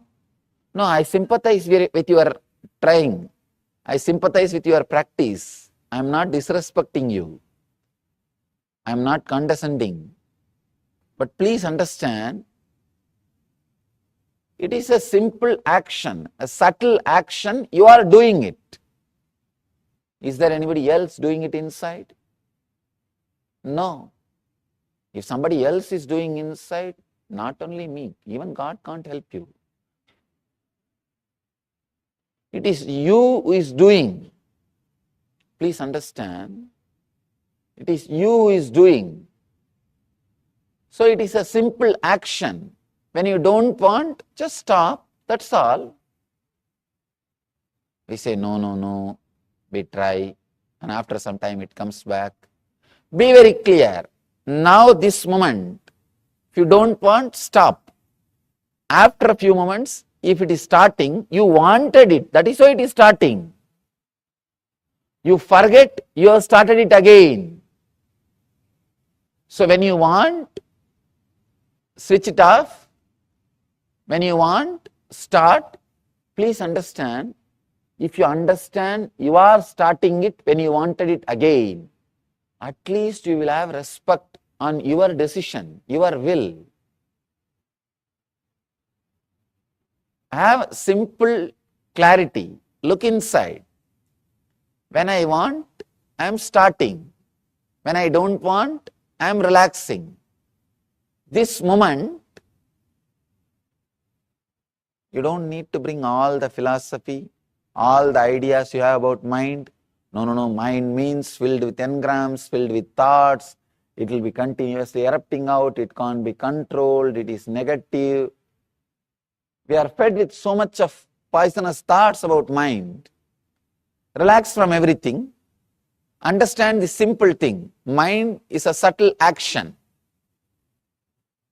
Just like walking is your action, talking is your action, mind is an action.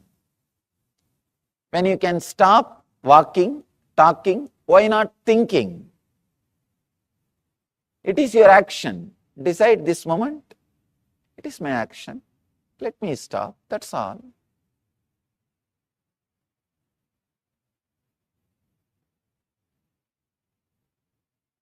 Now mind says, no. It is not that simple. I have tried many years. See, even now I am stopping, it is not stopping.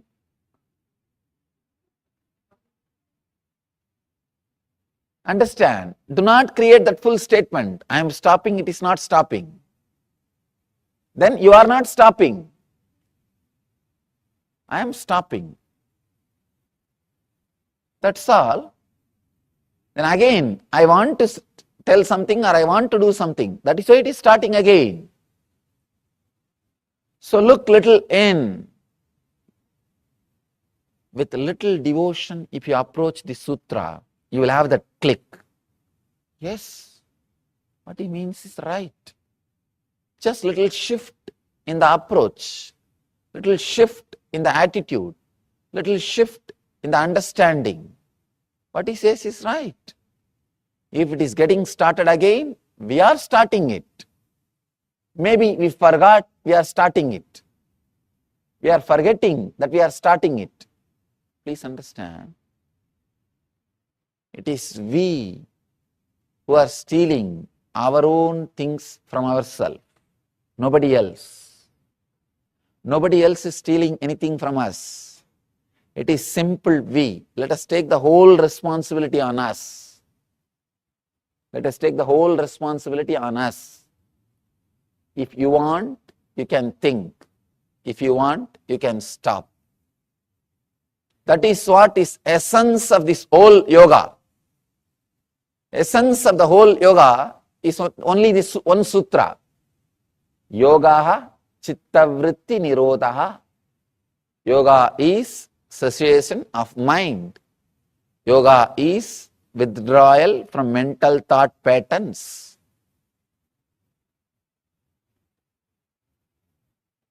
Mind is not a thing. It is an action. If you are sitting, did you ever ask, what happened to my walking? I was walking 10 minutes before. You don't ask, because you know by sitting, you stopped walking. If you are silent, you don't think, where did my talking go? I was talking 5 minutes before. You know, you were talking earlier, now you are silent. That's all. Same way, you can use your mind when needed. You can switch it off when not needed. And you can start again when needed.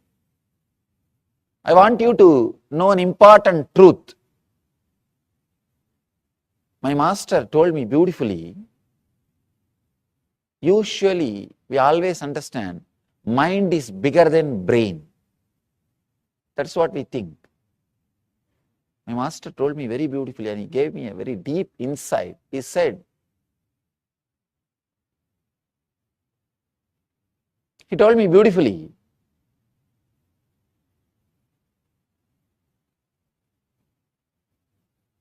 one action of brain is mind. I was shocked. I was shocked when I heard.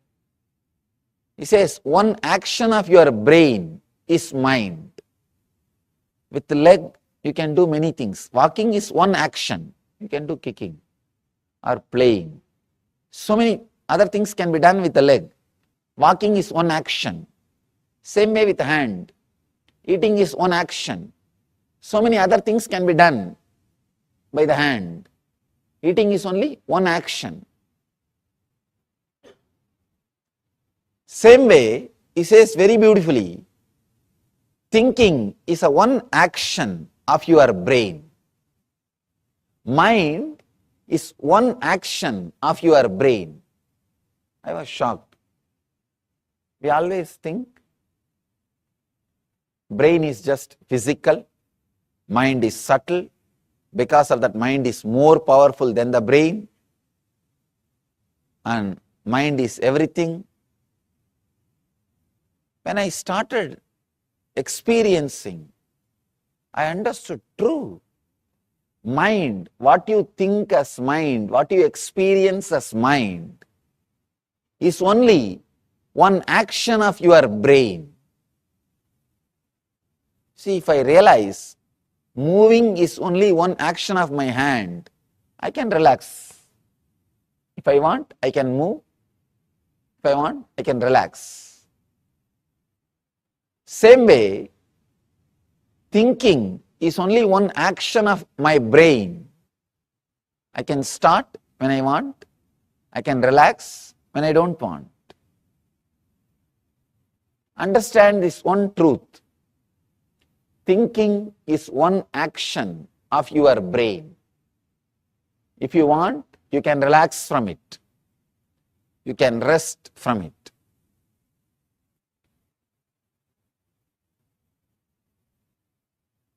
With a deep respect, when I looked into this truth, started analyzing, it is true. It is true. When I learned how to be silent, I understood. Even when you are silent, your whole body is functioning. It means mind is only one part of your brain. Without the mind also, brain is able to operate your day-to-day life. Brain is able to live your life, I can say, in a much better way. In a much better way. Without having what you call as mind and living your life is what I call living enlightenment. That is the essence. Realizing mind is only one part of your action, mind is only one part of your brain, and living without that part or living independent of that part. When you want, you can switch it on and use. When you don't want, you can switch it off and relax. Living independent of that part is what I call living enlightenment. If your mind is part of your brain and you have a courage, clarity to switch it off when needed, switch it on when required, it is your slave. It is under your control. If it is otherwise, if it is an industry, then please understand, you are slave to it. These are some of the important truths. I can say essence. Patanjali is not telling stories. He is not giving you anecdotes. He is not giving you jokes. He is not wasting by telling examples. He is very straight. He is very straight, delivering the truth immediately. In the first sutra, he has delivered the whole book. Now whatever he is saying, it's only going to be different methods. In this one sutra, if you realize, if you understand this one sutra, if click happens with this one sutra, you don't need further. You don't need anything else. Just this one sutra is enough. Sit, understand. Mind is an action, my own action. I can stop.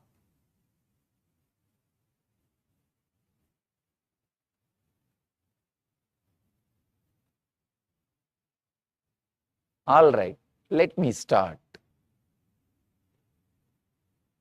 I think I'm done with the whole day. Let me relax. If you can have this awareness, if you can just have this one awareness, nothing else, whenever action is performed, you wanted it. Whenever you want, silence can be created. This one understanding, if it clicks, please understand, if it clicks, you don't need anything further. You are qualified for yoga. These two sutras, first sutra, Ata Yoganusasanam. Now let us enter into the experience of yoga. And second sutra, yoga is cessation of the mind. These two sutras need to be understood. If this second sutra gives you the click, you are qualified for yoga. If you are qualified for yoga, the second sutra will give you the click. If you have objections, no, I don't think it is so easy. I have tried this, I have tried that, I have tried many methods. I know it is not that easy. My mind is filled with negativity. May not be your mind, Swamiji. You are born and brought up in a very spiritual situation. You don't know about my mind. How much of conditioning and problems I had. I had a very abusive childhood. Still, I don't understand that word. Sorry to say that. Wherever I go, people say, I had abusive childhood. What do you mean by that word?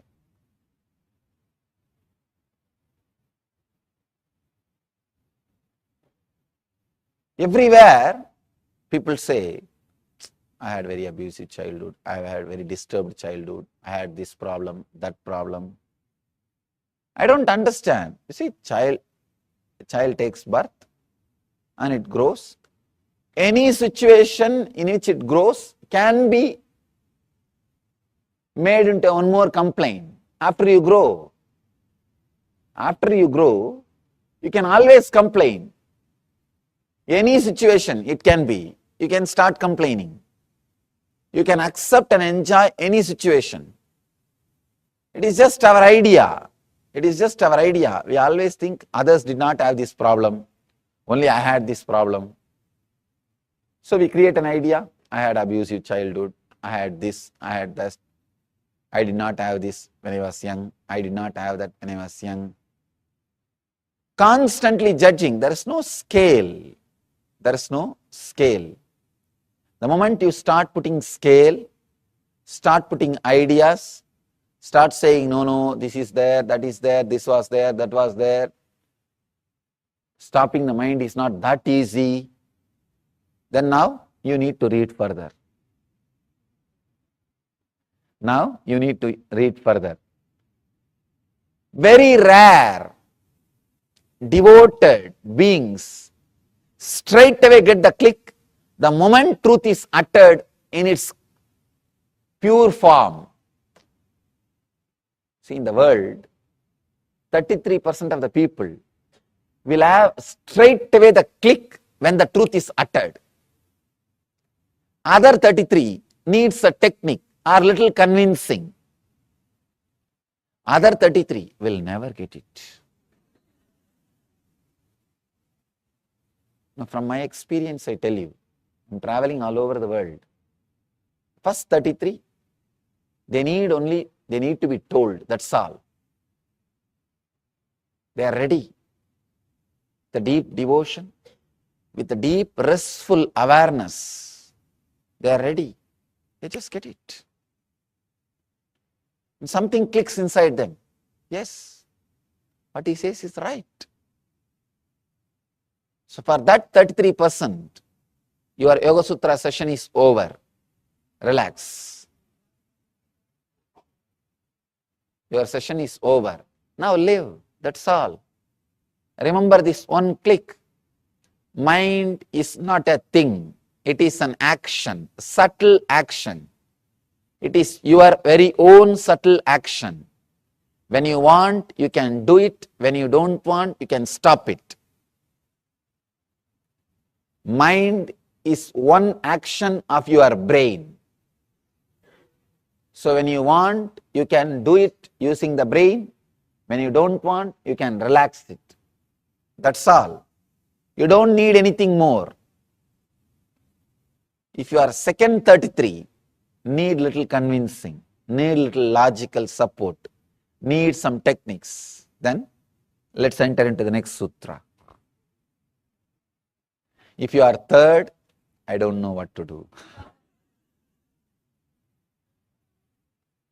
I don't know what to do.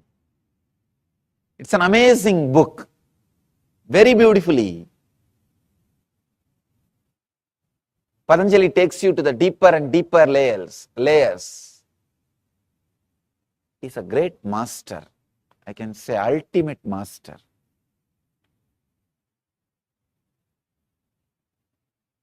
He has solution even for the third 33. When you go deeper, he has solution. There's a beautiful story. One guy was traveling, sitting on his donkey, and the tail of a donkey, a goat was tied. 3 thieves saw him. One thief said, I'll steal the goat from him. The other guy said, I'll steal the very donkey on which he is sitting and traveling. The third guy said, I'll steal the very clothes he is wearing. First guy slowly started walking behind the donkey. The donkey, in the goat's neck, there was a bell ringing continuously.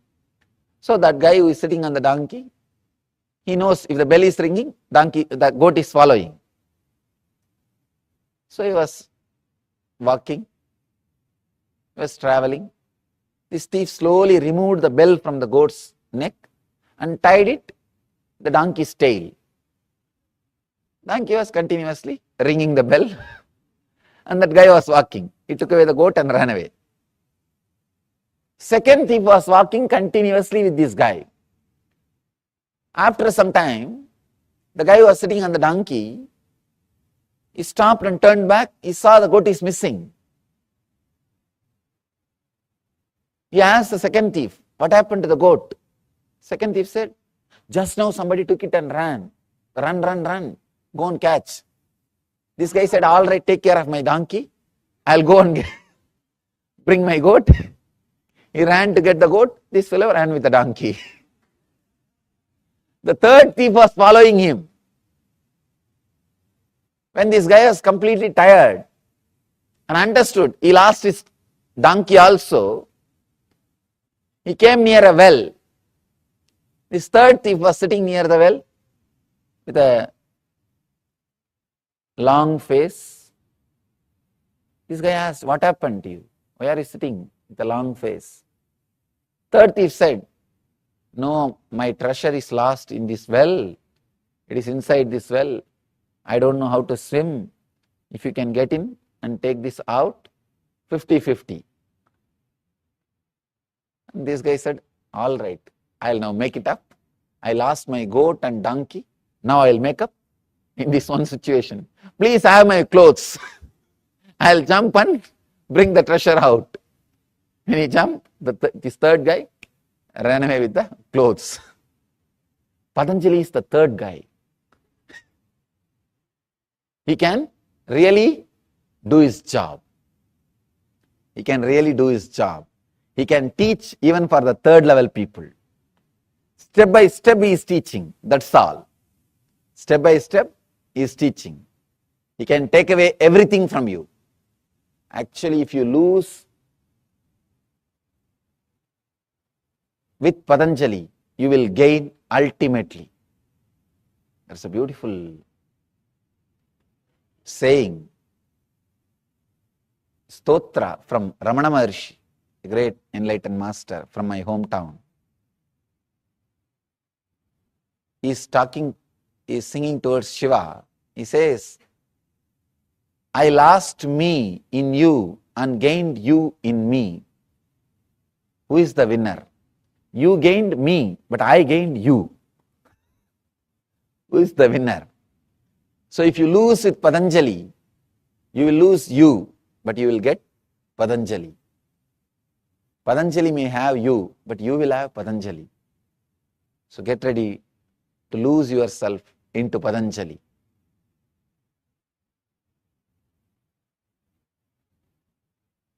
The ultimate master is not just a scholar. He's a great master. Straight away gives you the techniques. I can say this book is Science of Miracles. Manual for miracles. There are some books which creates philosophers. There are some books which creates kings. There are some books which creates business people. This is the book which can create masters who will create religions. This is a book which can create masters who will create religions.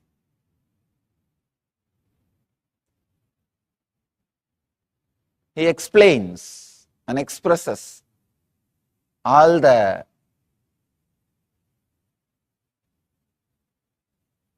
inner science or secrets of the miracles and spiritual experiences. This sutra, withdrawal from mental thought patterns, is yoga. Yogaha chitta vritti nirodhaha, needs to be understood from another dimension. Let me try to explain this, another dimension. Actually, when the chitta vrittis, when the mental patterns are stopped, suddenly you enter into a different zone. It's like if all the threads which are tying the balloon, if it is cut, suddenly balloon flies to a different space. Same way, for all the thoughts which are pulling you down, if it is cut, your consciousness soars to a different height. It reaches a different zone. It stays in a different zone.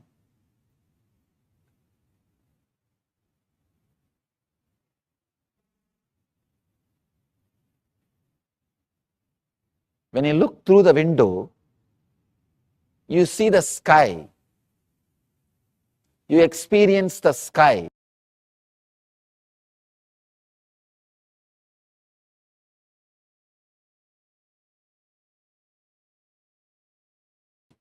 When you look through the window, you see the sky. You experience the sky. But sky itself can't be reduced to the size of window. Same way, when the thoughts disappear, you experience the ultimate truth.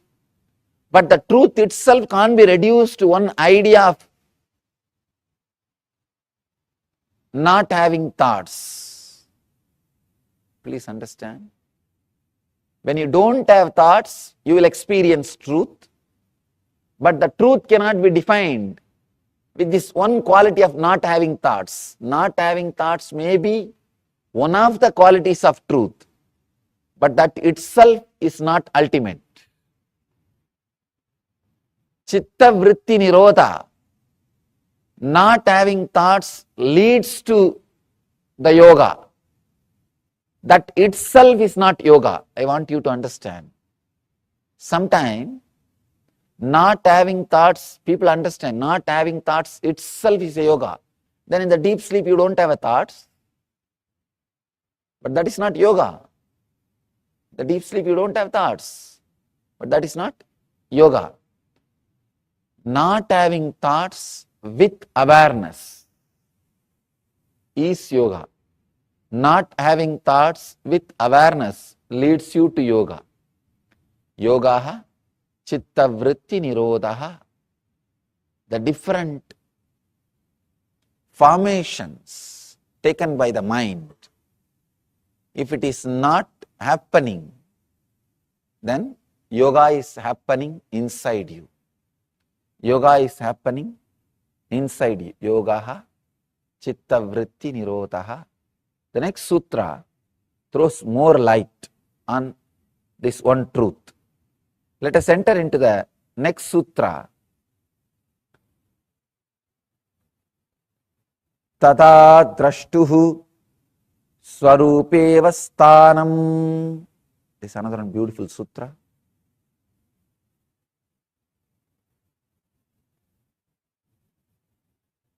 Let me give you the translation.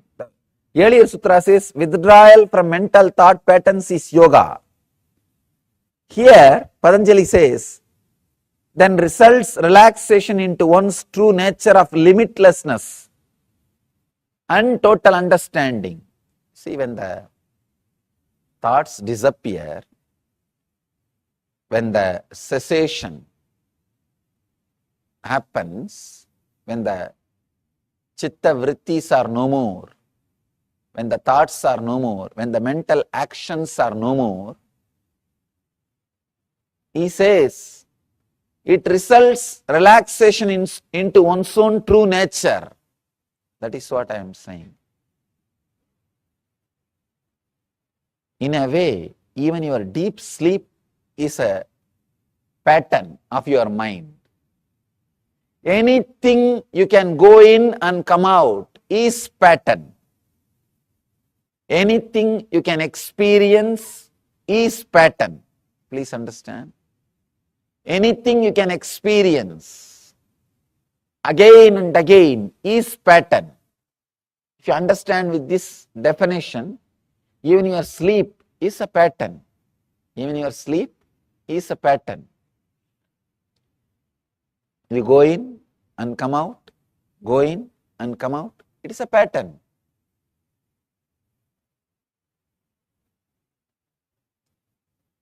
When you really relax, Patanjali says here, then results relaxation into one's true nature. Swarupe vasthanam. You are established into your own true self. Please understand. These are some of the basic truths.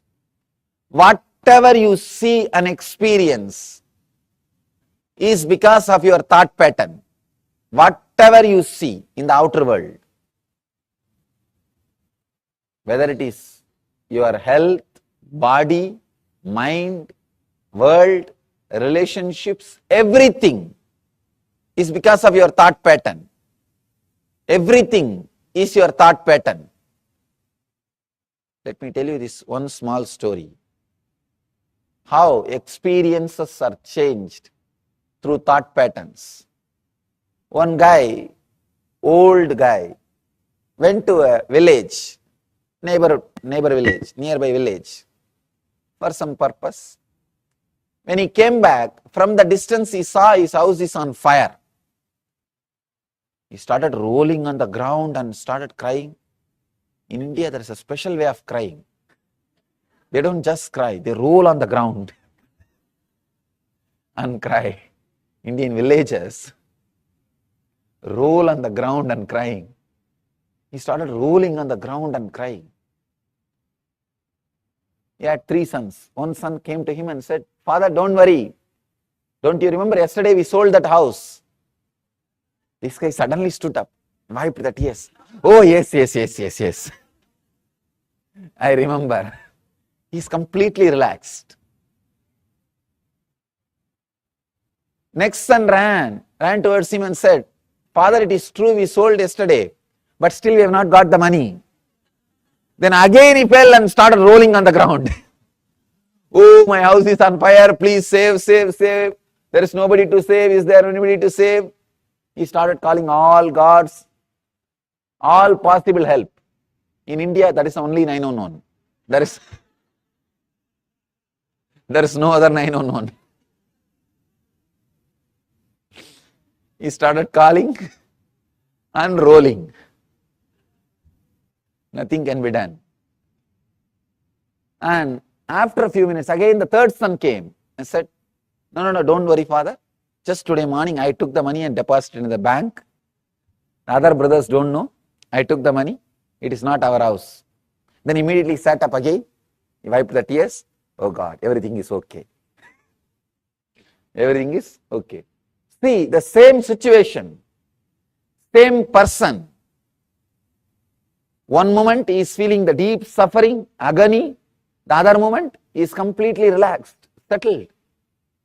Thought patterns. Thought patterns. That plays a major role. Actually, I can say that is the only thing in the life, nothing else. It's a thought patterns. There is another one beautiful story in Zen. It's a very deep, subtle truth which will really help you to understand the sutra in a deeper way. People ask me, Swamiji, do you mean to say we should not cry in the situations like this? Somebody's house is on fire, how to be there without crying? People say, I can't be that insensitive, especially when it comes to the death of near and dear one, or some losing the love of a near and dear one. That kind of situations, I can't be so insensitive. People ask me, then I can't be so insensitive. Can't I become enlightened? Understand, it's a very subtle truth you need to understand. One is accepting the situation. Another one is accepting the response happening inside your inner space. There is a beautiful story, Zen story. There was a great master. His disciple also is an enlightened master, Suzuki. When Suzuki's master passed away, the disciple, his name is Suzuki, he started crying, weeping, rolling on the ground. All the other disciples came and asked, Master, what is this? You are an enlightened being. How can you cry like this? How can you weep? Then Suzuki says, if an enlightened person should not cry, get lost. I am not interested in your enlightenment. I can't be so insensitive to this situation. I am crying because I'll miss his physical presence.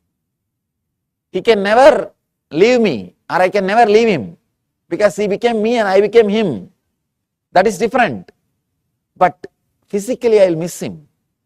I'll miss the graceful actions of him and the beautiful conscious leela, conscious play happening around him.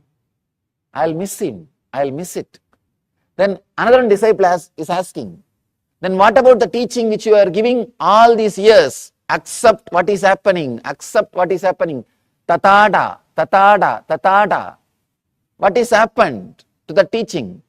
Have you taught this to us without you experiencing? Please understand, very beautiful truth. Just understanding can give you a very strong click.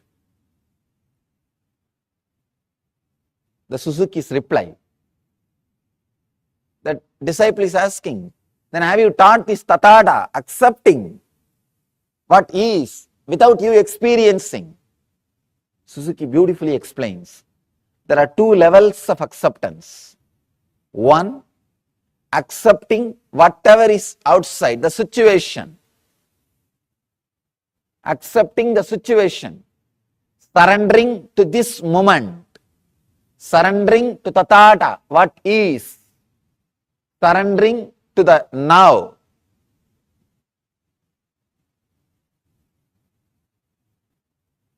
when surrendering to the now happens, that does not mean you will be insensitive.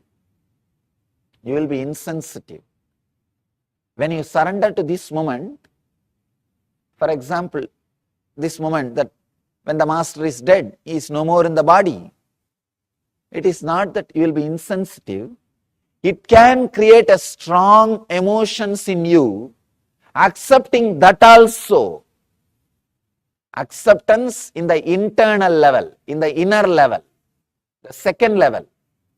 See, usually what we do, we try to accept the situation in the outer world. Then immediately we have a scale. If I accept, I should be behaving like this in the inner world. You don't have acceptance in the inner world. You have a scale. If I accept this situation, I should be peaceful, collective, calm, restful. You have a scale about the inner world. You accepted the outer world, means you are very moral, conscience based, but not conscious based. There is a big difference between just accepting the outer world happening and accepting the outer and inner world happenings. Here, Suzuki is throwing a light, new light on Tathata, acceptance.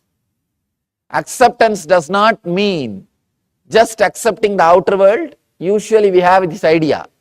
If I accept the situation in the outer world, immediately I should become calm, quiet, relaxed, restful. I should not have any agitation. I should not have any irritation. I should not have any response. You have a, then it means what? Then you are not accepting the inner world. Surrendering to the now means accepting the outer world and the response which is happening in the inner world. Suzuki throws an important light on acceptance. So I have accepted the master has left the body. Same way I accepted the response which is happening in me, that pain, that suffering, that separation. I accepted that also. This is the complete acceptance. Complete acceptance. Here, that is what Patanjali describes. Yogaha chitta vritti nirodhaha. When completely you accept, when there is no chitta vritti, when there is no action, actually when you have the both acceptance, suddenly you will see you are established in your swarupa, in your nature. We all know only one acceptance. We say, I accept the situation as it is. But you have a strong idea. If you accept the situation, how you should behave, how your mental state should be, there you miss acceptance. There you are not accepting. You should accept in both levels. I accept the outer world situation and I accept what is the response of that outer world situation in my inner situation, inner space. I accept both the space. I accept externally and internally. Then suddenly you will see, you will be unclutched. You will be unclutched. You will be in that space of swarupa, your nature, your own nature. When you are accepting only the outer world and unable to accept what is happening in the inner world, you cannot be in nature. You cannot be established in your nature. If you have to be established in your nature, both acceptance need to happen. One is the acceptance of the situation and accepting the response happening inside you. Only then the chitta vritti nirodha happens, means cessation of the mind happens. Only then the thought patterns disappear. The thought patterns disappear. Only then you are established in swarupa. He says, then results in relaxation into one's true nature of limitlessness and total understanding. Both levels of acceptance. just external acceptance is very easy because you have to accept. You have to accept. And external acceptance is taught as a moral value from the beginning to all of us. And moreover, external acceptance is from the beginning told to us. We try to imitate. We try to live that. We try to do that. But internal acceptance is not needed. Not only that, you can hide it. Externally, if you don't accept, everybody will know. But internally, if you don't accept, nobody will know. Just accepting externally and playing the game is a beautiful ego game. You can post to everybody, see how cool I am, how calm I am, how integrated I am. People start playing game even in all these levels. People start accepting things or trying to pose silence or peaceful, restful awareness just to pose others, just to tell others how cool they are, how calm they are, how restful they are. They try to play game even in this level. But when you accept internally also, suddenly the unclutching happens. So, it's a very beautiful sutra, amazing truth. I want all of you to contemplate, internalize the sutra, this one idea. I do not want to add more and more ideas. I want to do exactly the same work as Patanjali did. I do not want to comment on this work. I want to repeat it. I am not commenting, I am repeating. Because commenting may add more confusions. There are hundreds of commentaries. I can say thousands of commentaries. It may add more confusions. I don't want to comment. I want you to internalize, experience this one idea. This one idea, internalize continuously. Mind is an action. If I want, I can stop. If I am acting, I wanted it. Take the responsibility. If I am acting, I wanted it. Who can take the responsibility for your action? Only you. If you are walking, you want it. If you are talking, you want it. If you are minding, you want it. If you are thinking, you want it. So let the shift happen in your consciousness. If you are thinking, you want it. If you are talking, you want it. If you are sitting, you want it. So let you understand this one truth. Take the responsibility on your shoulder. If you are thinking, you want it. Only then you can stop when you want it. Patanjali is not putting responsibility on anybody else. In this whole 199 sutras, he speaks only in one sutra about God. That also is not describing the nature of God. Where is he residing? How is he going? How is he sitting? How is he traveling? No. He says, Ishvara Pranidhanani. Let us surrender everything unto the God. It is one spiritual quality. He is not even bothered about God. He is bothered about the surrendering, that quality. He is not talking anywhere else about anything. He says, you can use God as a tool to surrender. That's all. As a tool to surrender. As an object to surrender. That's all. He takes the complete responsibility. So, take the complete responsibility. Even surrendering with responsibility. Understand? Surrendering with responsibility is enlightenment. Responsible surrender is enlightenment. I have seen people surrendering or claiming that they are surrendered. Oh God.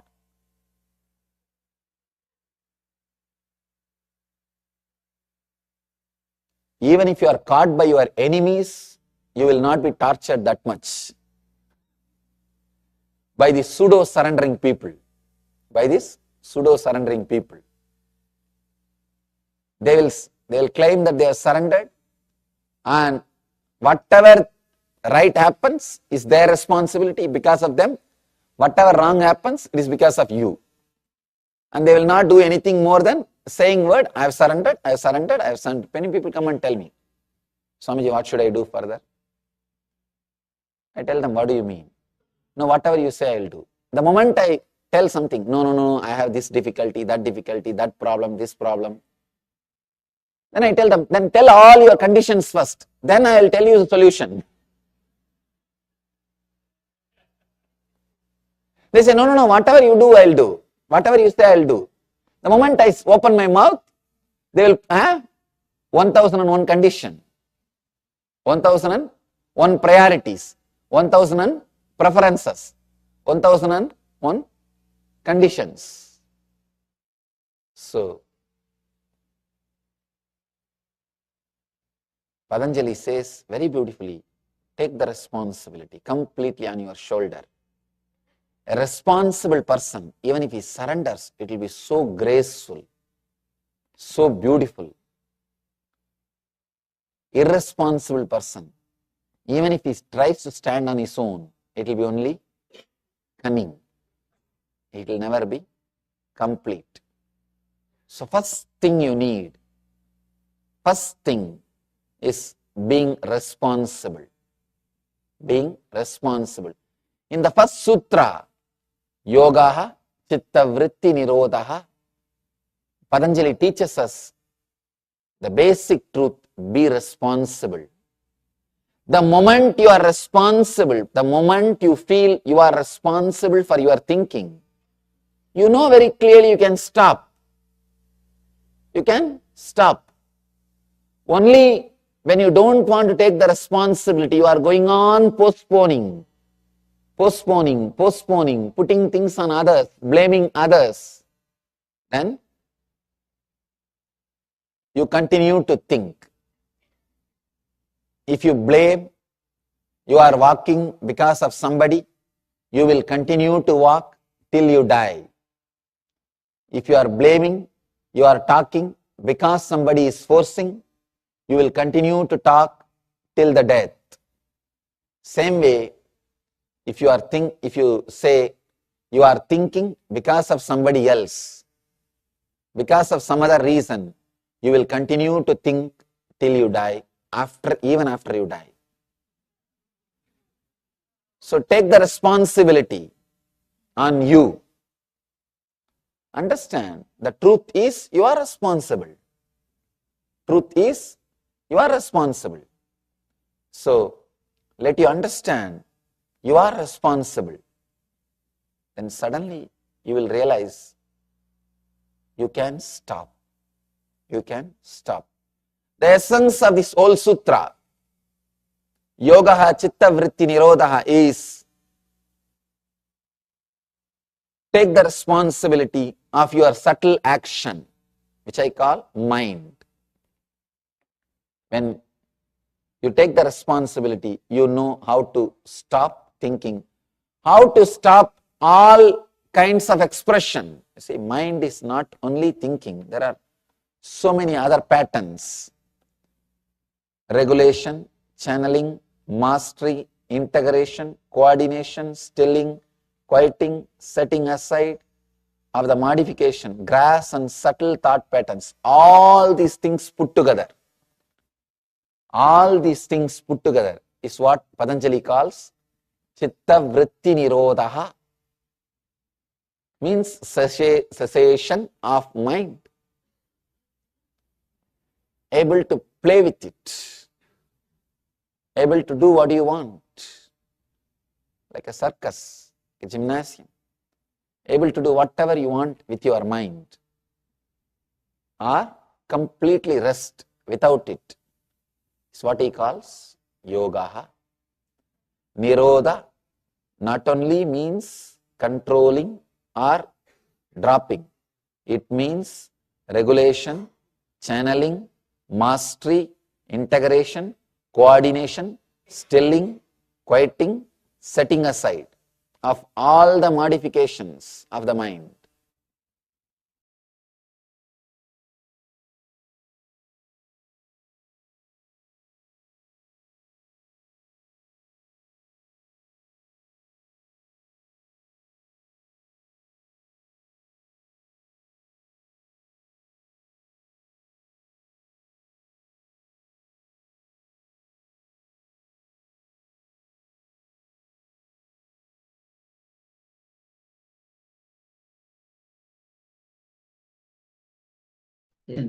So Swami says that Patanjali talks about take responsibility.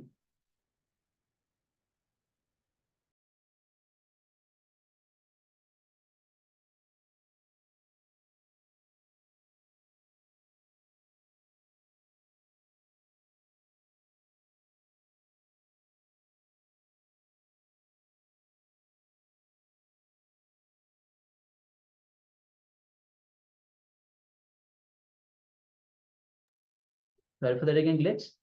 So Patanjali says that take responsibility for your actions, every action.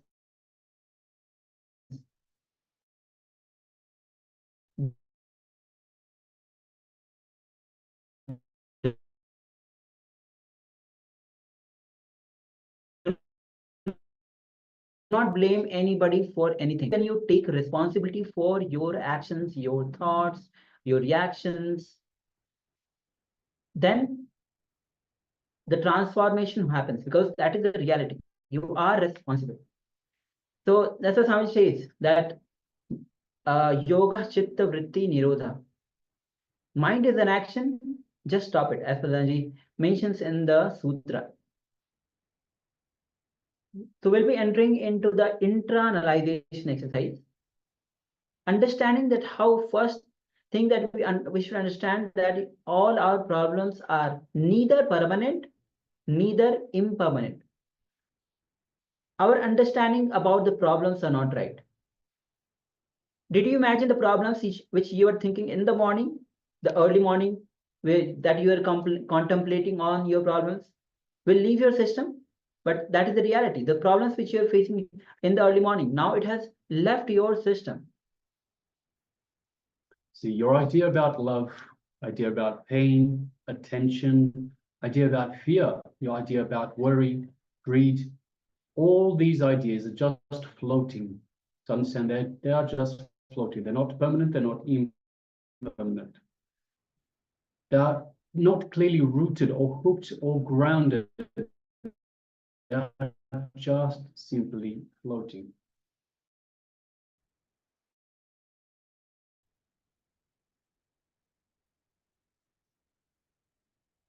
Yes, understand that the first key you need to understand,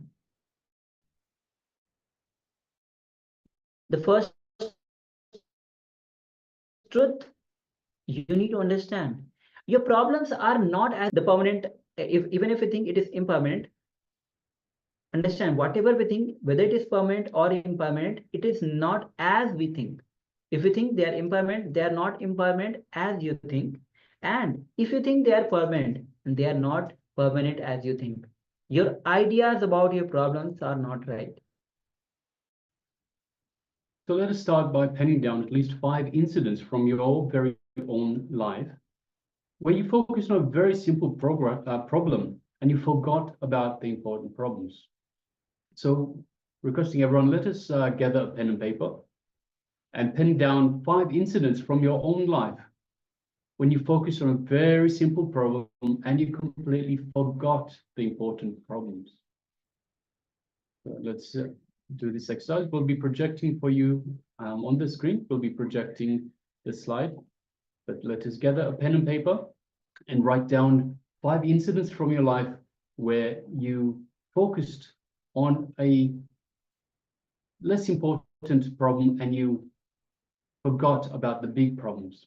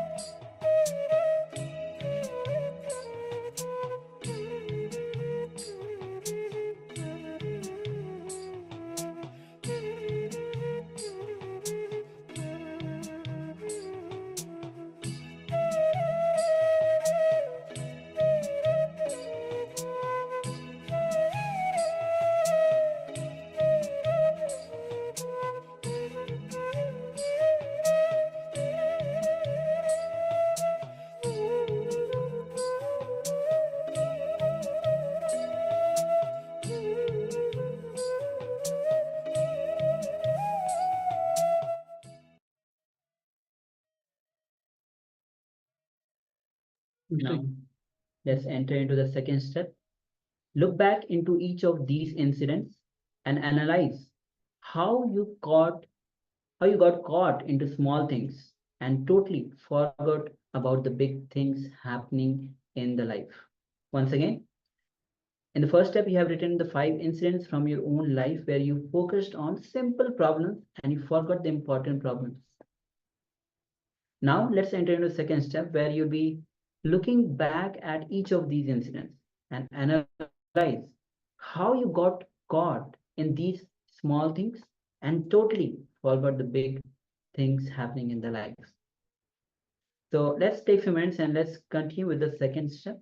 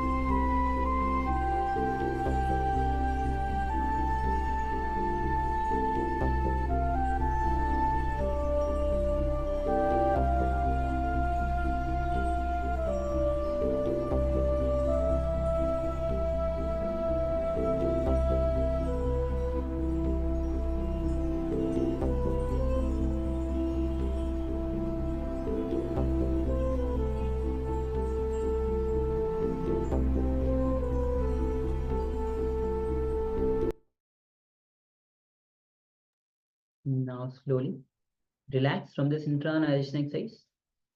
Understand, every time that you perform the internalization exercise, you look inside you. What is going on, how you act, how you react in different situations. And in this particular situation, how you forgot the big problems and you got caught up in the small problems. This is very important to understand and even to realize how we forget the big problems and get caught up in the small problems in our life.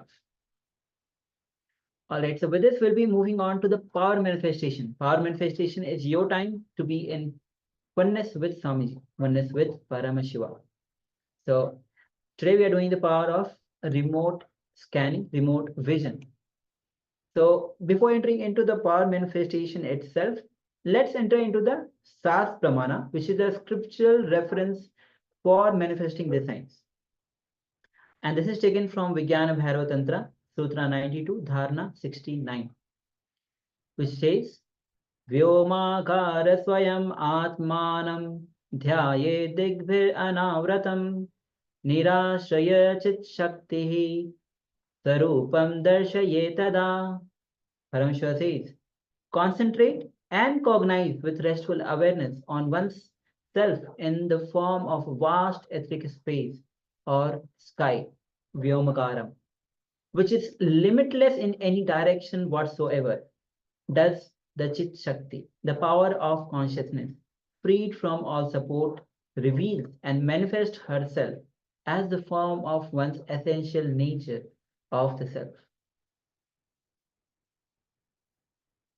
All right, so for this round of power manifestation, we will scan the image in front of the Acharya. So ourselves, we will be staring at an image. We'll be having an image in front of us, and we ask ourselves, the participants, to scan, so through the power of remote vision, scan the image that is on our monitor. So let us get ready. You don't have to close your eyes, but you can. And we advise that you do close your eyes, because when you close your eyes, you remove any visual distractions, anything that can, any stimuli that can distract you from the power manifestation. So there's always going to be something moving around or something that catches your eyes. So it's better that we close our eyes and remove these visual distractions. So let's sit comfortably with the head, neck, and spine in a straight line. Let us close our eyes. And let's get ready for this power manifestation. Just before we start, we request everyone to please come on camera. So let's first welcome everyone. So we have Ma Yang Guila, Nithyananda. Nithyananda. We have Ma Trinetrikananda, Nithyananda. Nithyananda. We have Ma Somya, Nithyananda, welcome. Nithyananda Somya. We have Charmaine Muse, Nithyananda, welcome. Nithyananda. We have Yipyanye Aya, Nithyananda. Nithyananda. We have Ma Paramashiva, Nithyananda. Ma Gui Shu Jing, Nithyananda, and Ma Zhang Tzi Ho. So welcome, Nithyananda, everyone. Welcome, everyone. It's good to have you with us. And let us get ready for these power manifestations. So the power manifestation today is the power of remote vision. So once again,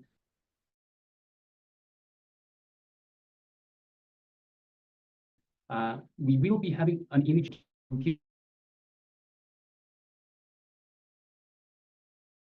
to give us the details of the image that ourselves, the acharyas, have. So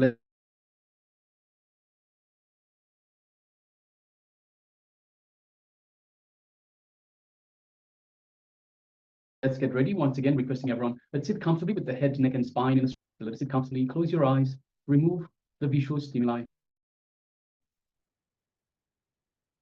And let us bring our awareness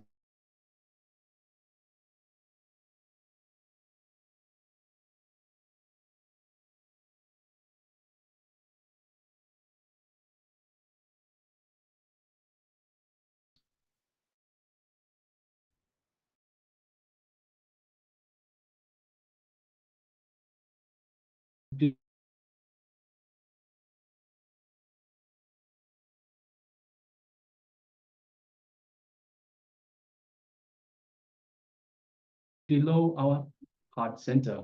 So our heart center, our Anahata chakra. So let's bring our awareness to the Anahata. And let us remember, Swamiji, let us remember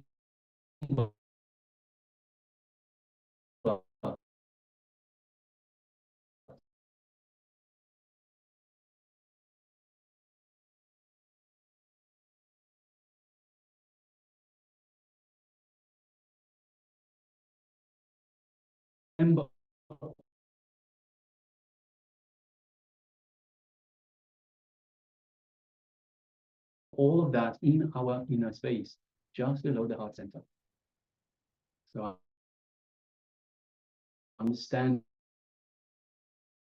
just by remembering in space. They're available, waiting for you to reach out. So let us do just that. Let us reach out to Swamiji, reach out to the Master, the Supreme Pontiff of Hinduism, living incarnation and avatar, incarnation of Paramashiva himself. Let us remember Swamiji in our inner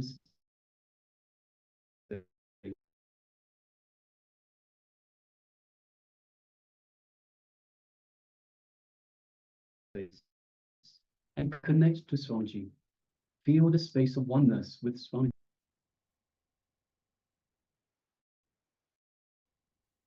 Now, from this space, let us move our awareness to the third eye, just between the eyebrows.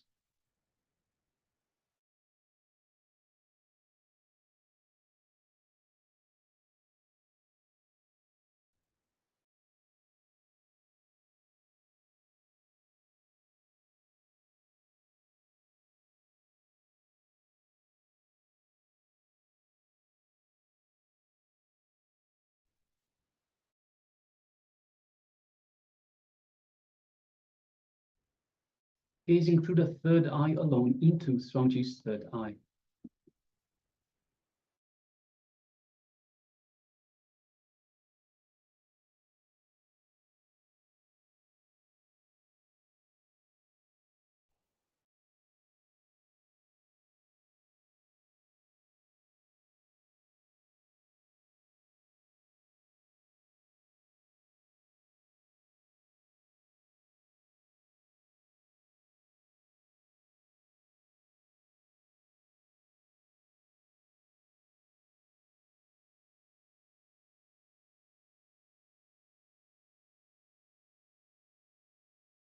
Around 5,000 years ago, at the end of Mahabharat War, the ancient enlightened Hindu civilization consisted of 10,000 Hindu traditions, or sampradayas, that existed in 56 Hindu nations, 200 Hindu kingdoms, 1,700 Hindu provinces that covered more than 6 million kilometers square of Asia.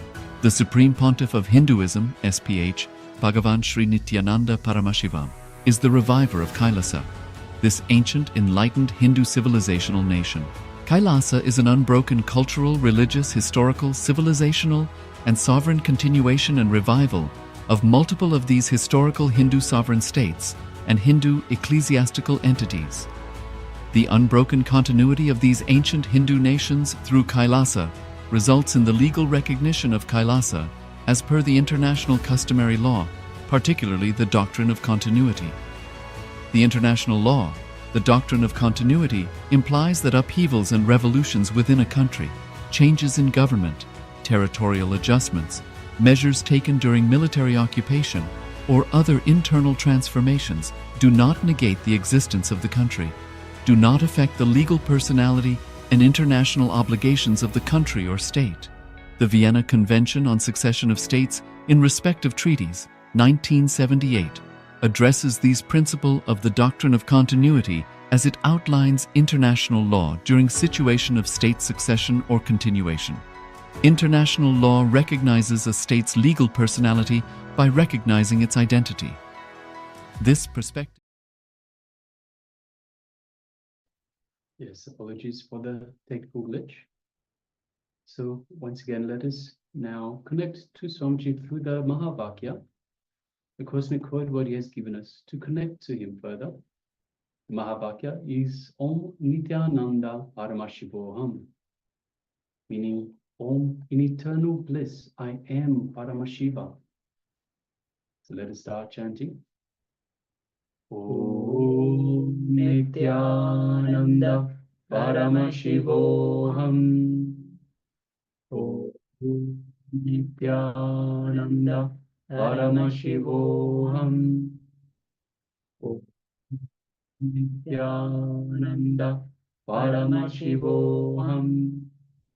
Yes, continue chanting this Mahavakya throughout the power manifestation. And from this space of oneness with Swamiji, let us start manifesting this power of remote vision. The image is being displayed for ourselves, Acharyas. So you need to scan the image that is in front of the Acharyas. Let's begin.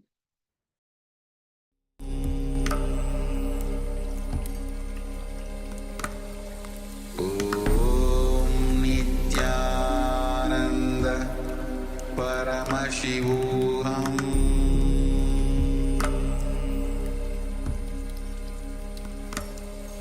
Om Nithyananda Paramashivoham.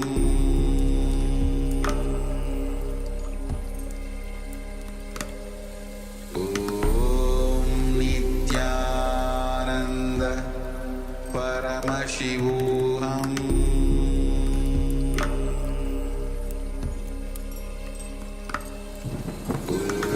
Om Nithyananda Paramashivoham.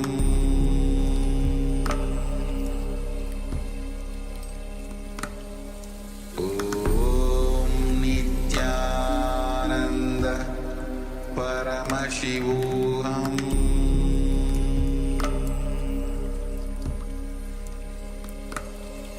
Om Nithyananda Paramashivoham.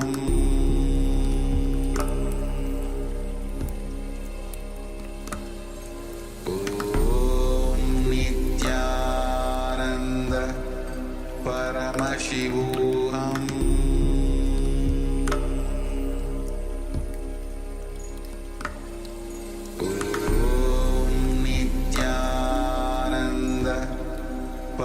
Paramashivoham.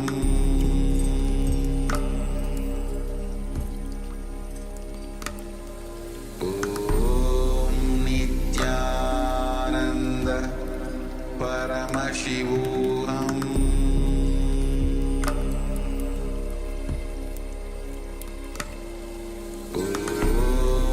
Nithyananda Paramashivoham.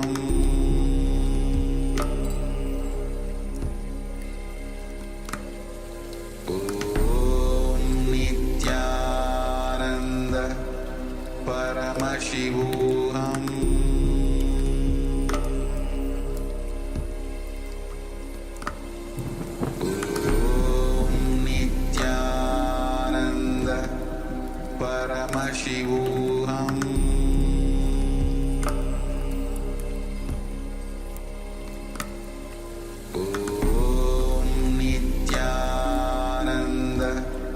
Paramashivoham.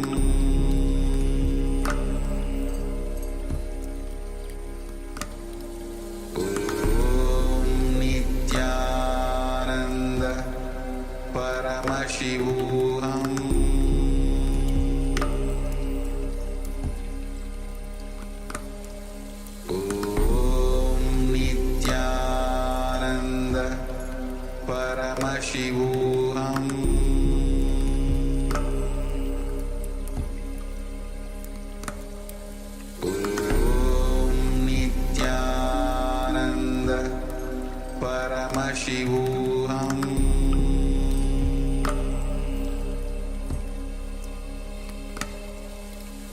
Om Nithyananda Paramashivoham.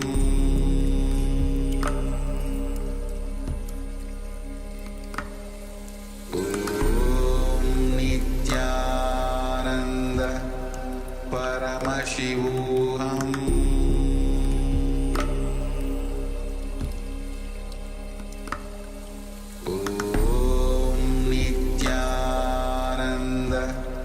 Paramashivoham.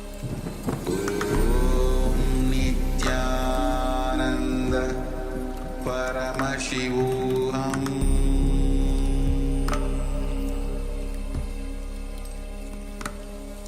Om Nithyananda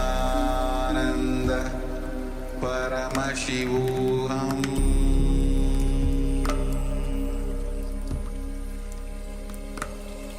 Om Nithyananda Paramashivoham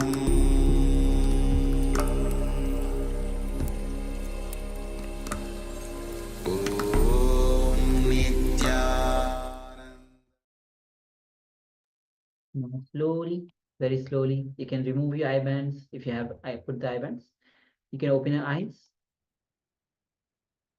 And let's take a moment and start sharing what was revealed to you as you're manifesting the power of remote vision through the power of third eye, seeing the details of the picture far off. So remote vision, that's the power of remote vision. So let's take a few minutes and start sharing, though we already have one sharing from Soumya. So let's go ahead, all of you, you can start sharing your revelations of the third eye.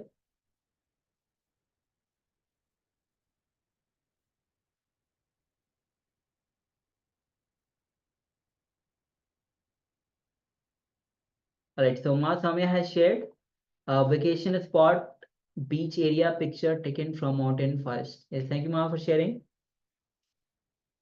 Yes, please go ahead and start sharing.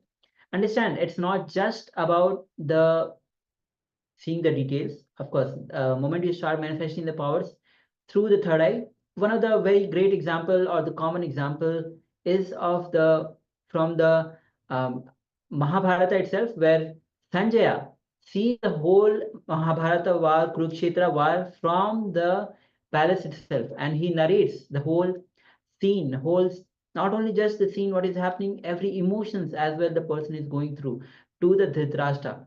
So this is the power of remote vision which Vyasa Muni gives to Sanjaya.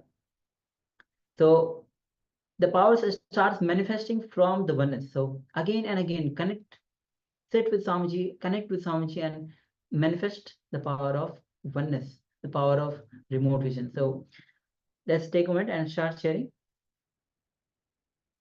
Once you have shared, we'll be projecting the image on your screen so that we can verify our power manifestation.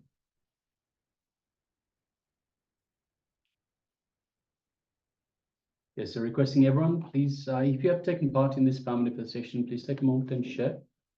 So we have Ma Anafan, Nithyananda Ma. Also welcome Ma Anafan, Nithyananda. Yes, welcome Ma.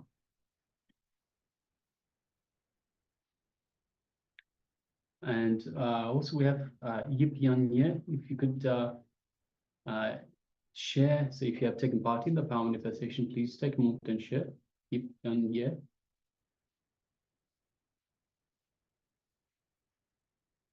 And everyone else that is not on camera, requesting everyone please come on camera. We have Ma Yang Hui Lan, Ma Trinethikananda, we have Ma Paramashiva, we have Gui Su Yixing, and Ma Zhang Ziho. Requesting everyone please come on camera. Please come on camera and be available in the camera frame. And we request everyone to please, if you have taken part in the power manifestation, take a moment and share what was revealed to you in your third eye.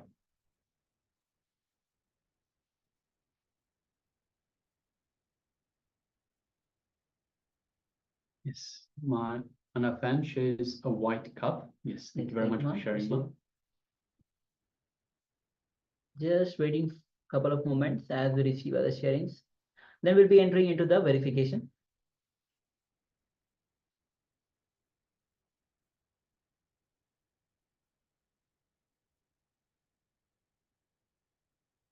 All right, so with this, let's move to the verification. We'll be projecting you the image on your screen. Yes, so this is the scene, this is the picture that the acharyas are looking at. So you can see it's kind of a rural village, African village. Whole scene is there. You can see the clouds, the kind of a small huts, houses.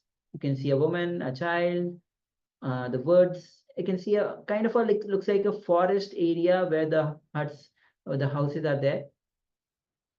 Yes, so this is the scene. So Samya says a vacation spot, beach area, picture taken from mountain forest. It's not a beach area though, and we definitely have kind of a forest setup, but there's no mountains and vacation spot. Actually, many people like to go to the villages just as a vacation spot.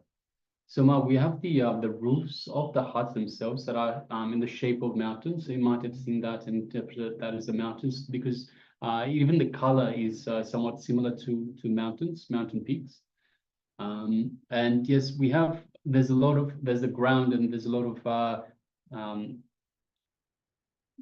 yellow and light brown sand that is on the ground. So you might have interpreted that as being the beach one. So yes, thank you very much for sharing, Ma. Definitely, we have the trees behind that looks like a forest. So yes, thank you very much for sharing, Ma, and congratulations for manifesting. Ma Anna shares white cup. It might be there inside the house, inside the huts, but not visible in the camera though. Yes, thank you, Ma. Thank you for sharing. We do have a lot of white. So yes, we have white in the clouds. We have white. There's a couple of huts, a couple of houses that have white roofs. So yes, we do have a lot of white marks. So yes, thank you very much for sharing. Yes. All right. So with this, we'll be entering into the next revelation by Swamiji. So first revelation by Swamiji on understanding that how, as Patanjali says, yoga chitta vritti nirodha. Cessation of mind is yoga.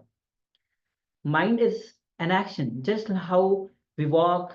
When we want to stop, we can just stop walking. When we move our hands, when we want, we can just stop our hands for movement. In the same way, mind is also our action. Whenever we wish, we can stop it. So with this, as the first revelation was Swamiji on how mind is an action. Now we'll be entering into the next revelation by Swamiji, which is going to be on conscious access to the superconscious happening. Swamiji shares that superconscious happening is happening again and again. Only when we are conscious, we can gain access to that superconscious happening. So let's enter into this revelation with Swamiji. Please come to the space of listening and let's begin.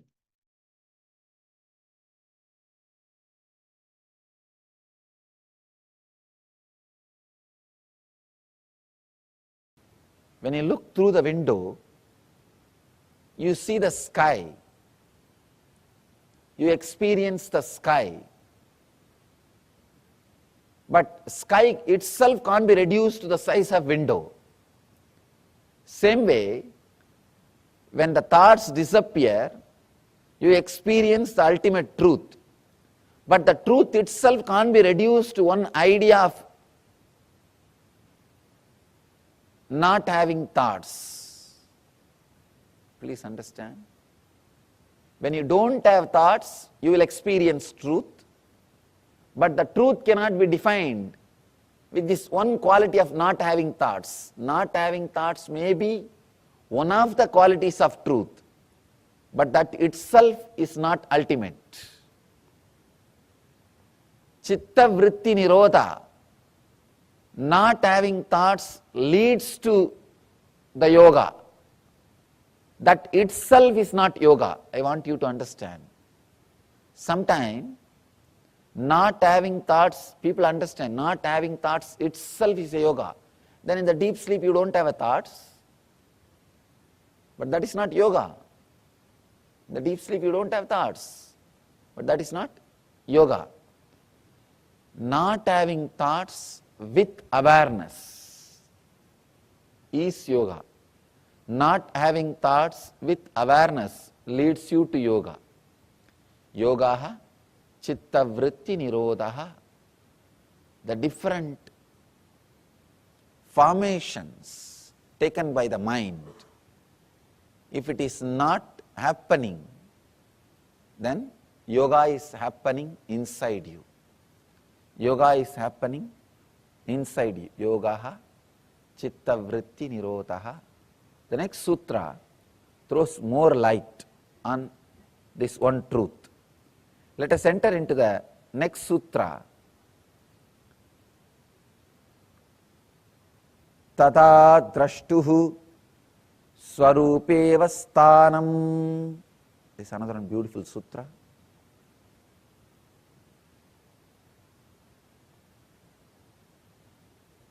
Let me give you the translation. The earlier sutra says withdrawal from mental thought patterns is yoga.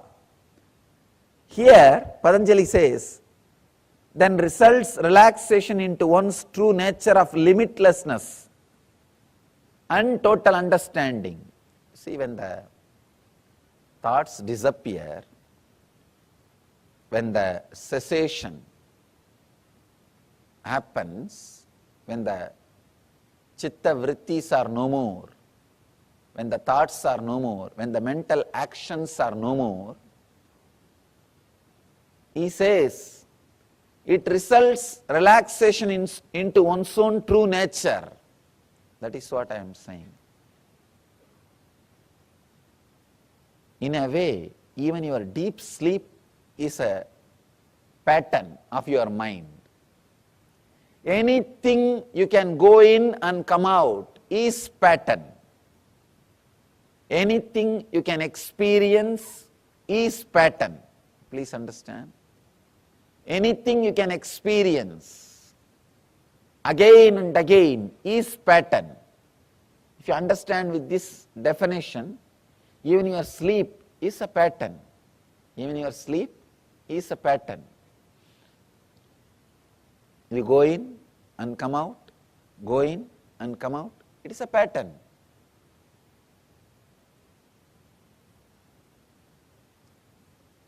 When you really relax, Patanjali says here, then results relaxation into one's true nature. Swarupe vasthanam. You are established into your own true self. Please understand. These are some of the basic truths. Whatever you see and experience is because of your thought pattern. Whatever you see in the outer world, whether it is your health, body, mind, world, relationships, everything is because of your thought pattern. Everything is your thought pattern. Let me tell you this one small story. How experiences are changed through thought patterns. One guy, old guy, went to a village, neighbor village, nearby village, for some purpose. When he came back, from the distance he saw his house is on fire. He started rolling on the ground and started crying. In India, there is a special way of crying. They don't just cry, they roll on the ground and cry. Indian villages roll on the ground and crying. He started rolling on the ground and crying. He had 3 sons. One son came to him and said, "Father, don't worry. Don't you remember yesterday we sold that house?" This guy suddenly stood up, wiped the tears. "Oh, yes. I remember." He's completely relaxed.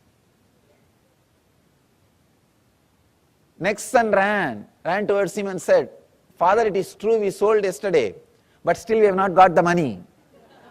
Then again he fell and started rolling on the ground. "Oh, my house is on fire, please save. There is nobody to save. Is there anybody to save?" He started calling all gods, all possible help. In India, that is only 911. There is no other 911. He started calling and rolling. Nothing can be done. And after a few minutes, again the third son came and said, No, don't worry, father. Just today morning I took the money and deposited in the bank. The other brothers don't know. I took the money.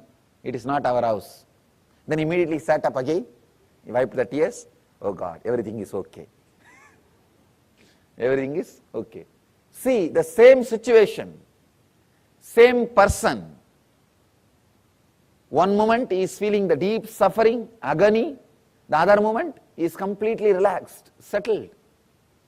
Thought patterns, that plays a major role.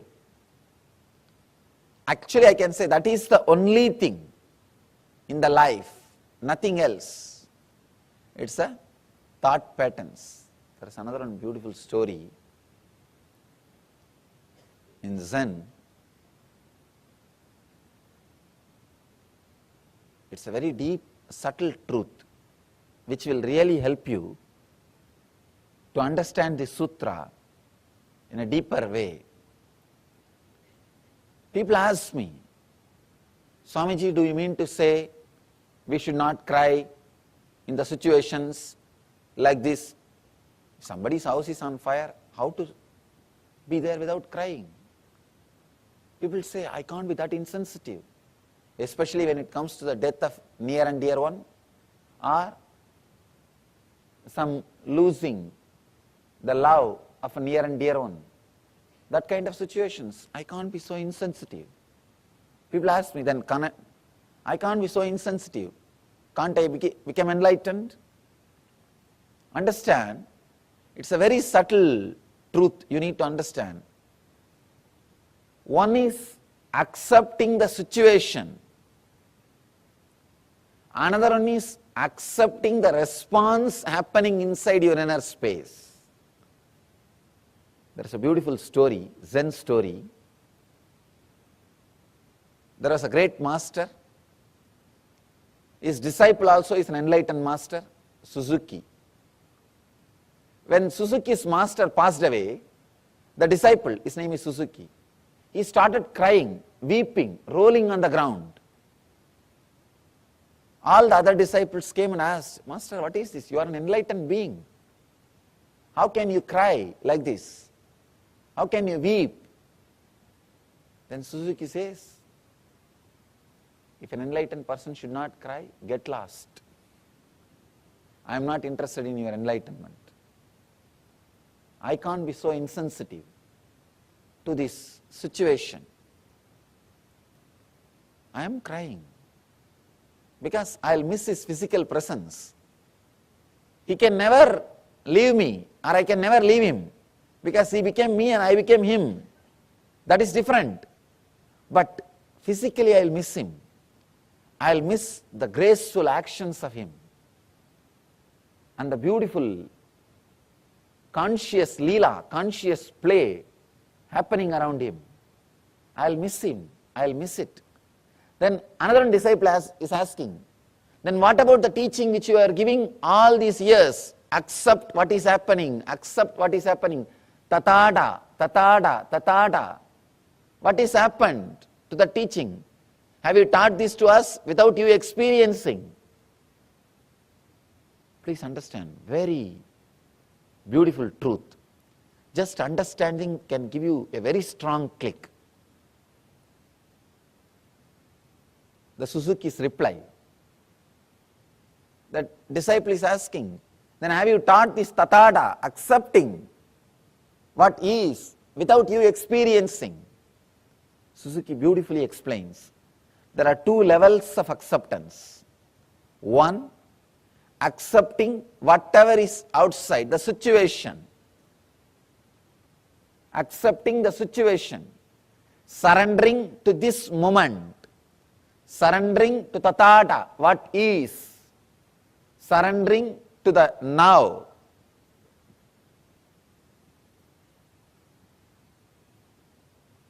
When surrendering to the now happens, that does not mean you will be insensitive. You will be insensitive. When you surrender to this moment, for example, this moment that when the master is dead, he is no more in the body. It is not that you will be insensitive. It can create a strong emotions in you, accepting that also. Acceptance in the internal level, in the inner level, the second level. See, usually what we do, we try to accept the situation in the outer world. then immediately we have a scale. If I accept, I should be behaving like this in the inner world. You don't have acceptance in the inner world.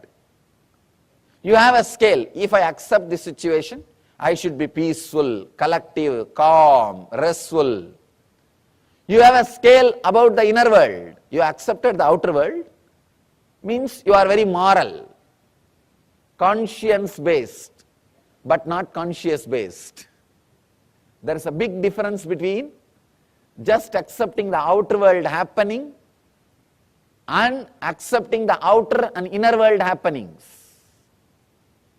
Here, Suzuki is throwing a light, new light on Tathata, acceptance. Acceptance does not mean just accepting the outer world. Usually we have this idea.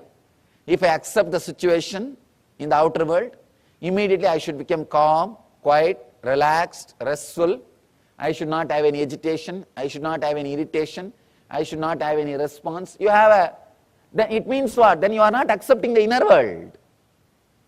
Surrendering to the now means accepting the outer world and the response which is happening in the inner world. Suzuki throws an important light on acceptance. So I have accepted the master has left the body. Same way I accepted the response which is happening in me, that pain, that suffering, that separation. I accepted that also. This is the complete acceptance. Complete acceptance. Here, that is what Patanjali describes. Yogaha chitta vritti nirodhaha. When completely you accept, when there is no chitta vritti, when there is no action, actually when you have the both acceptance, suddenly you will see you are established in your swarupa, in your nature. We all know only one acceptance. We say, I accept the situation as it is. But you have a strong idea. If you accept the situation, how you should behave, how your mental state should be, there you miss acceptance. There you are not accepting. You should accept in both levels. I accept the outer world situation and I accept what is the response of that outer world situation in my inner situation, inner space. I accept both the space. I accept externally and internally. Then suddenly you will see, you will be unclutched. You will be unclutched. You will be in that space of swarupa, your nature, your own nature. When you are accepting only the outer world and unable to accept what is happening in the inner world, you cannot be in nature. You cannot be established in your nature. If you have to be established in your nature, both acceptance need to happen. One is the acceptance of the situation and accepting the response happening inside you. Only then the chitta vritti nirodha happens, means cessation of the mind happens. Only then the thought patterns disappear. The thought patterns disappear. Only then you are established in swarupa. He says, then results in relaxation into one's true nature of limitlessness and total understanding. Both levels of acceptance. Just external acceptance is very easy because you have to accept. You have to accept. And external acceptance is taught as a moral value from the beginning to all of us. And moreover, external acceptance is from the beginning told to us. We try to imitate. We try to live that. We try to do that. But internal acceptance is not needed. Not only that, you can hide it. Externally, if you don't accept, everybody will know. But internally, if you don't accept, nobody will know. Just accepting externally and playing the game is a beautiful ego game. You can post to everybody, see how cool I am, how calm I am, how integrated I am. People start playing game even in all these levels. People start accepting things or trying to pose silence or peaceful, restful awareness just to pose others, just to tell others how cool they are, how calm they are, how restful they are. They try to play game even in this level. But when you accept internally also, suddenly the unclutching happens. So, it's a very beautiful sutra, amazing truth. I want all of you to contemplate, internalize the sutra, this one idea. I do not want to add more and more ideas. I want to do exactly the same work as Patanjali did. I do not want to comment on this work. I want to repeat it. I am not commenting, I am repeating. Because commenting may add more confusions. There are hundreds of commentaries. I can say thousands of commentaries. It may add more confusions. I don't want to comment. I want you to internalize, experience this one idea.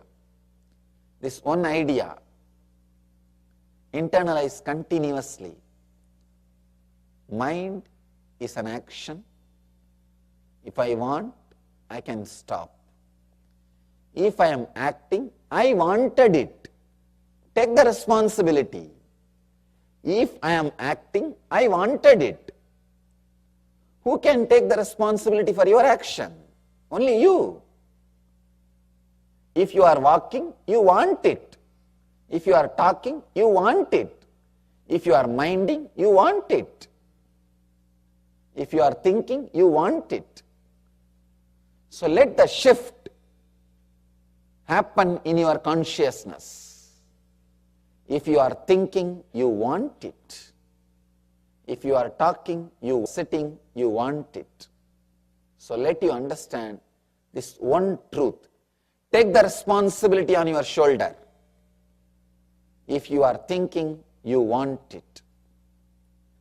Only then you can stop when you want it. Patanjali is not putting responsibility on anybody else. In this whole 199 sutras, he speaks only in one sutra about God.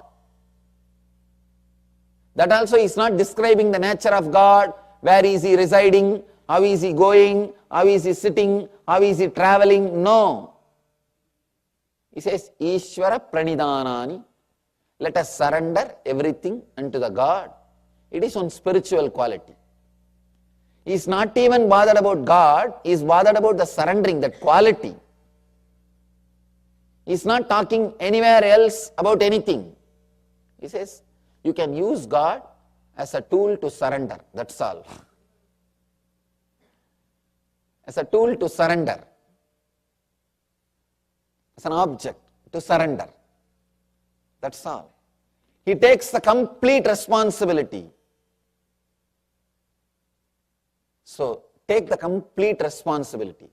Even surrendering with responsibility. Understand? Surrendering with responsibility is enlightenment. Responsible surrender is enlightenment. I have seen people surrendering or claiming that they are surrendered. Oh God.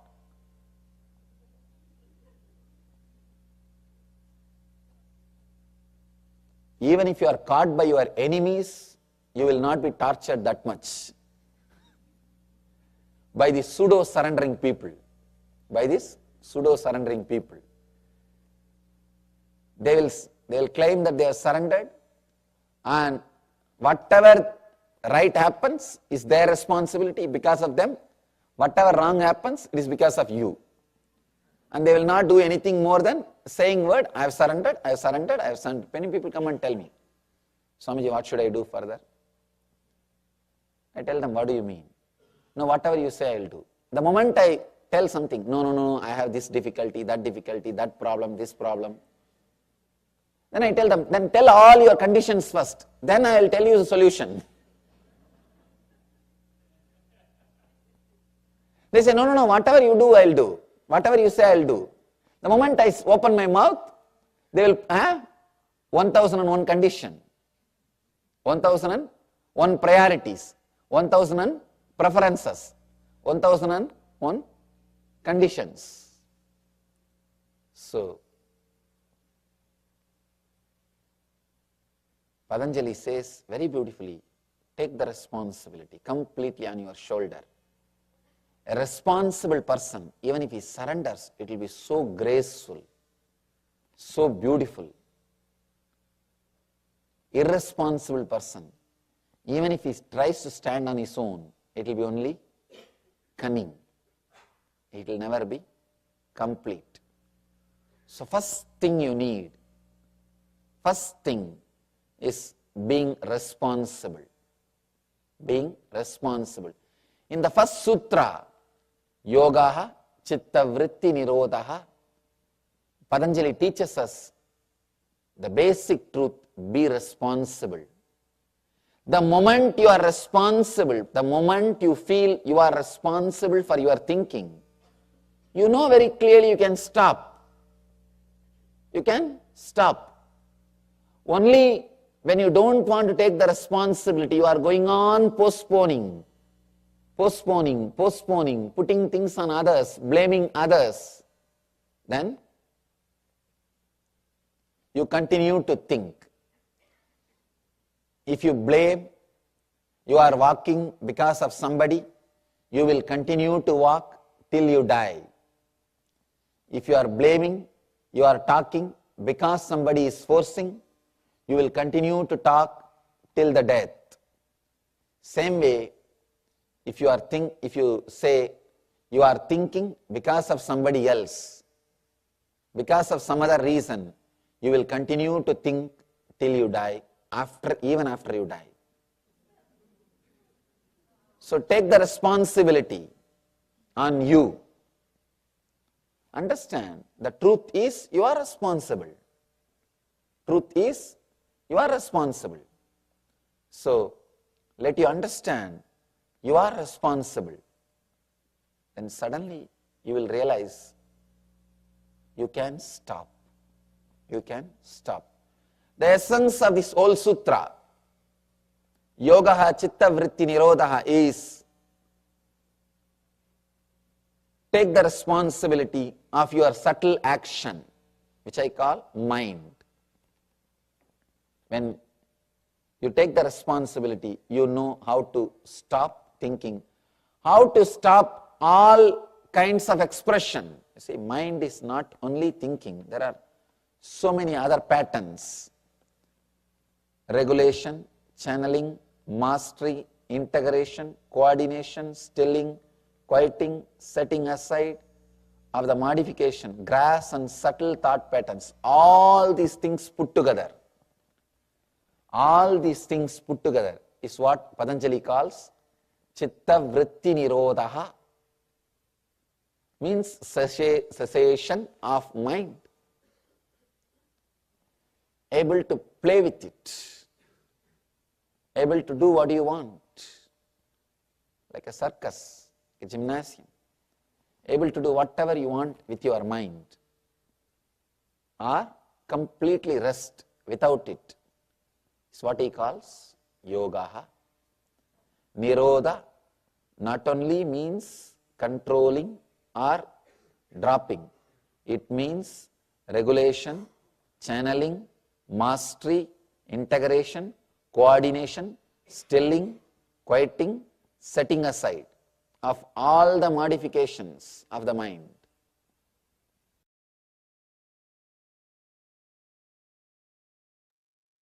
So the conscious access to the superconscious happening. So Swamiji reveals on how when you feel that you are responsible, and you stop blaming others and taking responsibility onto yourself, only then you'll realize that mind is your action. Whenever you want, you can stop it. And then you enter into space when you take conscious access to this responsibility. When you take the responsibility for this conscious access, you enter into the space of super conscious happening. So now we'll be entering into a meditation, a short meditation where Swamiji will be revealing on how to have the mastery over your mind. So let's get ready for this meditation. So let's come to the space of listening and let's enter into this meditation. You can find a place for yourself where nobody disturbs you, because it's a meditation. Find a secluded place for yourself. So let's enter into this meditation.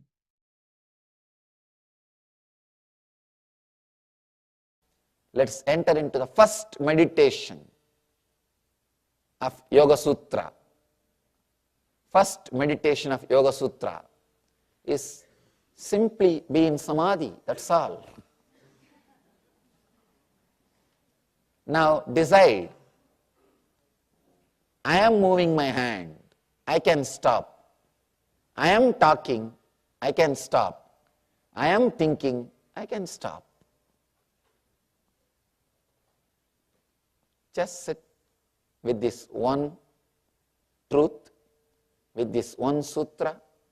If you are thinking further, be very clear, you are thinking. Perfectly all right, thinking is not wrong.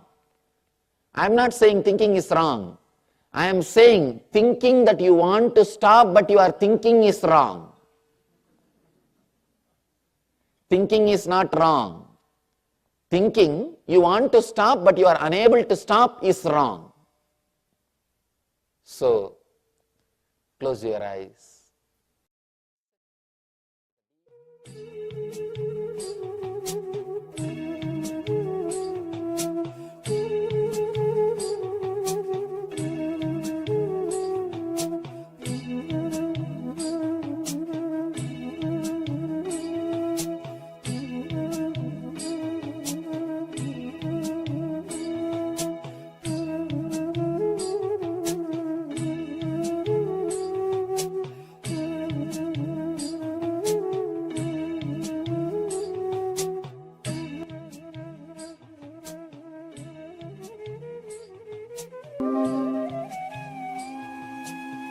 You know, you are thinking. So just relax, stop.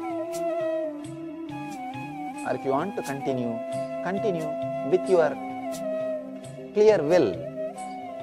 If you are thinking, at least be very clear, you are thinking. Close your eyes.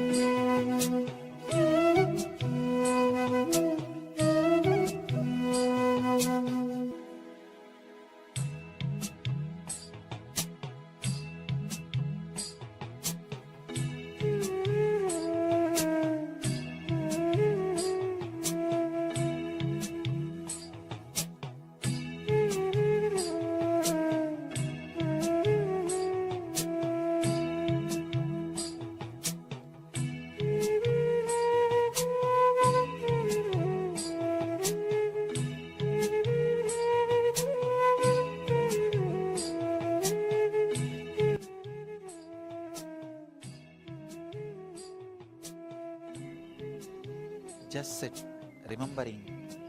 You can stop thinking if you want to. If you are thinking, at least remember you are thinking. Just sit with this simple truth. You neither need to stop nor need to think. If you want to think, think. If you want to stop, stop. It's up to you. But be responsible for what you are doing. Remember, you are doing it. Just with this one truth, sit. Sit with closed eyes. With this one truth. Let it be internalized.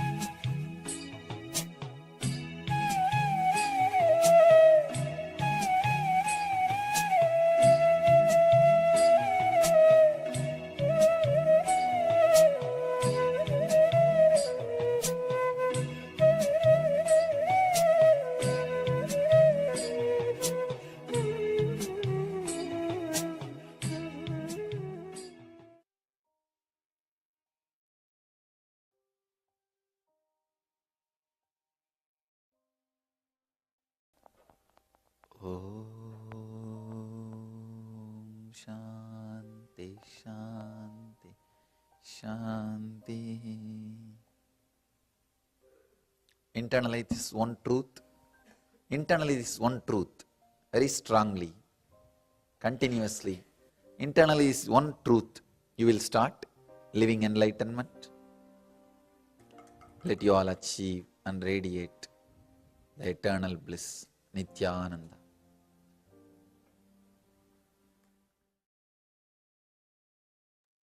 Yes. So all of you can relax now from this meditation. With this, we'll be entering into the power manifestation, the power of remote scanning. So once again, the acharyas will be looking at an image, and through the power of remote vision, see what is being revealed to you. As you're scanning the acharyas are looking at the image. So let's get ready to enter into this round of power manifestation. So you can sit with your head, neck, spine in a straight line and just connect with Swamiji. Understand, only when you connect with Swamiji, because Swamiji is alive, he's very much available. When you remember Swamiji, you invoke his presence. As in Tripuranta Murti, when we know about Arihanta, Swami says that Arihanta is a person, when you remember him, you invoke his presence. In the same way, Swamiji is and in the space of enlightenment, where when you remember him, you invoke his presence. So let's connect with Swamiji. Just sit and forget everything. Just connect with Swamiji and remember Swamiji, the sweetest form, memory that we cherish with Swamiji. And just sit with your head, neck, spine in a straight line. And carry that beautiful inner space within you, where you remember, where you invoke Swamiji. Just forget the world, forget anything that is happening outside of you. Just remember, just connect with Swamiji.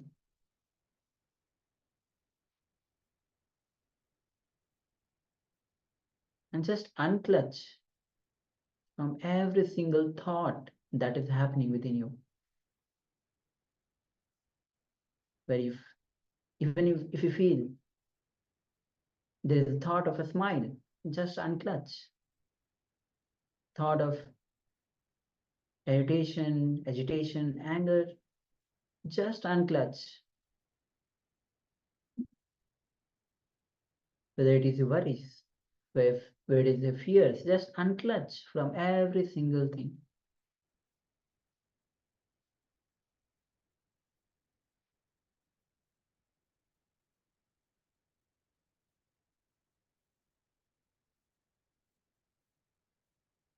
And from that pure and space, let's connect with Swamiji with the Mahavakya. Om Nithyananda Paramashivoham.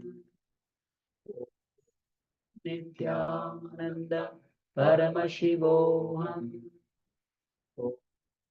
Nithyananda Paramashivoham. Now, keep chanting the Mahavakya, as Mahavakya is the cosmic code that Swamiji has given us to connect with him. So let's enter into this round of our manifestation, where you'll be scanning the image that the acharyas are looking at. So let's enter into this power manifestation.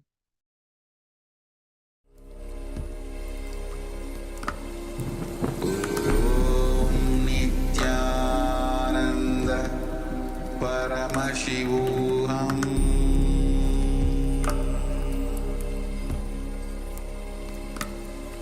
Om Nithyananda Paramashivoham.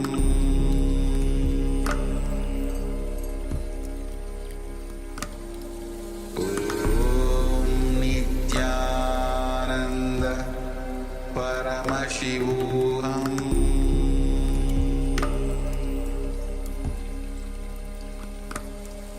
Om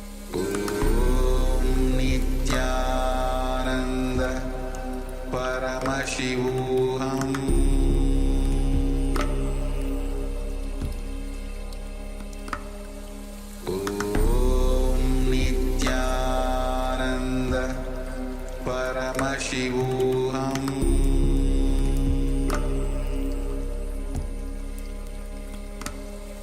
Om Nithyananda Paramashivoham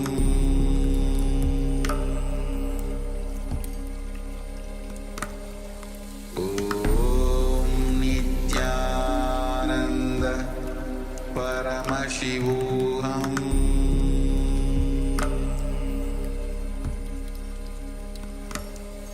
Om Nithyananda Paramashivoham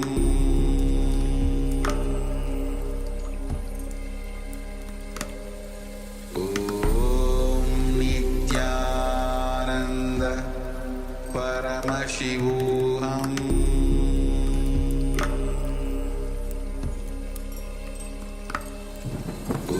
Om Nithyananda Paramashivoham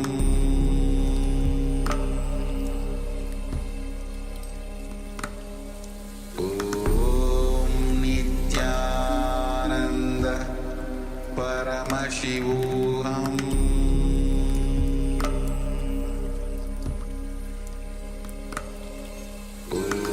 Om Nithyananda Paramashivoham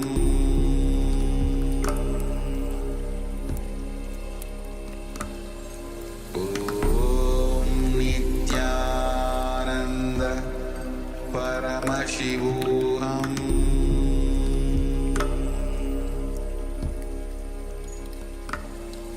Om Nithyananda Paramashivoham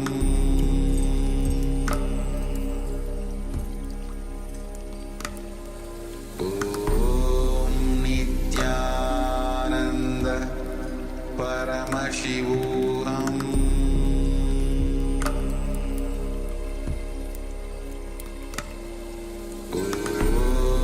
Nithyananda Paramashivoham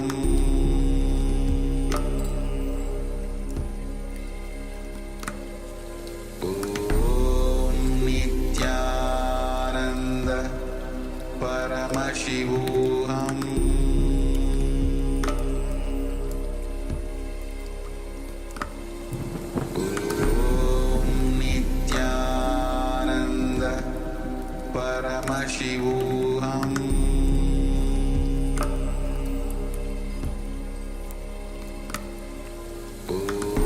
Om Nithyananda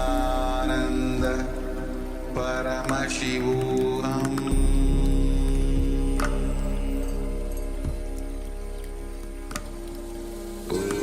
Om Nithyananda Paramashivoham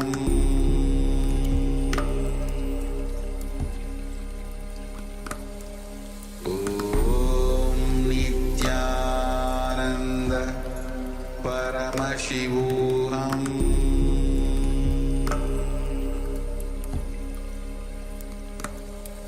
Om Nithyananda Paramashivoham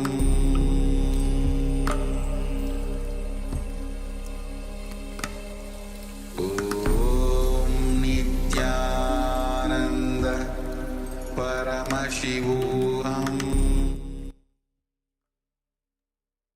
Yes, you can relax now. And just take a moment and share with us what was revealed to you in your third eye as you were scanning through the power of remote vision, scanning the photo, the image that ourselves, the acharyas, had in front of us. So please take a moment. Also requesting everyone to please switch on your cameras. We also welcome Nithyananda. Welcome. Good to have you with us. And requesting everyone please come on camera. Ma Trinethrikananda, Ma Yang Huilan, Ma Nitya Swaropini, welcome. Ma Zhangzi Ho, Srinitya Linkotbhavan, Ma Swamya, Ma Paramashiva, and Gui Su Jing. Yes, welcome everyone once again. Yes, I'm requesting everyone please switch on your cameras if you haven't already done so. and take a moment and share with us. So if you did take part in this manifestation, take a moment and share with us the revelations, what was revealed to you in your third eye. And understand the power can manifest in many different ways. You can be in terms of an image. You can see an image, just a flash of information. It could be just information without the image itself. So just knowing that something is true. It can be perhaps a taste, a sound, a smell, so many different ways, all the senses. So take a moment and share whatever you experienced. So even if you didn't see anything, didn't feel anything, anything that you experienced, so don't discount anything. Just understand that the powers manifest through your connection with the divine, because we are divine beings having a human experience. And it is through this connection to the divine that we have access to the divine powers of Paramashiva.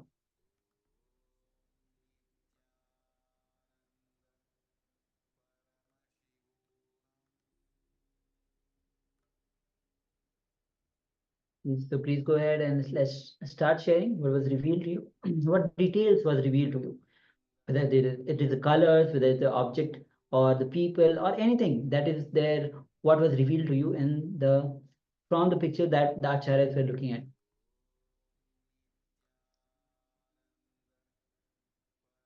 And even anything that is related to it can come in, you might have seen some object, you might have seen some words. Even that could be, it's a revelation. So do not hesitate to share.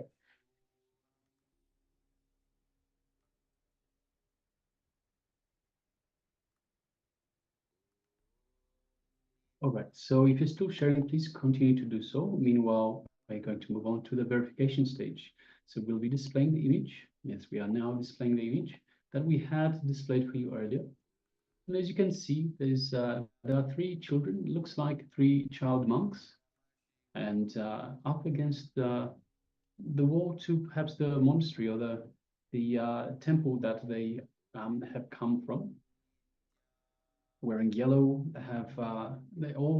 each one has a bag as well.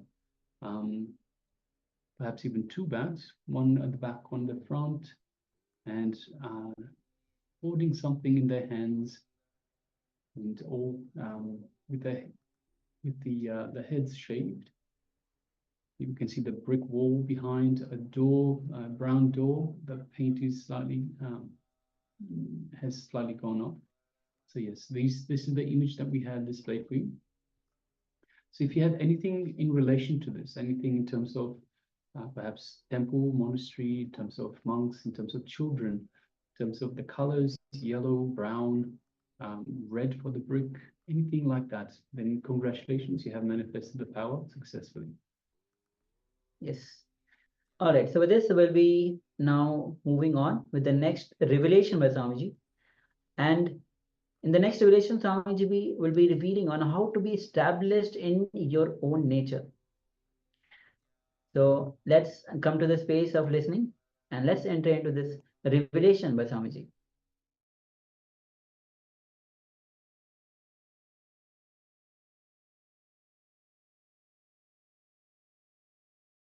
Let's enter into the first meditation of Yoga Sutra. First meditation of Yoga Sutra is simply be in samadhi, that's all. Now decide, I am moving my hand, I can stop. I am talking, I can stop. I am thinking, I can stop. Just sit with this one truth. Please understand, we need to understand the word nature.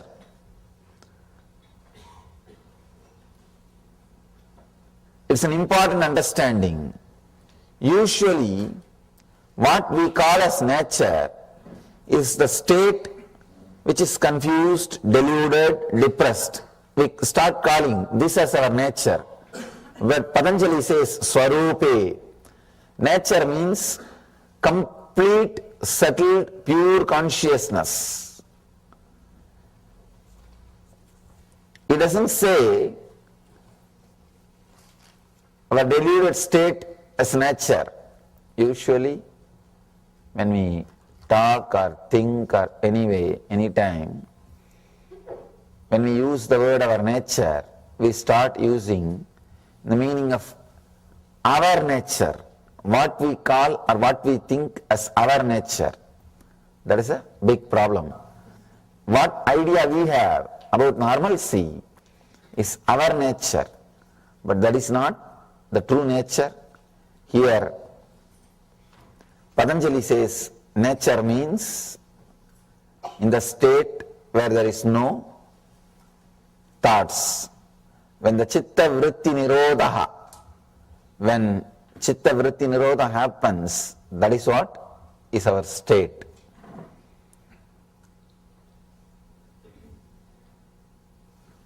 Superficially, when you look at the sutras, Patanjali looks like a scientist, straight. He is not lost in poetry. You can see there is no poetical words here. There is no poetry. Being an enlightened master, talking in a simple, straight prose is very difficult.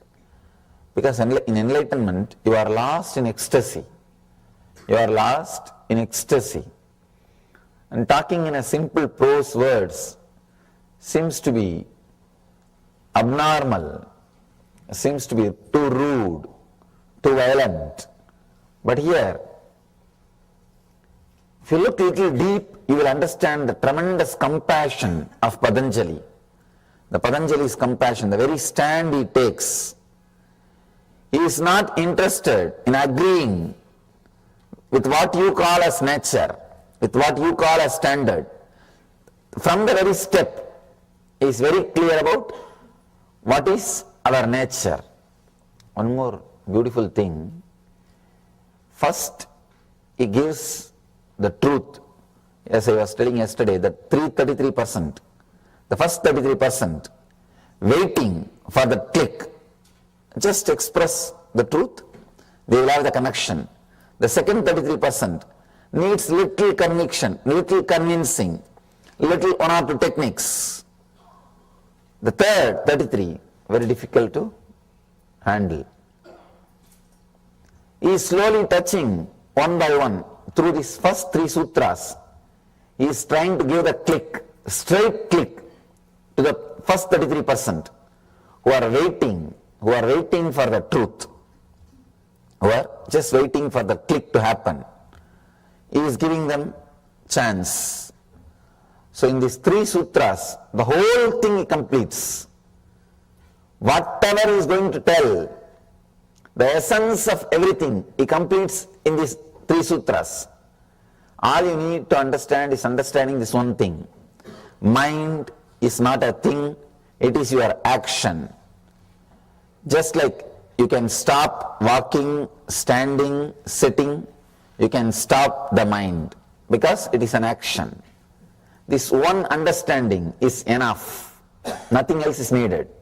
You are a yogi now. You are a yogi. When you don't understand, when you think, no, it is not that easy, I think the Swami doesn't know much. He is trying to pacify us, he is trying to cover up his ignorance by telling something, yoga cannot be that simple, then why did he have such a big book in front of him? And why people study so many years, so many hours, they bend this way, that way, stand upside head, topsy-turvy, and all kinds of things people do. But he is straight away telling in one word, mind is not a thing, it is a action, just stop, you are a yogi. So when you have all these questions, any one of these questions, now you are second 33%. You are second 33%. Now Patanjali is talking to you. The next step he is taking. He started using the words of a teacher, a lecturer. First 3 sutras is like a master, straight Zen master. Now he is going to the second tone. He starts explaining one by one. This is what, this is what, this is what. He is using more word. I can say he is little compassionate. He is not ready to leave us. After some time, after this chapter, he is handling the third category. You should see the tremendous passions, amazing passions, explaining every inch. Actually, first when I read the Yoga Sutras, I thought, how can an enlightened master be so dry? Because he is not making any jokes, stories or poetry, nothing. Straight away he is talking like an angry husband. And not a single extra word, nothing, straight, he's saying tuck, tuck, tuck, tuck, tuck. Now I understand, first he is trying to deal with the people who are waiting for the click, who experience that now, ata yoganusasanam, who are ready, who are in this moment to receive yoga, who are ready for yoga, who are ready to explode. So he is trying to handle them, they are waiting. He can't delay the process. He can't make them wait more and more. So he is straight away delivering for them. Once he is finished with them, then he goes to second 33%. There he is little more relaxed. He is using extra words. He is not poetic, but at least using extra words to convince.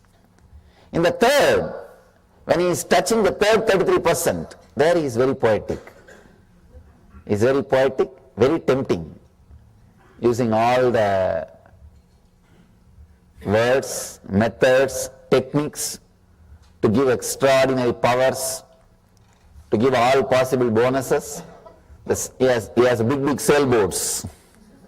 Save 60%. He has all kinds of boats when he works with the third 33%. Let's enter into the next level sutras. He says, when the chitta vritti nirodha, when cessation of mind happens, it results in relaxation into one's own true nature of limitlessness and total understanding.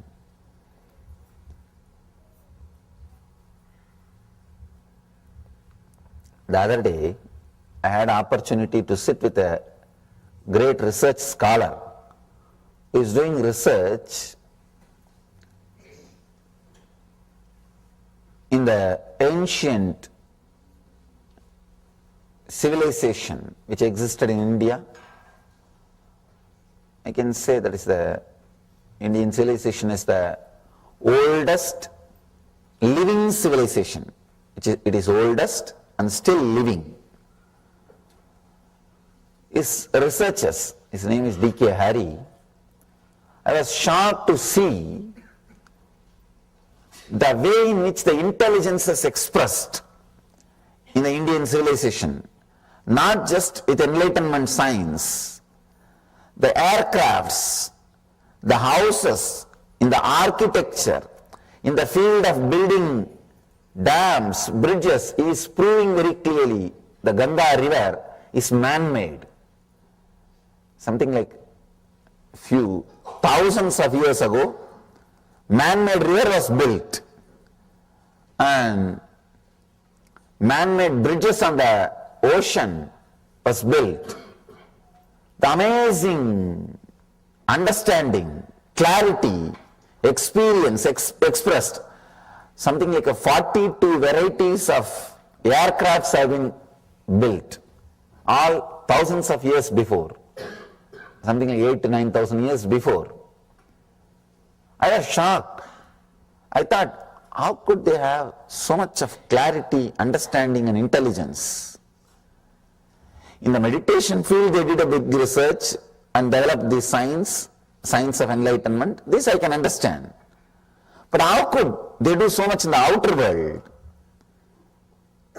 When I myself dive deep into the yoga, into this consciousness, I understood when there is no thought, when you are in your nature, you have limitless energy and true understanding about everything. That is what here Patanjali says. Limitlessness and total understanding. Any direction you can direct your consciousness, you will have clarity about that truth. You will have total understanding in that direction. Like things will be waiting to reveal itself to you. Things will be waiting to reveal its mysteries to you. All you need, just look in. You will see, it reveals all its mysteries to you. You are able to connect with it and receive all the informations, secrets, mysteries. It is just like downloading. It's just like downloading. If you are a yogi, if you are a thoughtless, your thoughtless zone, anything, just bring your awareness, that restful awareness, that is what Patanjali calls samyama, restful awareness. If you direct your restful awareness towards the direction, you know it. I have seen Indian yogis. I had the fortune of living at the feet of many Indian yogis.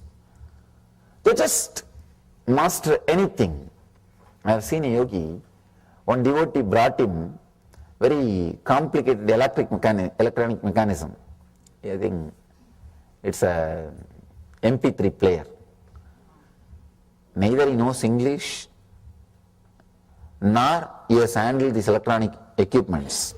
If he knows English, we can say, he would have read the button play, here fast forward and all those things. He knows nothing. But I could see very clearly, the moment he picked up the machine, picked up the item, he started handling it perfectly as if he is living with it. I asked him, what is this? How can this be, sir? How can this be, Swami? He said, I may not know this machine, but I know how the whole system works, how the whole thing is getting operated, how the whole thing functions. It's very difficult for us to understand. It's very difficult for us to understand. I have seen yogis playing with the power of the mind, with the power of energy. See, they can just create sound wave and do what they want. One yogi, Raghupati yogi, who taught me yoga, anything you want to do, he will just only create a sound wave. I have seen that result happening. For example, if you want to throw a stone on a tree, he will just create an exact sound. And that sound wave will be so powerful, it will reach the tree and the fruit will fall. He will take, if you want to break a stone, he will take that stone in the hand and create a sound wave as if it is hit by a hammer. That sound wave will be so strong, the stone will be into pieces. Sometime he will create a sound wave like a dog. All 40-50 dogs in that area, some 2-3 kilometers, will come running towards him. These yogis, they master different powers. They live in a different zone. They express different kinds of energy. So here, when you are in that restful awareness, then happens total understanding and limitlessness. Swarupe Vastanam. Let's enter into today's sutra. Vriddhi sarubhyam itaratraha. Let me give you the translation. Till that state is reached, there is clutching an identification with thought patterns till you reach that state of yoga. See, now he's talking to the second 33% who say, no, yoga is not that easy. You will talk all these things and go away after 2 days. We know how difficult it is. I am practicing 20 years, I am practicing 10 years, I am practicing 35 years. Understand, if your practice is an income source for your teacher, how do you expect you to grow further? If your body is an income source for a doctor, how do you think you can get healed? Same way, you need to understand. You need to understand the deeper truths. Till that state is reached, when you say, no, it is not that easy, then Patanjali also says, all right, it is not that easy. When Patanjali says, it is easy, if you stand up, yes, it is, then you are done. The click has happened, you don't need anything further. Leave the truth. That's all. If you add that click, now all these things are just entertainment. Oh, this one is there, after all, let me know about this, nothing wrong. If you are reading this further as an entertainment, it's perfectly all right. But if you are reading this further with bondage, unable to connect, unable to have the first click, all right, at least join the second group. At least join the second group. He says, till that state is reached, there is clutching, an identification with thought patterns. I can see a big sigh in Patanjali's face. I can see very clearly what he would have felt when he uttered this fourth sutra, when he is entering into the fourth sutra. All right, these guys are not understanding, let me talk to them in their language. That is what he means when he says, till that state is reached. Actually, there is no such thing as state and all. It is simple, straight clarity. When you are not interested in coming with the master, when he is holding your hand and taking you, if you are not interested, no, that and all is not for me, it is for you.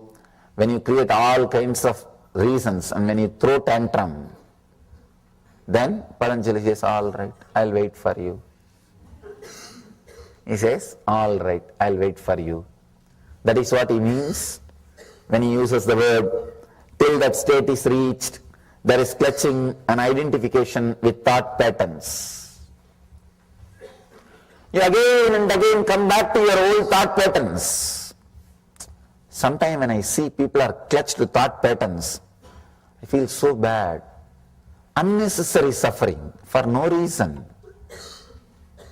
See, all the ideas you carry from the young age, if you have suppressed something, you have to release. If you are abused, you have to heal that wound. All these things are nonsensical ideas, please understand. There is nothing like suffering. There is nothing like healing. There is no such thing as wounds. When I say this, people say, no. Then I tell, all right, it is there. What to do? Somewhere either you have to come to my level or I have to come to your level. Please understand, there is no such thing as abusive childhood. Everybody bothers about that. No, I have such a difficult mind because I had an abusive childhood. I had a very bad teenage. I had a single parent. I had this, I had that. If you had no problem, you try to build. Even if you had if you did not have any problem, you say, I did not have any problem. How can this be? So create some problem. Creating problem out of idea that I did not have any problem. I have seen, see, any mental disorder, psychiatric disease, just create symptom and advertise, you will find patients. No, true. Because the moment you see the symptoms, you verify. I think I have those symptoms. Did I not? Did I not? No, I had. You verify with those symptoms. And those symptoms are also written in a very technical way. You might have had irritation at least 3 times a week for last 6 months. Who is sitting and noting a diary? So if you had once or twice, you remember, yes. I remember I had outburst more than 3 times in last 6 months. So you come up with an idea. The moment you start believing, you had one symptom, then you start connecting with all other symptoms. Yes, I had this symptom also. I had that symptom also. The third symptom, I may not have had it, I think I am yet to have. I am going to have that. And you have created the disorder. That's all. And that's all is happening. So please understand, I am not condescending. I am not arrogant. When I say there is no such thing as wound, there is no such thing as healing needed, nothing is required. Please understand, I am stating simple truth straight away. Simple truth straight away. There is no such thing as you carrying some suppressed desires and you need to release them, you need to go to that past life regression, all kinds of nonsenses. Now I am seeing all possible nonsenses created out of your past. You don't understand, it doesn't have any role over your inner space. It has no say over your inner space. But we are constantly made to believe, no, it has a very strong say. It has a very strong connection with your present. You are constantly taught the idea of you have carrying unconscious, all those things, completely nonsensical ideas. In those days, priests used to exploit the civilization through guilt, saying you have done sin, you have to confess, you have to do this, you have to do that. After some time, the psychiatrists have started exploiting the society by saying you have unconscious. It is just a game. Understand, it is just a game. At least with the priests, whatever money raised, go for public charitable activities. It is pure game. There is no such thing as unconscious, all these things. When you take one wrong stand, whatever you built is wrong. Whatever you built on that is wrong. But we are very strongly made to believe the society, the politics, the education, the universities, everything is believing you have unconscious, you have subconscious, you have dash conscious. I don't know what all you have. Even you don't know, only they know what all you have. That is the worst part of the whole game. Even you don't know what all you have, only they know. Small story. In a small Indian village hospital, a doctor was diagnosing a patient and he says, this guy is dead. And the patient wakes up and says, no, I'm not dead, I am alive. Doctor says, shh. I have studied, spending lakhs of rupee and did MBBS and became a doctor. Do I know or you know? Same way, they have studied, spending so much money. So they naturally claim, do I know about your mind or do you know about your mind? They might have studied, spending millions of dollars, but that does not mean they will know what you carry. They may know what they carry, or they might have read about many theories, assumptions. Please understand this one truth. Mind is not a thing, it is an action. You can stop the moment you want. Over. Anything else taught to you is a lie. Anything else, when I say anything else, I mean anything else. Any idea taught to you, no, you carry this much of engraved memories, that much of engraved memories, this karma, this sin, this past wound, that past wound. People ask me, Swamiji, how can I heal my past life wounds? I tell them, oh God, now I don't know how to help these people. If you talk at least this life wounds, I can somehow manage and tell you, no, it got healed, I have already healed you, and I can tell all these things. And these guys are now started talking about past life wounds. I have to go into past life regression, 10, 12 lives, and release those karmas, release those wounds. Oh God. Now the madness has gone to the extreme. Nothing can be done. Now what to do? If I talk in my own language, then the disconnection happens. I can't help them. Then I have to come down.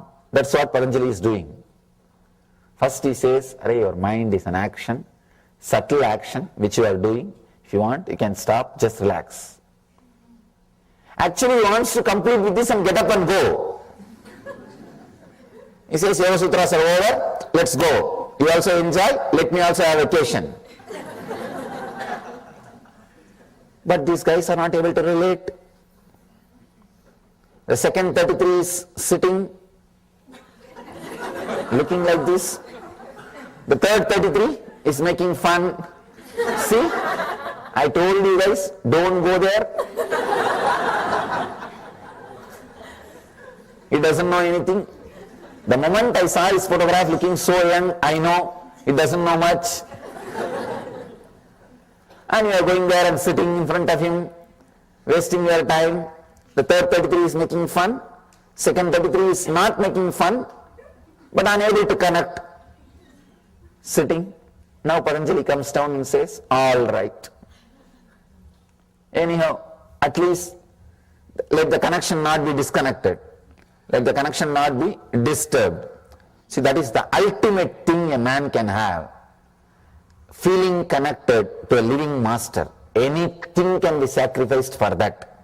But for no reason, that should be sacrificed. Anything can be sacrificed to have that feeling connection with the master. But for no reason, that feeling connection should be sacrificed.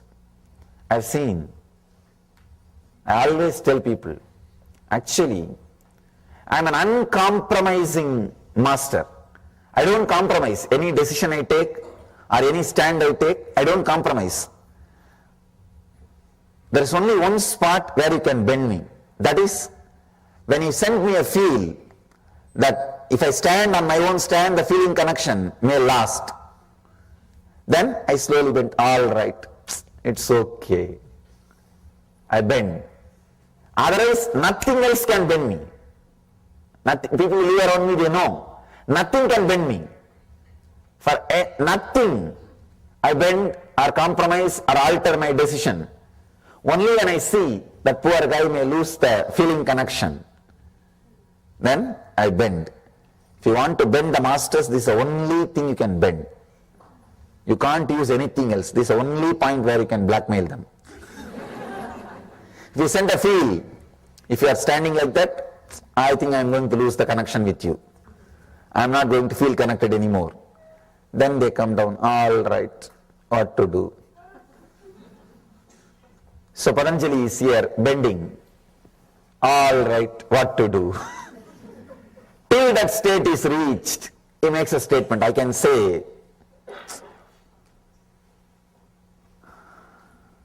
he is compromised. He is compromised. Because there is no such thing as till that state is reached. The word till that state is reached is a lie. It's a pure lie. There is no such thing. You are in that state now. Please understand, you are in that state now. Nothing else is required. The moment he says till that state is reached, he is talking to the second 33. He is talking to the second 33. Now the second 33 feels very comfortable. Yes, yes, yes. Yes, yes, yes. Yesterday I was telling you a story. One guy was going on a donkey with a goat. 3 thieves came. One said, I will steal the goat. Other said, I will steal the donkey. Third one said, I will steal the very clothes he is wearing. Patanjali is the third level thief. He will steal the very things which you think you have. He will go to the core and leave you in nirvana. Means the ultimate freedom. It's not an ordinary teacher. See, the thief who is stealing the goat is teaching you renunciation, just taking away your property. The thief is taking your donkey, is just taking away your prestige, power, position. He is taking away your ego, the ahankar, the outside ego. The thief who can steal your clothes, only he is taking away your mamakar, very root of your ego. Patanjali is that kind of a teacher. He is the third kind of thief who can take away your very clothes, who can take away anything, any ignorance you have. But now he is slowly compromising. He says, all right, when you are not ready to come to that level, let me talk to you from your level. He says, till that state is reached,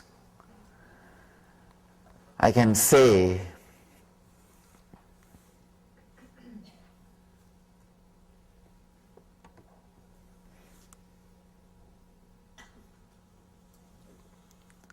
I'm just seeing the word, itaratra, till that state is reached.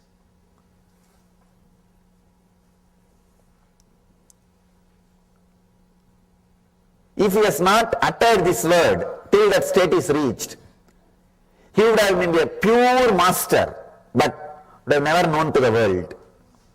Because the second 33 and third 33, only they consist of the whole world. The first 33 will be in silence. They will have the click. For them to have a click, even the first statement is not required. They are waiting. Just seeing the master is enough. Something will happen inside them. They know they are in yoga. They know the yoga has happened. But he has to talk to people. So he is talking to the second 33 and third 33%. Till that state is reached, there is clutching, unidentification with thought patterns. He is agreeing to you. In the first 3 statements, he is straight away telling the truth. In the 4th sutra, he says, all right, as you say, till that state is reached, there is clutching to the thoughts, identifications, and thought patterns. Please understand, we need to understand the word nature.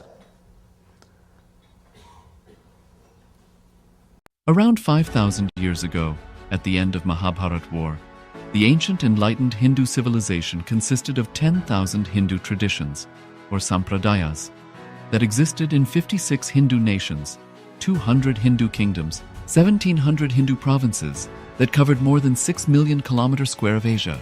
The Supreme Pontiff of Hinduism, SPH, Bhagavan Sri Nithyananda Paramashivoham, is the reviver of KAILASA, this ancient enlightened Hindu civilizational nation. KAILASA is an unbroken cultural, religious, historical, civilizational, and sovereign continuation and revival of multiple of these historical Hindu sovereign states and Hindu ecclesiastical entities. The unbroken continuity of these ancient Hindu nations through KAILASA results in the legal recognition of KAILASA as per the international customary law, particularly the doctrine of continuity. The international law, the doctrine of continuity, implies that upheavals and revolutions within a country, changes in government, territorial adjustments, measures taken during military occupation, or other internal transformations do not negate the existence of the country, do not affect the legal personality and international obligations of the country or state. The Vienna Convention on Succession of States in respect of treaties, 1978, addresses these principles of the doctrine of continuity as it outlines international law during situation of state succession or continuation. International law recognizes a state's legal personality by recognizing its identity. This perspective extends even during the period when the given state or country is annexed or occupied by a foreign power. Even in such cases, the legal personality of the state is considered to persist, enabling its subsequent re-establishment. Historical examples dating back to the 18th century include cases like Portugal and Genoa that were re-established after the Vienna Congress of 1815. More recent examples include countries such as Poland, Ethiopia, Czechoslovakia, Albania, and Austria that were re-established after World War II.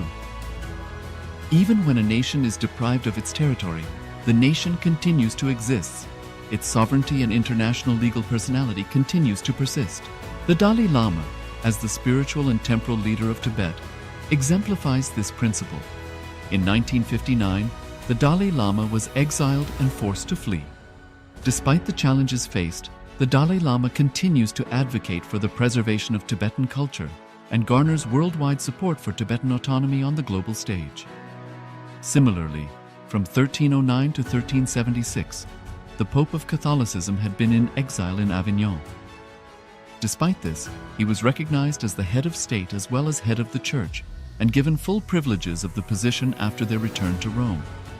Even in 1861, much of the papal territories had been lost, leaving the Pope with no sovereign territory other than the papal residence and related buildings. Yet his temporal powers were still acknowledged. He was recognized as a head of state, and later, the Lateran Treaty of 1929 formally re-established papal sovereignty over the Vatican City. The Sovereign Order of Malta further exemplifies this principle, retaining international recognition as a sovereign entity despite the permanent loss of their territory upon Napoleon's invasion in June 1798. Despite such permanent loss of territory, the sovereignty and the international legal personality of the Sovereign Order of Malta continue to persist. Much later in 1894, the order settled in Rome and acquired two properties, the Magistral Palace and the Magistral Villa that received extraterritorial status. Today, the order maintains diplomatic relations with 112 countries, issues its own diplomatic passports, currency stamps, and vehicle registration plates, and has been granted observer status in the United Nations. All these examples of state re-establishment illustrate the principle of continuity of states, as per international law, that a state's legal personality persists over time. A nation continues to exist even after a complete loss of territory.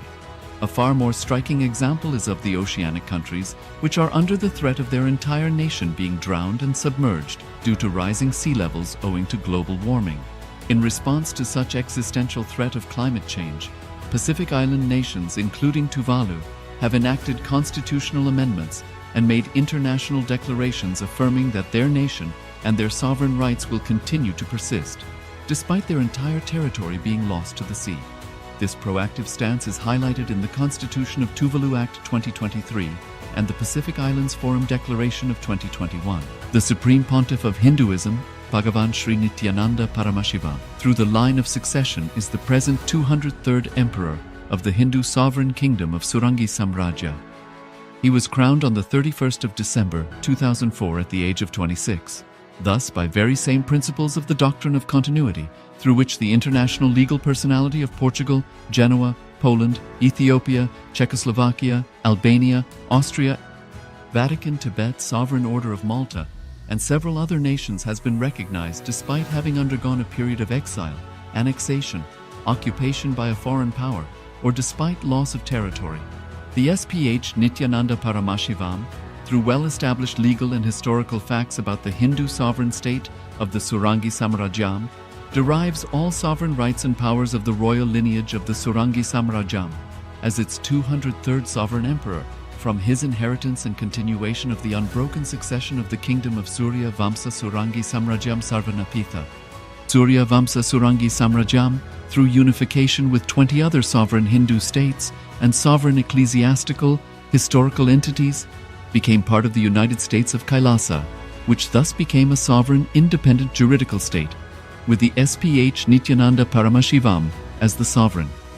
Just as how the oceanic nations like Tuvalu have safeguarded their sovereignty from the existential threat of total submersion by amending their constitution and asserting that their sovereignty will persist regardless of the loss of their territory, KAILASA, which is a sovereign continuation of 21 sovereign Hindu states and sovereign ecclesiastical historical entities, is also reviving and continuing the Kumari Kandam Hindu nations that got submerged. As per the doctrine of continuity, these facts imply that the Kailasa's statehood is recognized by international law and manifests as a natural outcome of well-established historical legal facts. Share your time, talent, and treasure. Become part of KAILASA. Sign up as an eCitizen https://kailasa.ecitizen.info.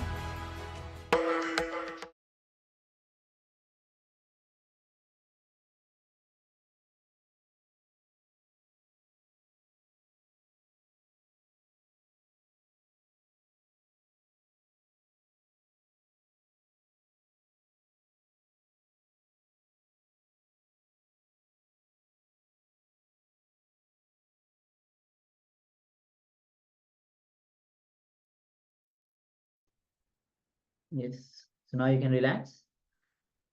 And with this powerful revelation by Swamiji on how to be established on your nature, we'll be entering into a meditation on center your attention between the two breaths. As you know, we inhale and we exhale, the two breaths that we take. So just sit, remembering you can stop thinking if you want.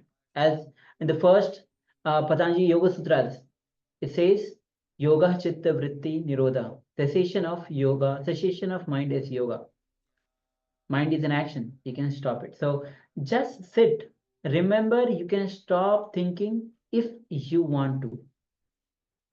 If you are thinking, at least remember you are thinking.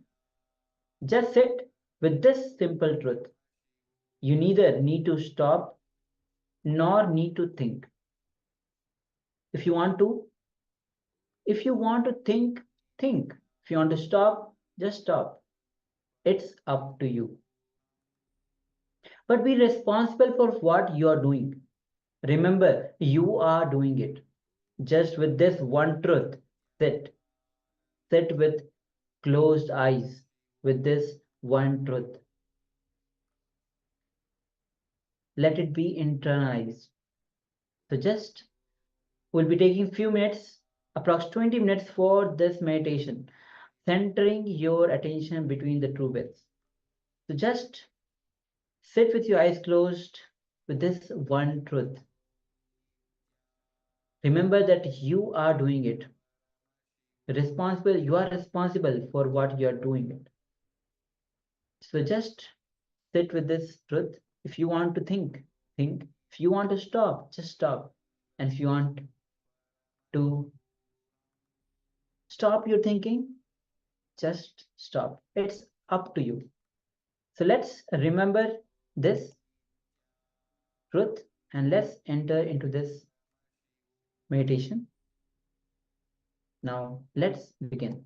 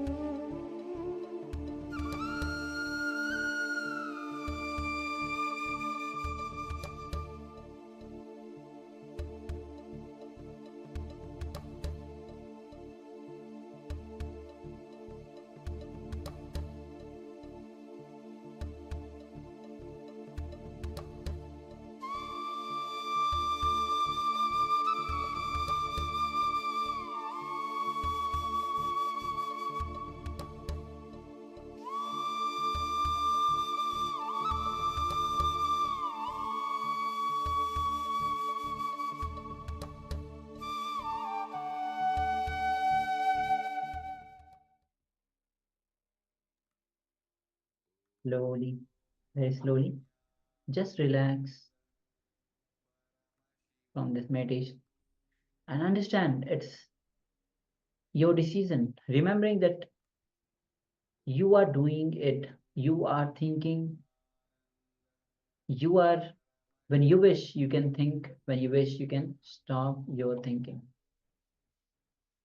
So, as once again, the Patanjali Yoga Sutra says, Yoga Chitta Vritti Nirodha. Cessation of mind is yoga.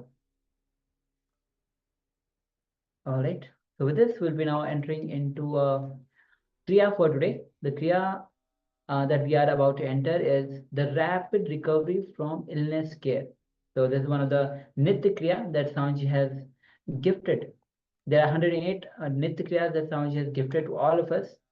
And now we are about to enter into the rapid recovery from the illness care. So let's come to the space of listening and let's enter into this Kriya.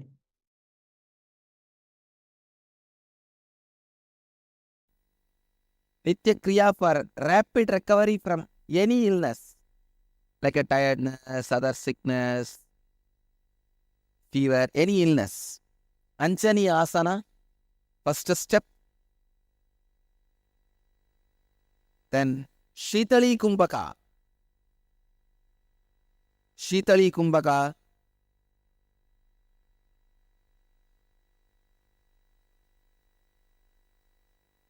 Stretch your tongue.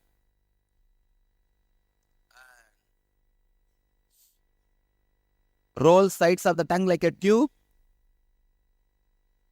Inhale through the tongue and hold as long as you can. And exhale slowly. Do this 10 times. Not 21, 10 times.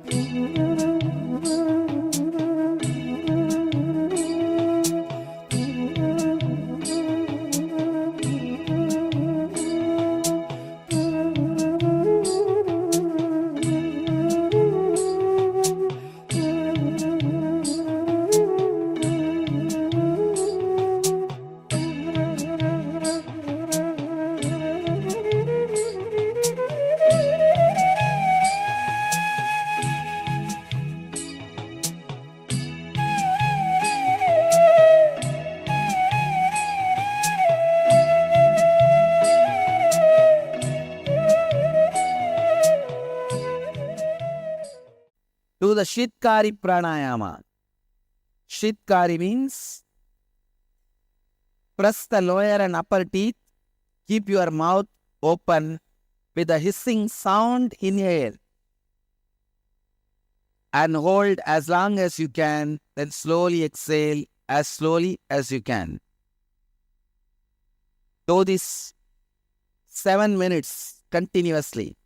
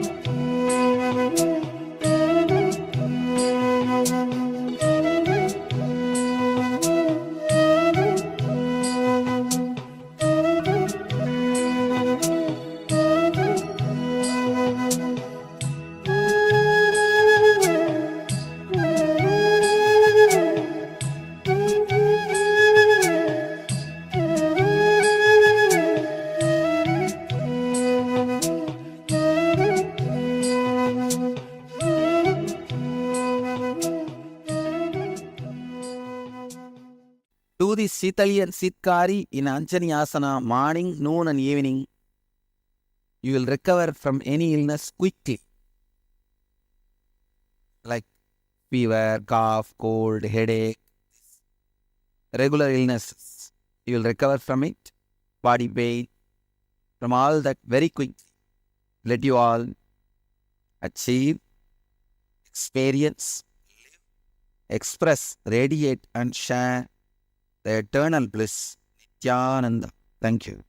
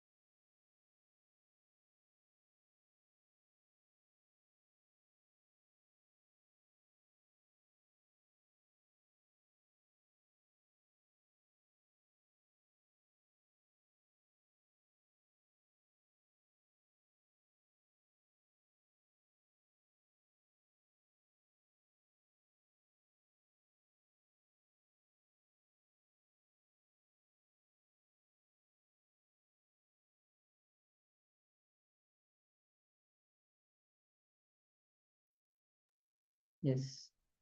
So you can relax from this Kriya. Kriya from a rapid recovery from the illness care. All right. So with this, we'll be moving on to the power manifestation. And today we are doing the power of remote vision. So let's get ready to enter into this round of power manifestation. So let us once again sit comfortably with the head, neck, and spine in a straight line. Let us close our eyes. First of all, requesting everyone please switch on your cameras.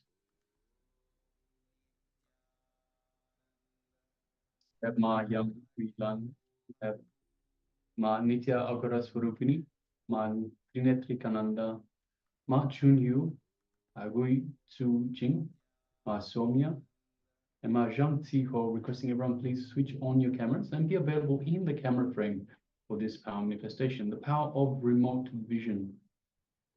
So requesting everyone please switch on your cameras, be available in the camera frame. Ma Yang Hui Lan, Ma Nitya Agora Swarupini, Ma Trinetri Kananda, Ma Chun Yu, Gui Tsu Jing, Ma Swamya, and Ma Zhang Tsi Ho. Requesting everyone please switch on your cameras.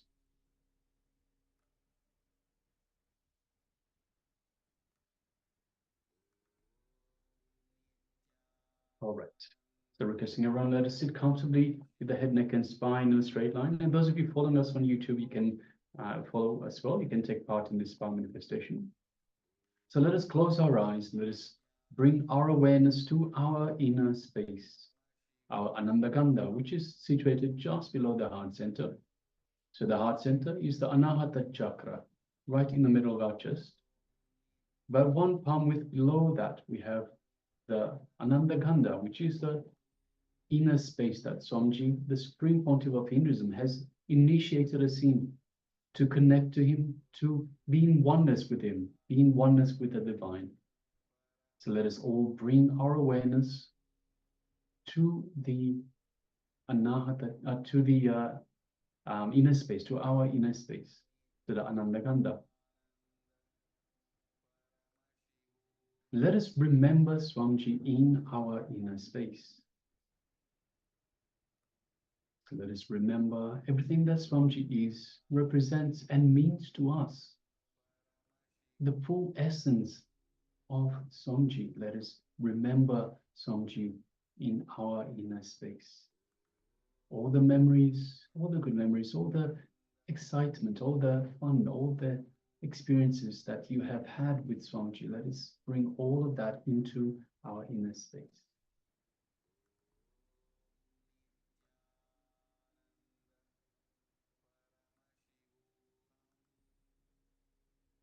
Let us connect to Swamiji. Understand that just simply by remembering Swamiji, we invoke the Master in our inner space. And Swamiji is available for us. All we have to do is reach out. So let us do just that. Let us connect to the Master in our inner space. Let us feel the space of oneness with Swamiji in our inner space. Understand there is no other. We are Paramashiva. We are Swamiji. We are in oneness with everything, with existence, with the divine. So let us feel that in our inner space. Let that truth, Paramasatya, sink into your being.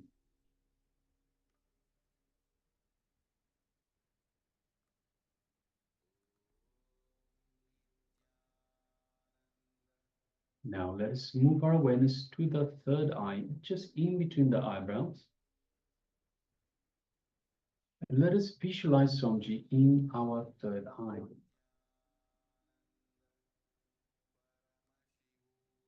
And now gently, just gently, let us gaze through the third eye, keeping the two physical eyes closed, gazing into the third eye, into Swamiji's third eye. As we do so, we feel an energetic connection from the Master's third eye to our third eye, our Anya chakra.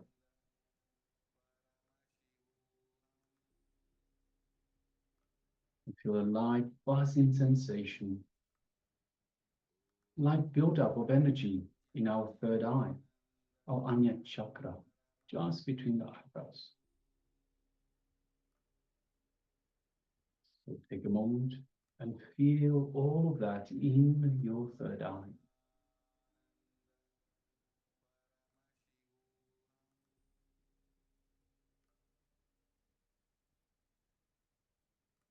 Now let us connect to Swamiji further by chanting the Mahavakya, the cosmic code word that Swamiji has given us to do just that. Mahavakya is Om Nithyananda Paramashivoham. Means Om, in eternal bliss, I am Paramashiva. So let us begin. Om Nithyananda Paramashivoham.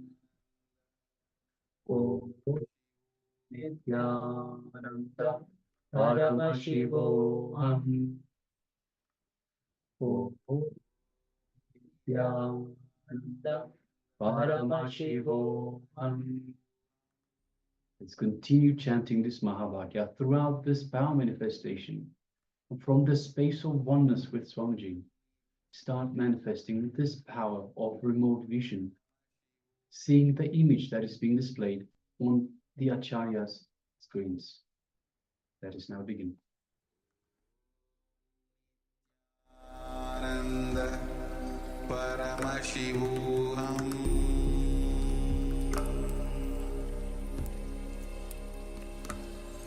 Om Nithyananda Paramashivoham.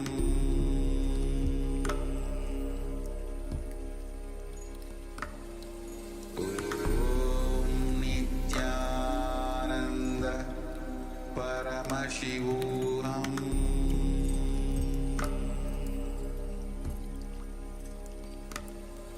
Om Nithyananda Paramashivoham.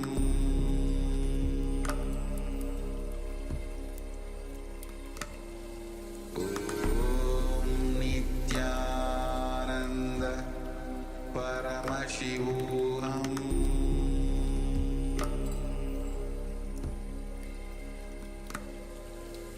Om Nithyananda Paramashivoham.